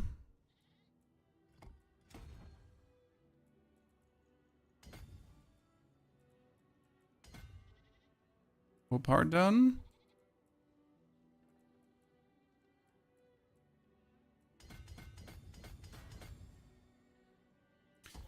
Wonder if we could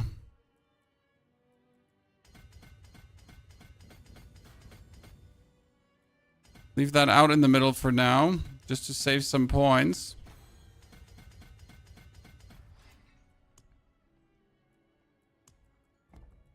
Be Enchantment Master.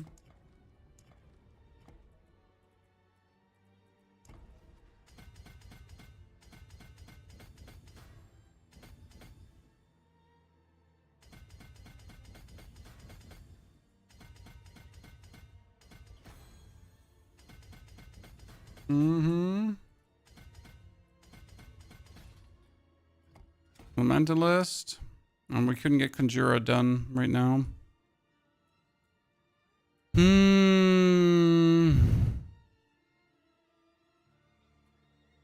That's sad.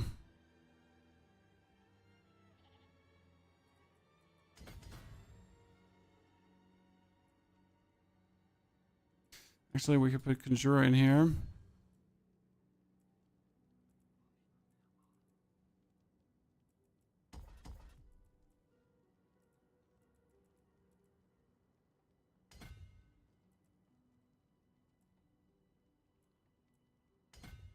And 2 more.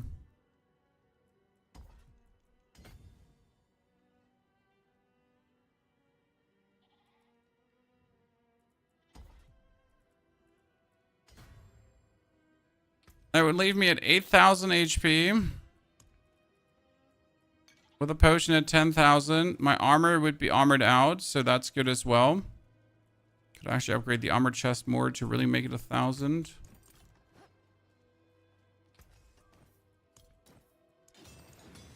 And there's 1,000. But how much less damage do I do now? Because I should do less damage, technically, due to the things I've chosen.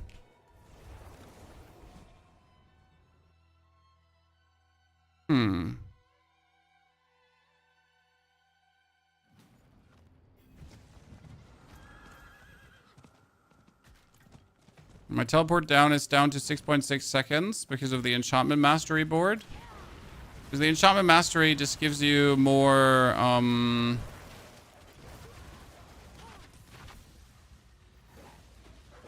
could probably play the Ale of Verglass now. At 80%, most likely. If I think about it.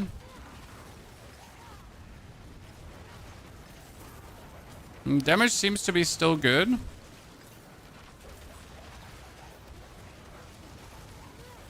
Well, we obviously lost the Frigid Fate board, which is a 60% damage multiplier, so that's the sadness. right?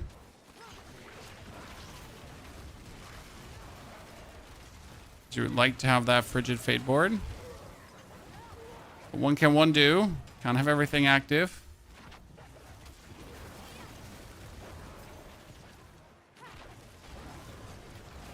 Pretty sure they fixed the cache speed level. No, you can still open caches. There's also nothing to fix about that. I mean, if you want to collect caches for a different character, where's the actual problem? There is no abuse or like you're not breaking the system or anything. It's just you're just literally choosing to level that way. It's intended use of game mechanics, pretty much.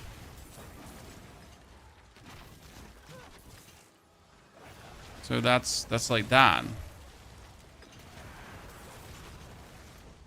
You haven't done anything illegal. Breaking the law, breaking the law.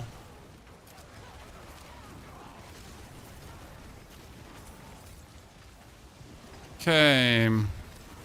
What are our resistances actually saying? Because I didn't check now, like with this current board, if my resistances actually get better.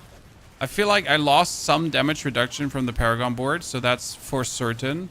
I lost some crit from the Paragon board as well.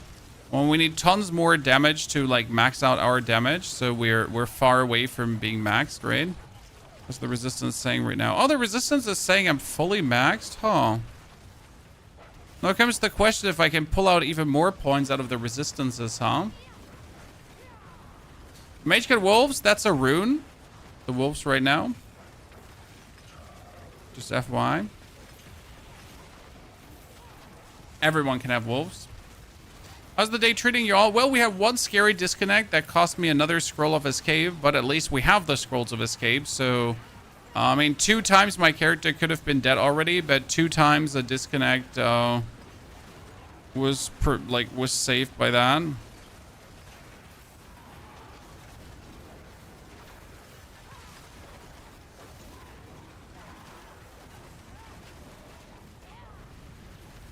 I think I can work with that. I mean, at least we have scrolls of escape.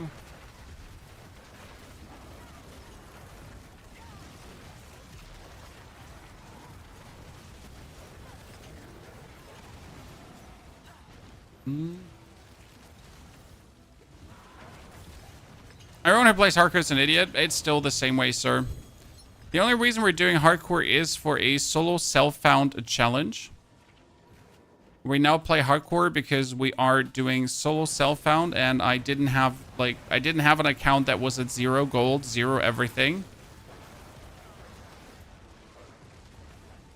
So still not the biggest fan of hardcore. Still enjoying myself. Don't get me wrong, right? But it's more like a means to an end than like the greatest game mode I've ever played. Do you have the hardcore build somewhere? No wars. We haven't put the hardcore build out, but I can do the planner after the stream is done today and add it to the sorceress hub, because the hardcore build is different to the actual build. I might be overdoing my defenses as well, so I'm like might actually be taking it a bit further than like you reasonably have to take it, but you know, I still wanted to.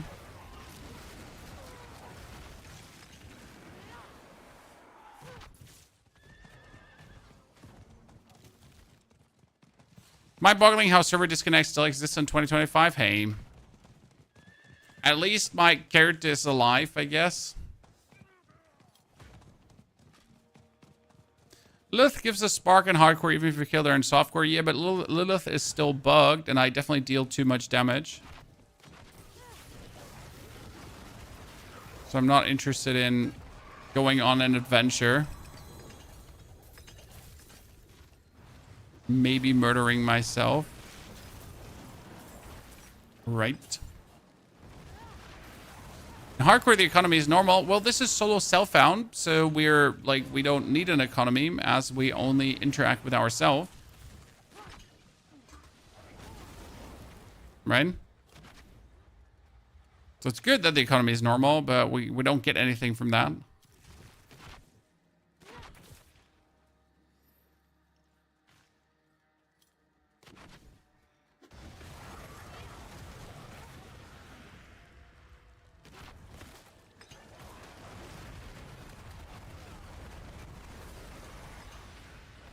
Where's Mr. Hellborn? And he did. Okay, let's teleport back. Let's open the chest. Let's see if we need to kick out some things.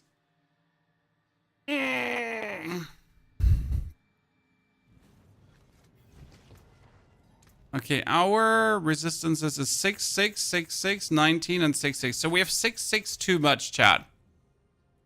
That means I can pull out these 2 points, and I could put them into damage reduction if I wanted to.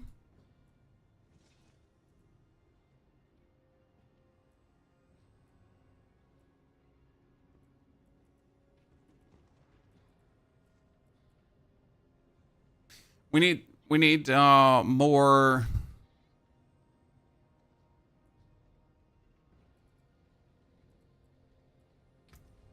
Critical strike thingies. Okay, chaos.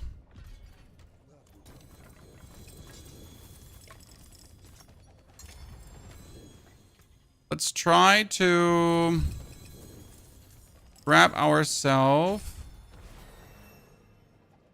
another Paragon point for more damage reduction. Thank you very much. For Frigid Fate, I would need at least another 30 Paragon points. You know what the sad part is? Oh, that's maximum resource. That's kind of nice. You know what the sad part is? That more maximum resource, I could easily grab myself by...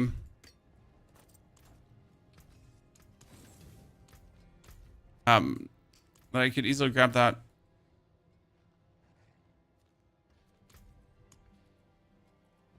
We're just doing the dungeons. Okay, we're gonna do the Ale of Verglass, non-greater affixed. 80%.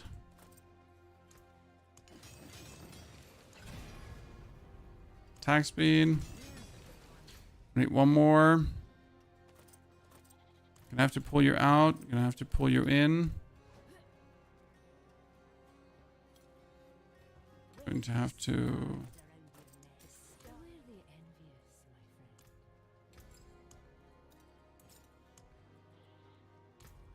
which one's this is Sir and that. I should do Pog.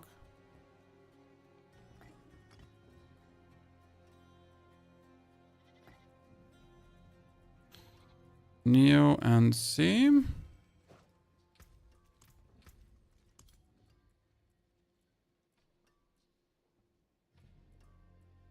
Let's go and no, not the endless gates. Pretty larder. Let's get the last so we can get that upgraded. So the plan would be right now that we would be using the no more teleport.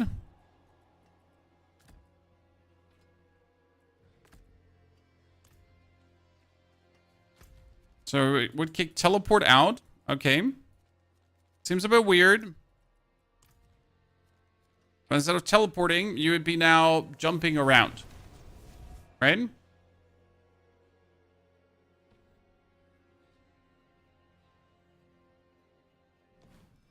And we're also going to remove the reactive ooze, and we're going to put the unstoppable on. So I can now blink.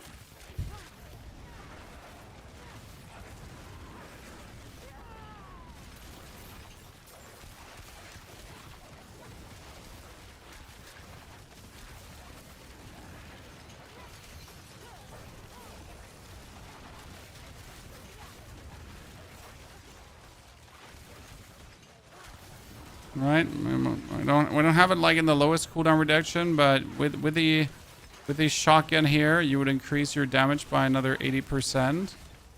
We get that permanently stacked up, and you actually feel the bonus damage.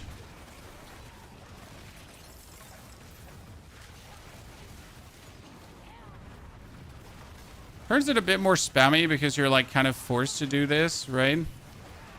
To shoot the ice shards, but you at least get something to do now in between of your Hydras.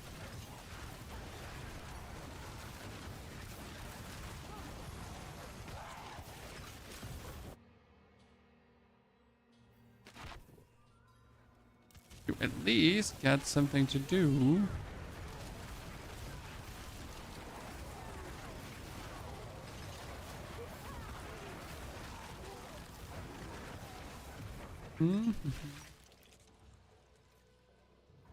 Probably probably now have to change this back to the other rune. So jump, Verglass, Verglass, Verglass, Hydra, Verglass, Verglass, Verglass, Hydra. Come to the next one, Verglass, Verglass, cooldown reduction. Cooldown reduction.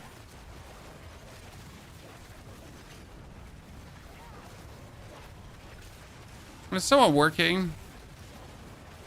The only thing I dislike about it is it's just making the formerly chill build less chill, right? So before you get a very relaxed playstyle, now you have more damage, but it takes away from the beauty of like just having the chill pill.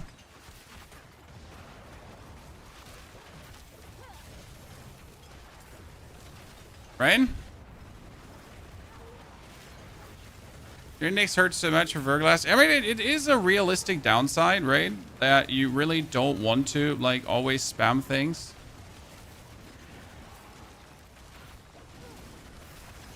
Could do is we could probably swap Verglass and Hydra. So, like, I only summon Hydra on 5 and then I spam. It'd probably be better for me to not make me throw up inside my face. Obviously, we would now have to masterwork our boots until we hit 2 times the mobility cooldown. That'd be like the minimal thing to do, right?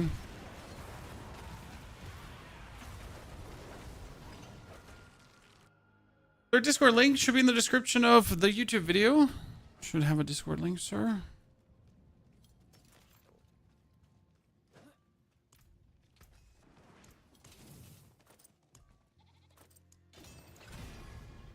Oh, attack speed. Let's go, chat. Double attack speed. Bang, bang. The purpose of Ice Blades in this build. So Ice Blades give you 80% more multiplicative damage. And it could actually be 100%, but I don't have the 100%. So the basic idea behind the Ice Blades is, let's do the Pit 70 now, that they allow you to move faster through a dungeon. Tangy.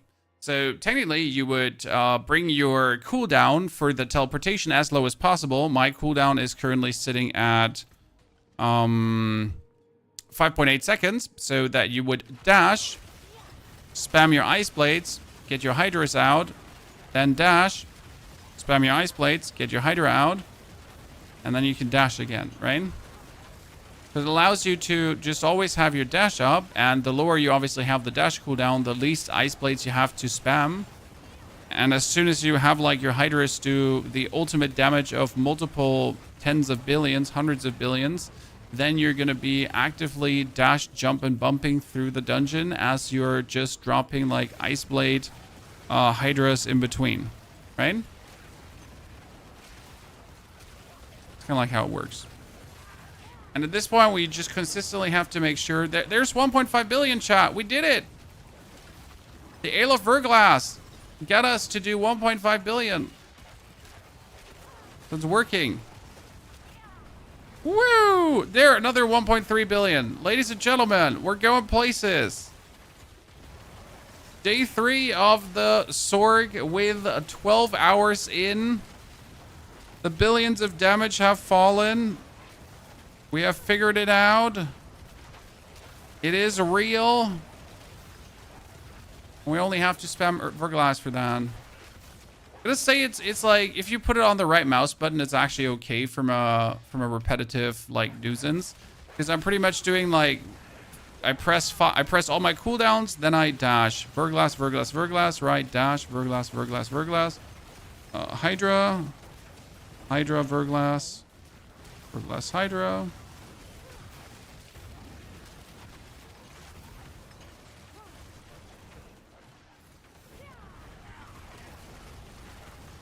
There's another billion head. Let's go.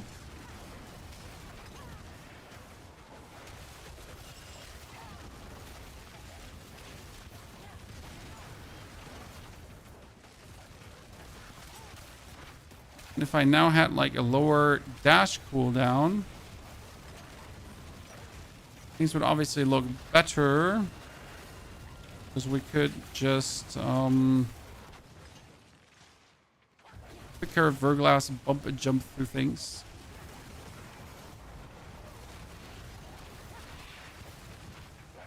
It's an interesting change to the play though, because like usually it's Hydra and then just spam the cooldowns that are available, right? So if you wanted to like have a more active feeling build where you can have a bit more influence on what you deal, there you go. The Verglass allows you to be a bit more active.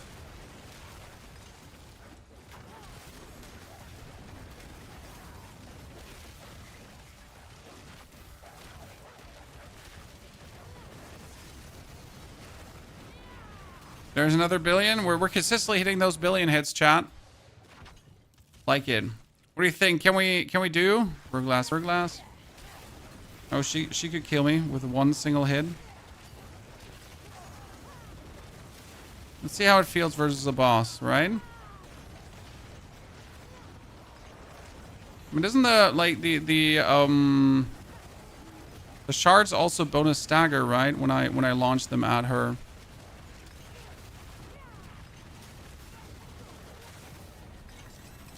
Dunzo.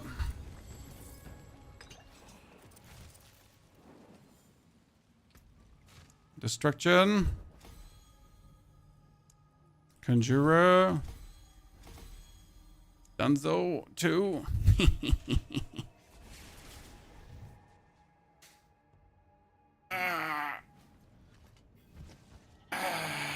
Good. So that works. Now, obviously, it would be real better if we hit that evade cooldown twice, but I have this boots already 12 times masterworked, so I don't want to do that. My single-handed biggest damage increase I could get is just masterworking this, even though it's not greater affixed, right? It's stupid, but it still gives me the most damage, even in not greater affixed. And by the way, the most important thing is, chat, we're doing this while missing a Paragon board. That would give us another 100% damage multiplicative, right? Is it Ice Blade? No, the Ice Shards are stacking the Ale of Verglass. And the Ale of Verglass says whenever you do damage with Ice Blades, you get 1.6% more damage, stacking up to 100% Marcus. So you consistently have to go through the dungeon and at least every 5 seconds drop an Ice Shard that you're then consistently stacking that up, okay? That's the whole idea behind it.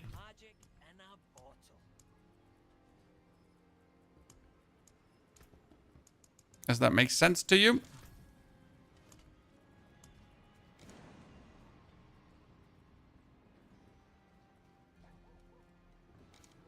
That should have given me enough armor. Where's my 300 armor, guys?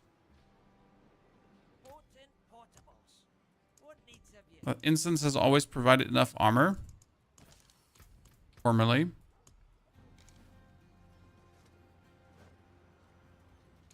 So, we're fully resistanced out. Pit 75, ladies and gentlemen. The final challenge.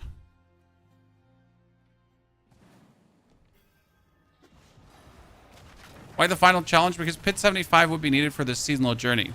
So if you wanted to get this seasonal journey knocked out to like have your fancy pansy whatever, like to get your goat pad, right? And this is what you would have to do.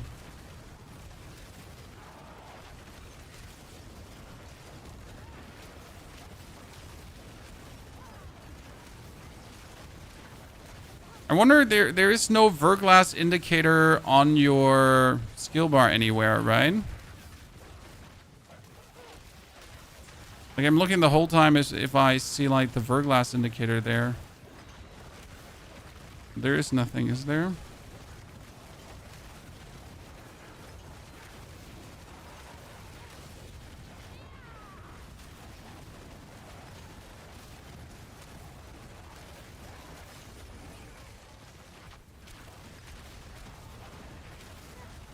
No, it is 75 for the seasonal journey. 75. That guy's getting cooked.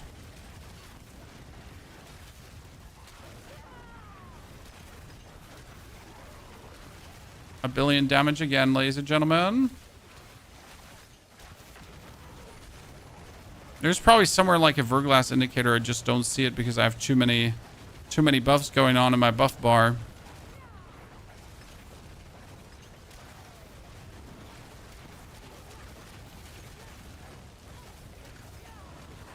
Also, as soon as you have like the 100 stacks, right? So as soon as I have all the stacks done for the ice shards, I just need to make sure that every 5 seconds I shoot one.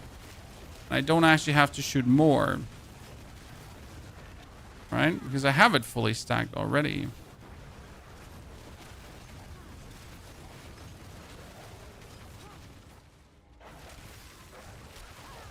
Okay. How much more damage could we have if we would be like just maxing out? So technically we could just drop our chest piece and we could move some skill points around and we would instantly get another 60% bonus damage. Obviously we're missing a Paragon board for another 100% bonus damage. So that's also quite significant, I reckon.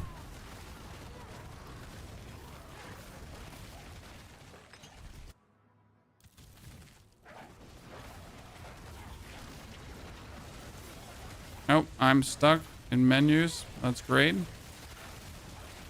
We'll love it when that happens, chat. And who doesn't like to get stuck in menus?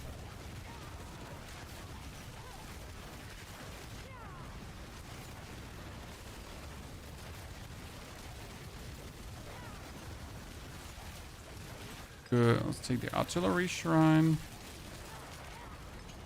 Ah, 1.3 billion again. I'm just really happy that we actually crested the billions today. I wasn't sure if we're going to do that. Perseverance, chat. Perseverance.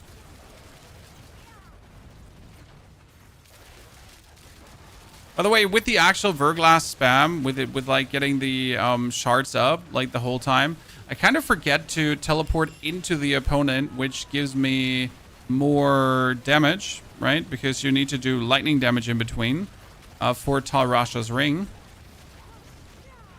So don't forget doing that. That's what I'm trying to tell you. Don't be a doofus like me.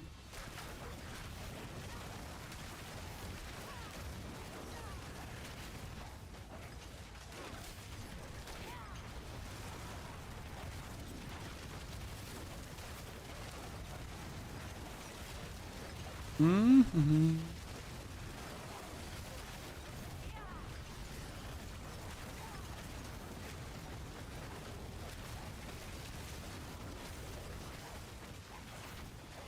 Okay, 5 minutes to boss, roughly. It's okay, we can work with that.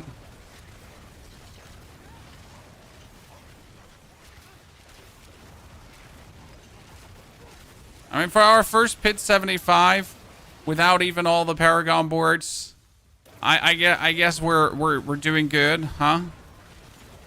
Chat.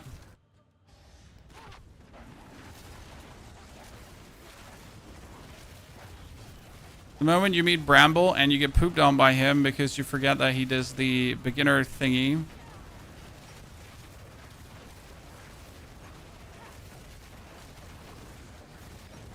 That's what I meant, like I completely forget to like blink on him.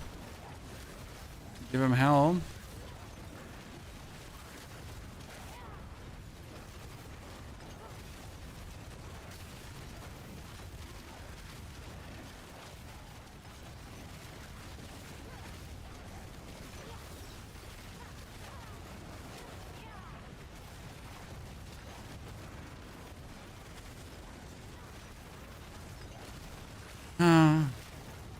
Gotta press so many more buttons.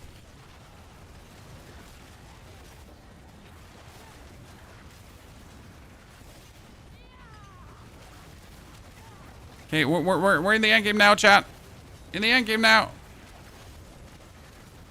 Boom, ladies and gentlemen. Woo! Easy seasonal journey knocked out. Lock the character age. We're looking at 12 hours played.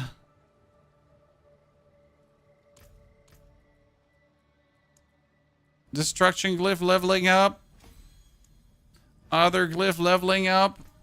And we're still missing so much damage. So we're doing billions, chat. And we're missing a goddamn whole Paragon board.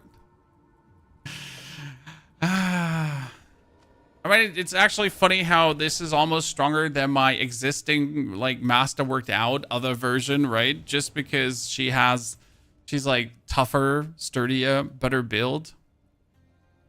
Okay, that's max life, fire resistance boots. I mean, you could keep them for whatever reroll.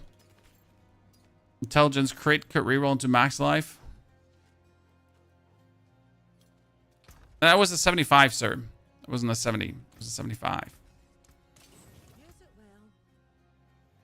I'm gonna still rework, or gonna still actually masterwork that one ring upwards. I completely ignored the fact that that poor fella here is not even remotely. Yeah, that's another critical strike damage. Let's go. Oh, it still has the wrong temper. Oops, I forget, Chan. It was actually like in order to just get this one running, right? We just accepted the ice blade damage. We never like went actually for the Hydra because I didn't have to, right? Like it didn't make sense to. Even try to temper that correct. Oops.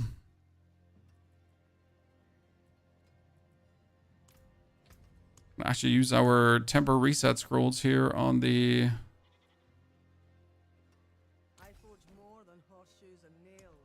That one still has thorns, and we want barrier generation. Thank you. The gloves to have a Frost Nova size. Because we are casting Frost Nova, so we might as well get not Frost Nova side, I guess. Okay, like just give me Blizzard size another time. Yeah, Teleport Nova size. It's exactly what I was looking for. I was really looking for Teleport Nova size, chat. I swear.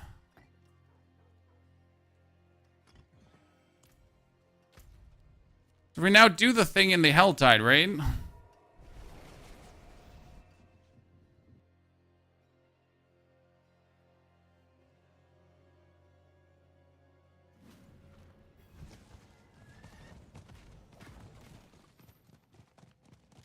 The basic idea is that we could Verglass, dash. Hydra cooldowns, Verglass, dash, put Hydra, Verglass, dash, put Hydra, right? Dash, Verglass, Hydra, Verglass.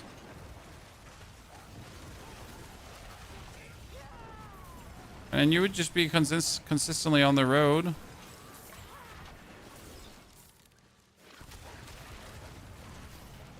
And ultimately, if you get the cooldown low enough, it would be just dash, ice shard, dash. To move fast, right? Right now I need 2 ice shards, actually 3 ice shards to get the cooldown low. And it still gives me good mobility so that I don't actually have to rely on teleport, so I'm not actually mad, right? But if I now get the masterwork better done, I would also just move faster over the...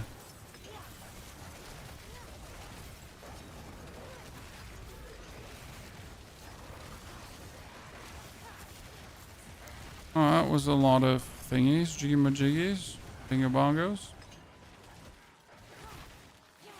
What if greater affix here? Well, you're gonna be in Torment 1, and then greater affix here can start dropping. There are certain locations that have a good, like that more likely than not to drop them, so you gotta like know where to go to get the stuff. Kind of.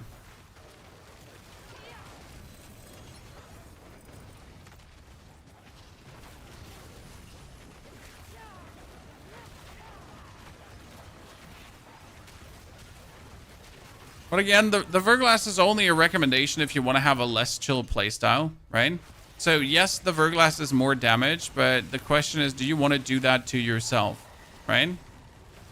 I know it sounds simple, but it's a real, like, do you want to make the formerly very relaxed playstyle more stressed for like for 100% more damage? I mean, 100% damage is nice, don't get me wrong.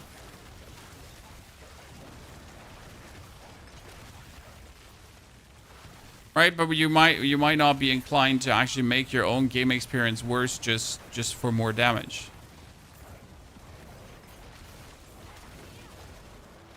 Because you actually like it chill out here. We have 4J 95% exactly. That's like when it comes down to what I like to say about the absolute top tier builds, right? And just like good builds to have a good time with, right? Because honestly, in order to kill everything in Torment 4, you really don't need to go for the Verglass shebang bang. That's only if you really like want to see big numbers go. But even without this, like, I mean, my main account Sorc does now what, like 30 to 50 billion damage, and she's not using Verglass, right?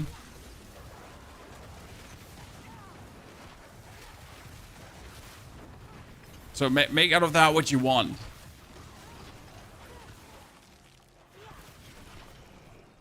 You're zooming in hardcore, by the way. I mean, like, yeah, but the character is undying. I mean, sitting at like 9,500 HP, permanent 100% bury it up, more or less. Like, how am I going to die, brother? How am I going to die? I mean, seriously, the only way how I die is really if I completely like brain fart AFK, do like the most shitty thing possible. But otherwise, I just won't die. Famous last words, I know, but it is what it is. Disconnect. Hey, disconnects have tried to kill me twice already, and they've failed twice now, so I guess I'm invincible. I can't die. I've survived the worst.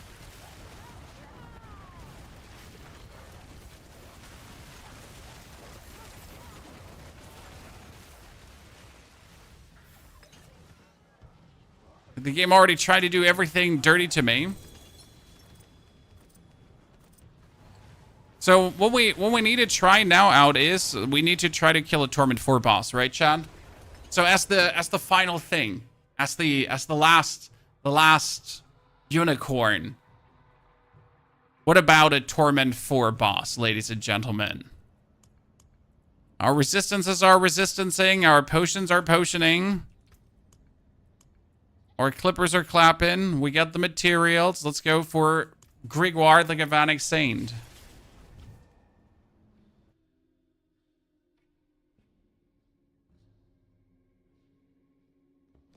Let's do our best. Dramatic case for doing hardcore. Nah, it was like a good 12 hours right now. I mean, the disconnects definitely stressed me out, but at the same time, they didn't stress me out because if I die, we would have just stopped playing. Right? I mean, that's literally what would have happened. I would have just been like, yeah, okay. Wasn't meant to be. It's not like I would have done anything different. I would have just literally stopped playing.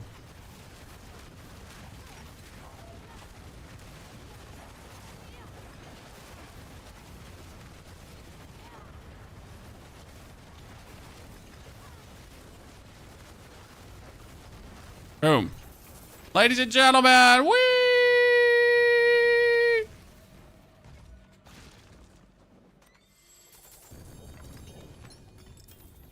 Dead stand. Well, we could obviously not kill Belial right now. For that, we would have to activate the last Paragon board. Because let's not forget, we're missing the last Paragon board, chat, right? So this character is 4 Paragon boards in. We get the Elementalist Glyph, which is another 15% bonus damage, 20% in total. The Frigid Fate is another 60% bonus damage. I mean, like, we're literally missing another 1, 2, 3, 4, 5, 6, like 30 plus dexterity for the Destruction Glyph. So 200 critical strike damage that could go on top of here, right? Multiplied upwards. There's so much. There's so much.